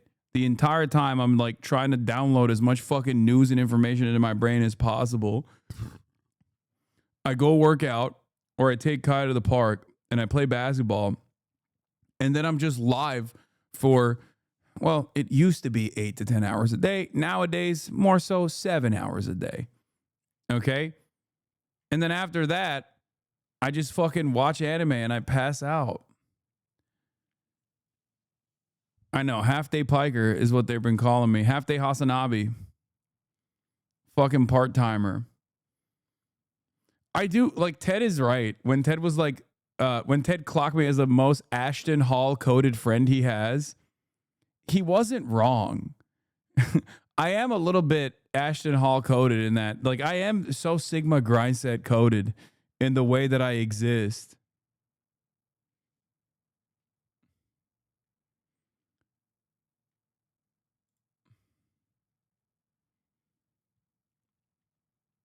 Dip your face in ice water now. Unk 2-0 for the full days. More like half the Nabi owned. Okay, chill. To flex more. Well, that's like the algorithm It's like, tell, what? right? Like when you're like an engineer and somebody's like, man, why does the algorithm keep feeding me? I'm like, bro, what's the last 10 things you watched? Gay porn? It's probably going to give you the... As an engineer, I know how the algorithm works. Why did you have to say as an engineer here, man? Like, you can just say that's just how the algorithm works. It feels like he just slams it into everything. What the fuck?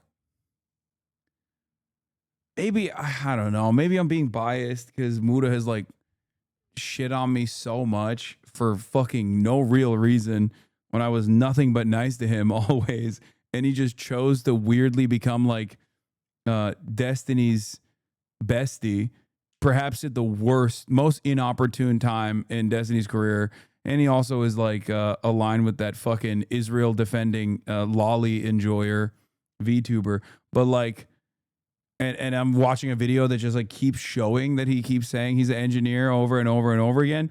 But like, I don't understand why he just said that he's an engineer. He could have just said like, that's just how the algorithm works. Like, there is no, like, him qualifying that he's an engineer in that conversation does not make any sense, bro.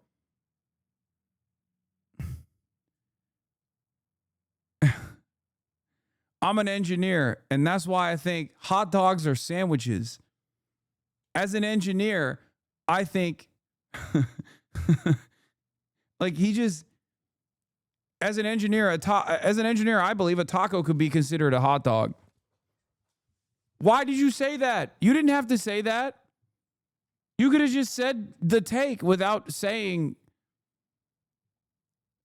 that, you know, you believe the other thing. I don't fucking know. 11 videos, I'm just saying. Driving there, we were talking about cybersecurity because that's what you went to school for. You're like, homeboy's very smart. That was, you do actually business, and then YouTube is a YouTube is always thing. like the secondary side gig. It's Then he brags I don't about think his YouTube is charitable his secondary side donations, gig. I don't know and why we he see behind says the that. curtain how uninformed Mutahar actually is. like for me, it's like the receipts. If I could tabulate them up every year, you know, like like during COVID, I probably gave away $200,000 of charity, and it was like out of my personal accounts. I don't write any of this off for taxes because I don't believe in writing off charity for taxes. I think it's a pretty shitty thing to do. Writing off charitable donations is a shitty thing to do. How? Why? All that means is that the money you donated is tax exempt. It means you can donate more money to charity, as Brandon Herrera says. It's a pretty shitty thing to do. Well, for me, it's like the some more people, money yeah. you can write off, the more money you can keep from the government and spend it better, you know, putting it toward more like, charity. The money that I How can you be the CEO of a company, a serious businessman who knows his shit, but you don't understand? 200 grand is tiny, by the way. I'm just saying. For all these guys, again, another thing I don't fucking regularly boast about is my charitable contributions. And basic accounting. You want to talk about social battery? Like 7 is when I get up. I got to be in meetings every fucking day. My work day doesn't end until like 4 p.m. That's when I get like a chance to open up the Premiere Pro project file for the video, and I get to work on that, and then I get to upload that a day later. Like, I don't believe in days off. Like, I literally can't believe in a day off. Like, I'm always like jittery because I'm like, I want to do work. Like, I really do like enjoy doing work. Like, any day that I don't feel like I do my job, fucking cry about it. I'm like, this fucking sucks. He works till 4 p.m. every day and cannot take a day off. However, he seemed pretty happy to take a day off to watch a video game commercial from 1 p.m. to 3 p.m. on a Thursday. I love to read comment sections in videos. That is probably the best part of doing YouTube content creation, is reading the comment sections of what a video has to offer. You know, as a content creator... That's definitely a lie. That's bullshit. No YouTuber does this. No, that's absolutely a fucking lie. It's impossible. Like, the only way you can actually do something close to that is if you're Twitch streaming and you have chat up all the time.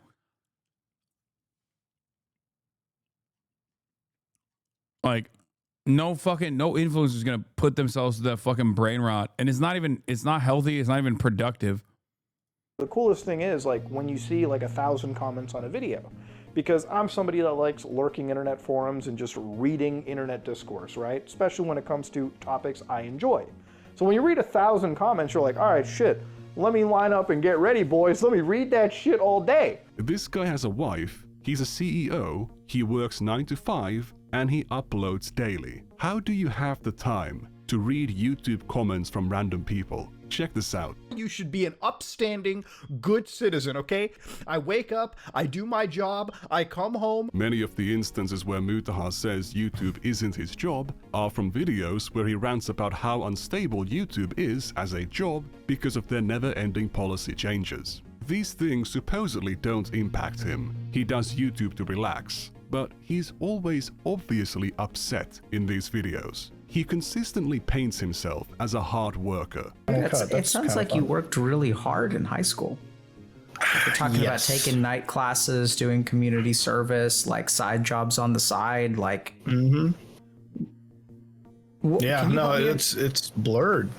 I'll help you understand. He has this insane work ethic, but he's also curious about how Destiny can get so many things done. I noticed that you do like a lot of canvassing, like you actually go out of your way. You've launched your own like podcast with like other people, The Bridges, and it's like, what is next really? Like, how do you kind of manage all that too? That's the other big thing that I kind of wanted to come into, because it's like, it really feels like you're a one-man show, but you're doing like a lot of Yeah, how do you slam so much sex pest behavior into your day-to-day activities?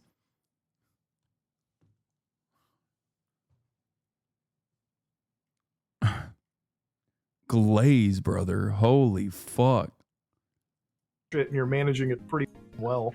Destiny's too lazy to cook for himself. He's not the workaholic with an excessively tight schedule he can never pull back. If Mutahar's stories about himself are true, he should not be impressed by Destiny at all. Mutahar also often claims that he's an immigrant and equates that to him being poor or his family being poor. He will say his father had to go through medical school twice, not recognizing the privilege of being able to go through it even once. You don't need to come up with all these hardships you've been through. Everyone can already see your life is a struggle. You're not white, and you still can't say the N-word.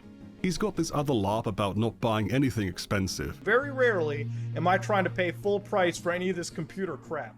You don't need to, all right? I don't overspend my money on crazy computer chairs. I think whatever I can get at Costco fits me fine enough. As far as my peripherals go, I have some SteelSeries headsets, keyboards, and a Logitech mouse, which I think is really awesome. If anything, I overspend on my monitors. He's so frugal, but he also owns a luxury diving watch worth almost 10 grand. If you have an easy life because you were born to a rich family, just enjoy it. If you're rich, just enjoy being rich. Improve your production value. Get some acoustic treatment. Get some monitor arms. Show your audience that if you... True. I mean, this is definitely like, I don't know, launder your t-shirts.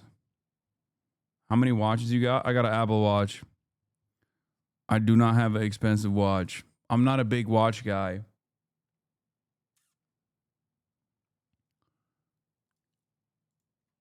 I don't really fuck with that.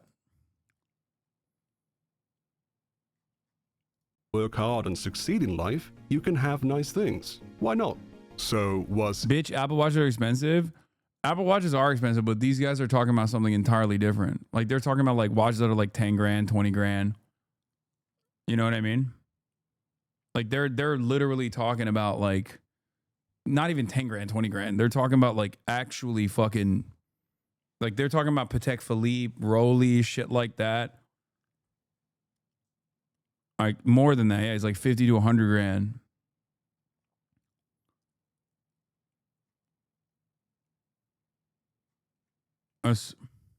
Ethan Klein writes all along. I upload every day and YouTube's not even my job. I was like, shut the fuck up, bro. But like, yes, it is. Shut up, bro. I'm not going to claim that Mutahar has absolutely no jobs beyond YouTube, even though the things he says about his business are very vague and inconsistent. However, he has I thought someone gifted you a Rolex? No.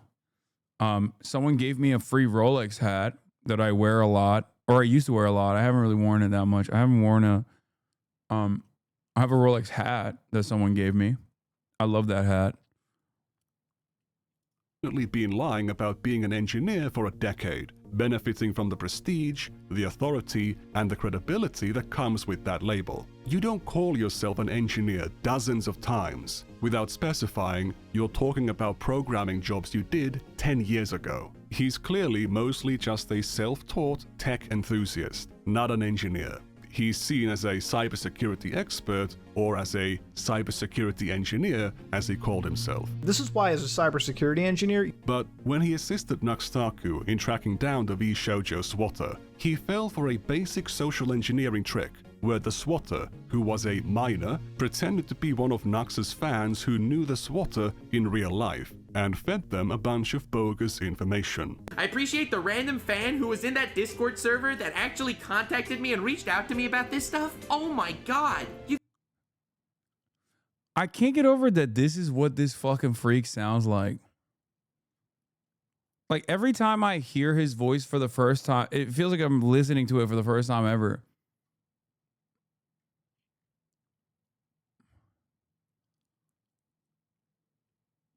Why do all your ops sound like that for real?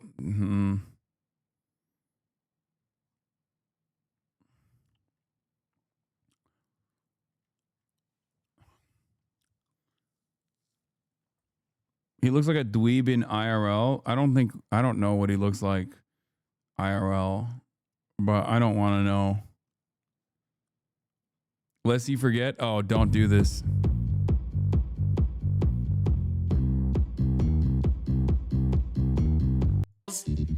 Feeding vodka to poison cats, tossing the puss over. Wait, hold on. Where's the Dr. Disrespect part? Isn't it like right here? Type 5. Wait, hold on. Get on this shit. Buy their pets, PETA. Get on this shit. So you're a Twitch thought, nasty greedy witch thought, tier 3 grabbing bitch thought, pimping out your sim thought. I'm the Chad type. He's the Chad type. I'm gonna kill myself. Stop. Not gonna backstab type 5 and streaming red type 1 candy mad type. Twitch is hand type. Duh!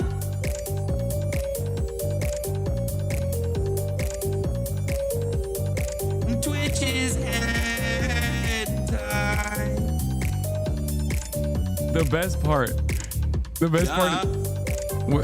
is when he demands Dr. Disrespect get unbanned. Dr. Disrespect. Yeah. I am an artist from Israel and this is my music. This is my art. Respect. I'm a big advocate of absolute and true gender equality. I am an artist. I am a music artist from Israel, and this is my art. I'm a starving child, starving to death, and this is the very last thing I ever have to see. Goodbye.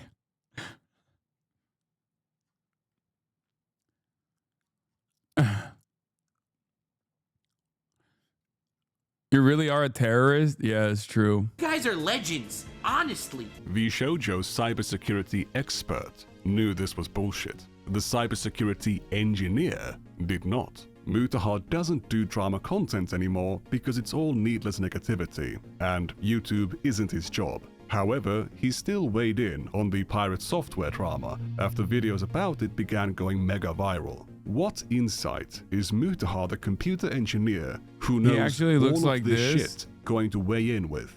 Loadsy Right looking now, as a video motherfucker. editor, I do more engineering now, so back-end Wait, he actually looks like this?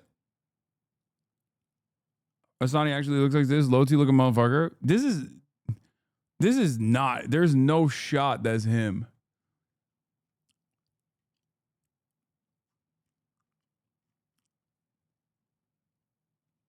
No, he doesn't. That's some Swedish guy wearing his merch.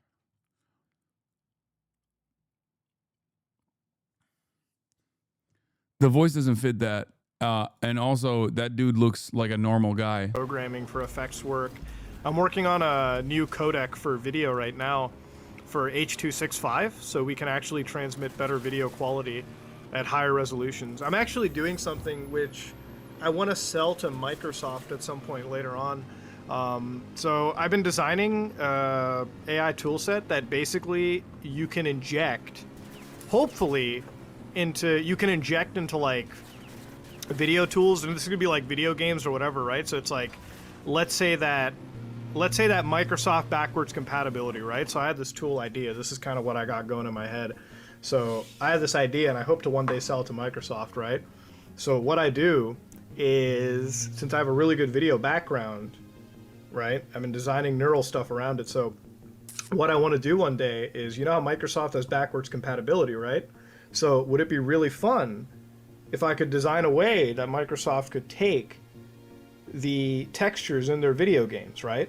So they could take the textures mapped in their video games and find a way to AI upgrade them. So like basically use a fucking photo AI, like basically use an artificial intelligence that can scan across, you know, all these textures and just fucking upscale them to like 4K, 8K, whatever they want to go to, and make games look better without needing, you know, developers to make it better, right? That could be an idea for me. It sounds simple on paper. Obviously, it's very, very, very fucking time consuming to make it even as effective as you want. He knows how to program video encoders. He knows graphics APIs and AI tools in 2019. What does he know in 2020? Wait, hold up. Didn't he just describe what NVIDIA did?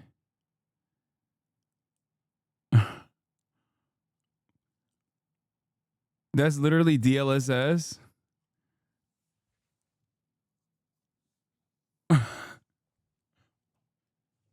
Wait, did he actually do that before DLSS existed?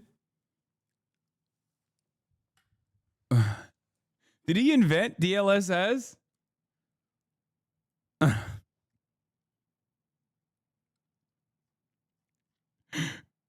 Dude, he's a fucking genius, dude.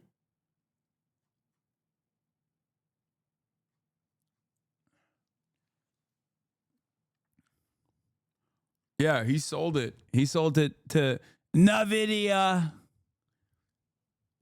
He's a trillionaire now. 25. What can he add? One of the code bases that we're looking at over here is this falling particle. Now, there's a lot of numbers that are being dropped in here, and one of the things that you'll tend to see in Pirate Software's code is magic number abuse. Nothing unique, nothing new, nothing that Coding Jesus didn't say in his video, which Mutahar keeps mentioning. There's nothing wrong with having shit code, right? There's nothing wrong with being bad at it. I'm not a fucking great coder either. So I'm actually doing something which I want to sell to Microsoft at some point later on. But I'm also not claiming to be this crazy fucking guru hacker expert in the world. Yeah, for the past 10 years you've been claiming to be an engineer, a computer engineer, a computer science engineer, a cybersecurity engineer. You fuck with code. Dude, I'm a fucking computer engineer. Okay, I'm choosing to believe him. After 31 minutes, maybe he is all those things. Have you thought about that?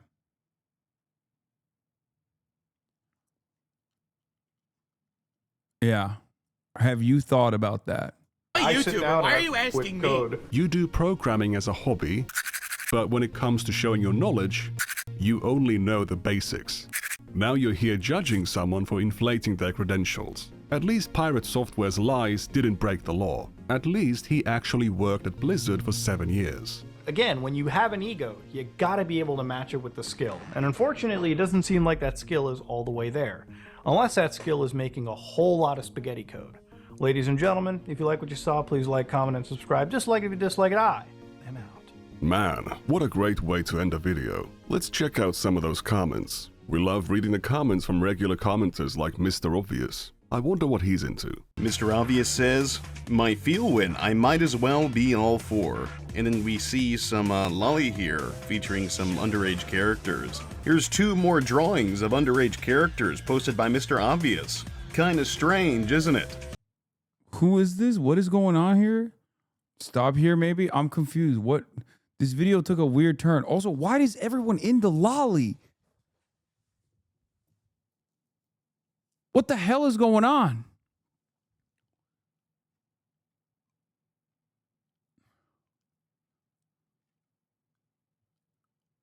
Looks like he's critiquing the audience now.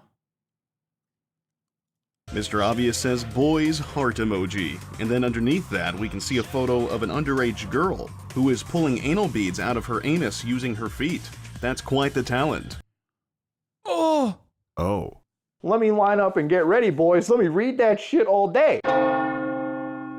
So, that was my appetizer for my upcoming video. Given his inconsistent stories, Mutahar is either lying about his job and business, or he tells really pathetic made-up stories about them to sound more interesting. Once again, I am not a lawyer. It might not be illegal for Mutahar to lie about being an engineer, but by any reasonable definition, he is a total fraud. He has no computer engineering degree, or even a computer science degree, but he still presents himself as an engineer, a computer engineer, or a computer science engineer.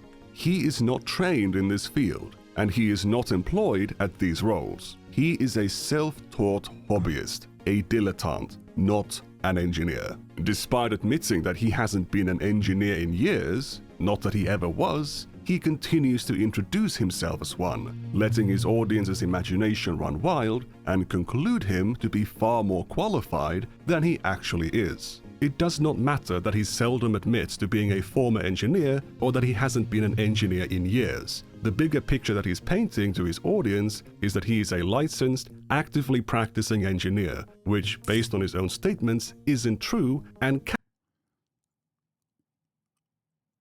God damn, this is a real hater watching all those videos. I think he just like scripted it. This dude helped you with your Steam Deck? Bro, he's a Steam Deck engineer. He is. That's a real thing. He did help me with that way back in the day.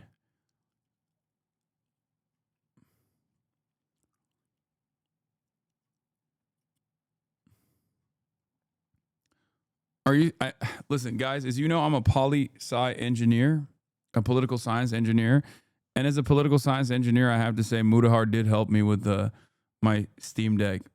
And in our private correspondence, he did not say he was a licensed Steam Deck engineer. So did he ever apologize about Gaza? No.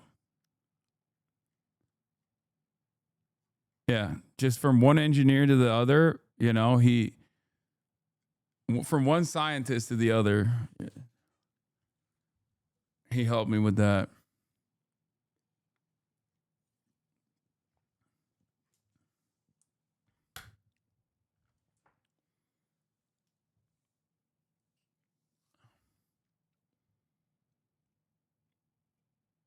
Friend of the show confirmed. What is this? Hello, Nux. Oh, what the fuck? What the fucking fuck? When is this from? Oh, dude, 2021. Jesus Christ. I don't think people knew what he was getting up to back then. It fucking hit me with a jump scare. Like, no, not Anthony Padilla. I mean, at that point, I went on their podcast. I didn't know shit about the fucking the Israel lolly enjoyer.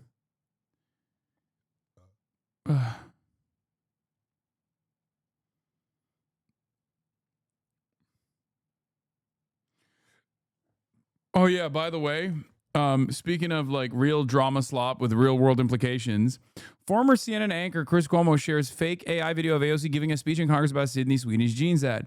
After deleting the post, Cuomo replied to AOC pointing out the fake with, "You are correct, but it really does sound like you." Nothing about Hamas or burning Jews' cars, but Sweeney jeans ad deserved time on the floor of Congress. What happened to this party? Fight for small business, not for small culture wars. Okay? And the funniest thing is, he posted an Instagram reel, and the Instagram reel is ChatGPT memes plus AI art in parentheses at meme runner GPT Instagram reel.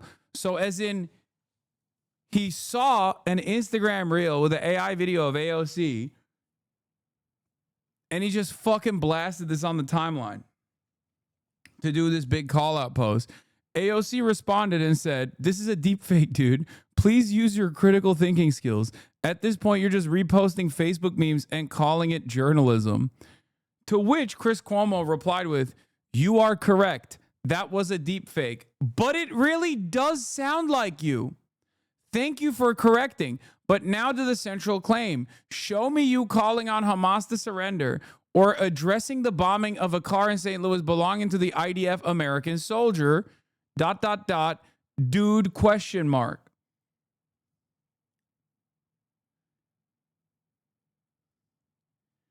What a fucking insane world that we live in, where this guy got paid millions of dollars to be a top political commentator at CNN, Clinton News Network. That is fucking crazy.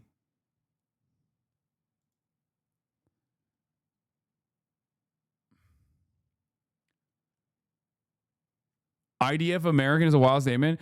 I'm going to assume you were trying to reply to me, but burp this tweet into the ether instead. You seem to struggle with knowing how to write an apology. Do you need help? Maybe you should call someone. Oh my God. This is fucking insane, dude.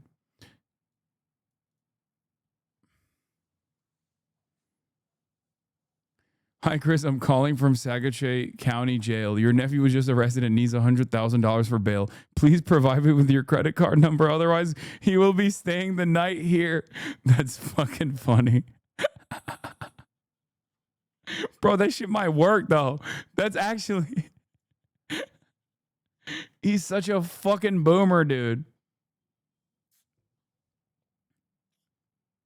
Oh, I saw this too. AI slop-wise. Former CNN host Jim Acosta released a fake AI interview with Parkland shooting victim Joaquin Oliver. The AI Joaquin was made by his parents to deliver a powerful message on gun violence. Joaquin is going to start having followers. He's going to start uploading videos. This is just the beginning. We need to shut the fucking internet down like ASAP. No, I'm serious. Butlerian jihad now. Butlerian jihad every day. No, we have gone too far. It's over. It's fucking already over. It's too late to salvage the situation. You got to watch it and see how much it does not sound like her. Sydney Sweeney looks like an Aryan goddess.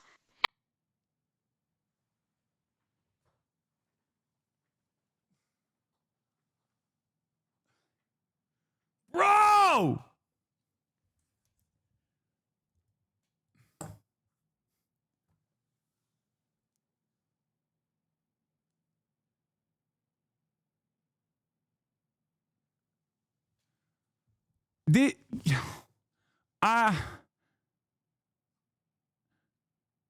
What the fuck? And the American Eagle Jeans campaign is blatant Nazi propaganda. I mean, fuck. Watching that sultry little temptress. What? Are you fucking serious? Bro, this is like a wellness check is needed for Chris Cuomo. How does he put his fucking pants on in the morning? If you fall for this, you should not be allowed to drive a vehicle, okay?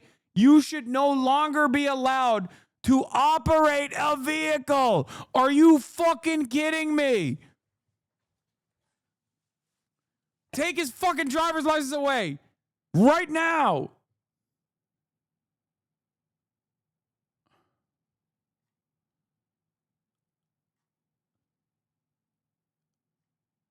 Chris Cuomo went to Yale. Oh my Lord, this is so fucked. Squeeze into a Canadian tuxedo, 3 sizes too small, with her bouncy little fun bags on the screen. He literally, wait, this makes his retaliation even more insane. You are correct, that was a deepfake, but it really does sound like you?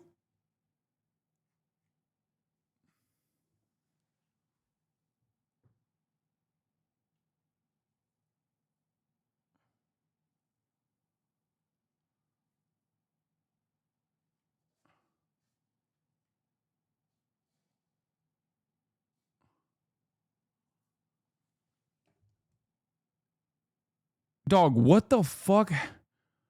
What the fuck is going on, man? What is going on, man? What is happening, man? Like, nothing about Hamas or people burning Jews' cars. What does that even mean? People burning Jews' cars? This man worked for CNN.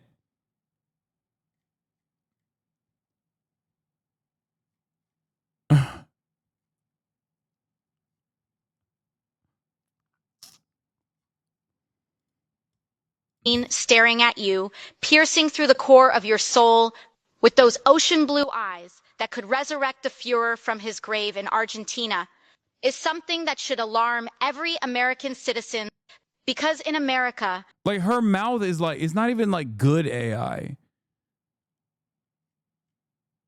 It's not even good AI. As in like her mouth just keeps like moving weirdly. Like, what is the script is so fucking stupid. beauty is not defined. Like, the person who made this did not actually intend for people to be duped by this. The person who made this thought that they were making a joke. It's a shitty joke.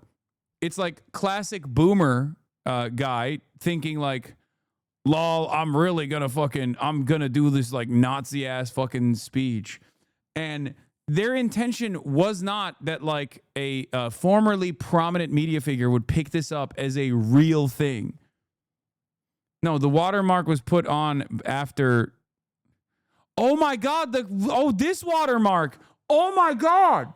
Oh my God, I didn't even notice. It says Clonos.io parody 100% made with AI on the video.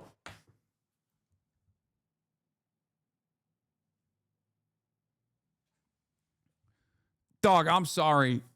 You are so fucking stupid. You are such a dumb fuck, Chris Cuomo. Holy shit. Oh my God, you are so fucking stupid. You literally need a wellness check. Oh my God, you need to manually tell yourself that you need to fucking keep breathing in order not to fucking forget. Austin Ox is fucking with you, right? That's not the vid he posted. It's not the same video Cuomo posted. Where's the original video? Where is the OG video? It is, right? Yeah, this is it. Yeah, this Sydney is Sweeney looks like an Aryan goddess. Why are you guys doing this? Why are you guys trying to fucking bait me? It is the video. Look. Cuz I saw this screenshot.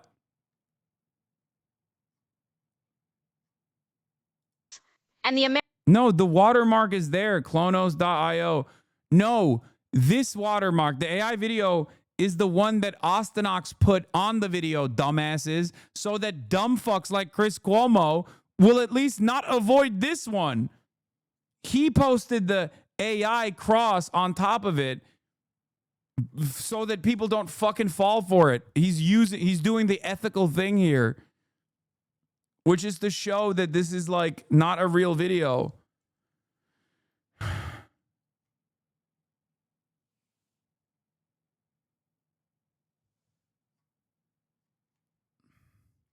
But when the chatter was talking about that, I was saying like, no, the AI video thing was placed there by Austinox.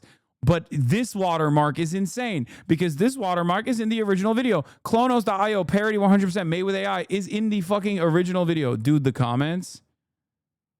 This has to be AI, right? This just sounds like pure jealousy, but she's beautiful 100 times more beautiful than you. Beauty comes in all flavors, and Sydney is gorgeous white girl. Let it be. Sit down, woman. If they put Salma Hayek and said she has good genes, we wouldn't be having this madness. So sit down. Keep it up, AOC. We love how much damage you're doing to the DNC. Out of touch on all counts.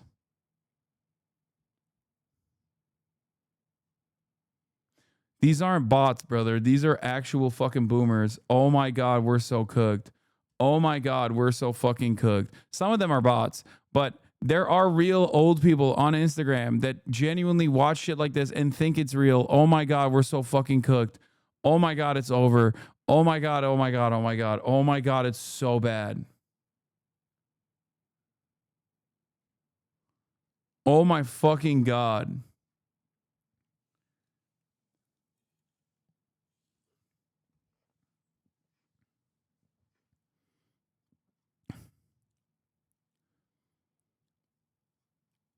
I mean, they are, I guess, bots, technically. This guy always sounds like he's auditioning to escape extradition in Tel Aviv. I bet you did something awful when you worked at a real TV network and not the shit they play in taxis. Oh my God.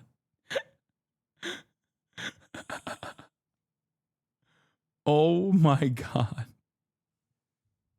Not the shit they play in taxis is so funny.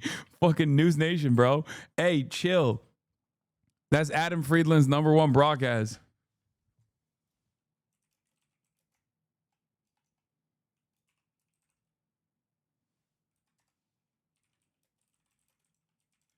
I'm gonna tell you.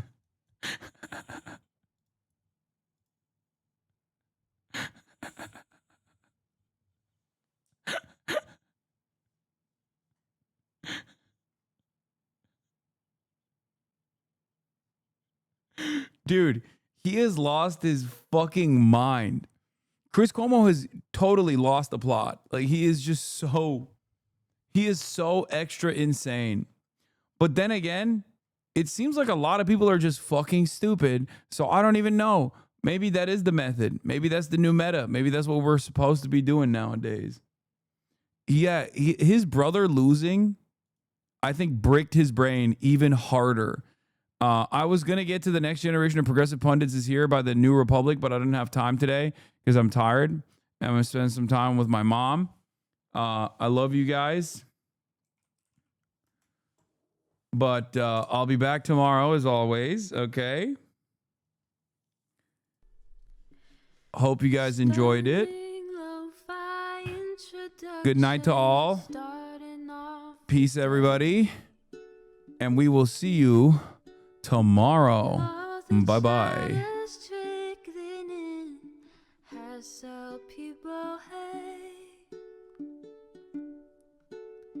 Sunny Los Angeles, California, says Hassan. The starlock to the starlock to the topic just begun. There he is again, Hassan is streaming. Hassan is streaming. There he is again. Hassan is streaming. Hassan is streaming. Review in the P.O. box. Uncle Uger's face. Sat in Discord at your prop. Great names take embrace. Tiny Bernie Sanders, LGBTQ Air Force. The whole left at your fingertips, Ane at your door. H3 crowded debate. the Young Turks online show. 3 full fucking years of this, plenty more to go. 90-day fiance talks of champagne bourgeoisie.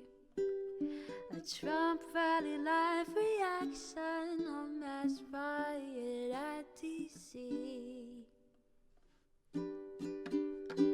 There he is again, her son is streaming. Her son is streaming. There he is again, her son is streaming. Her son is streaming. Reading live stream fair comments, Austin show chat advice, and all the ways the right-wing pipeline can suck you in online. JCS react, Lord frame gets broken, cover blown.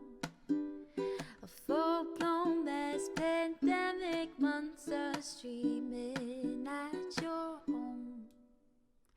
Total radicalization coming out to find. The system you were taught to trust in was broken the whole time. All these daily streams, whether big or whether small, have helped me and so many find the meaning through it all.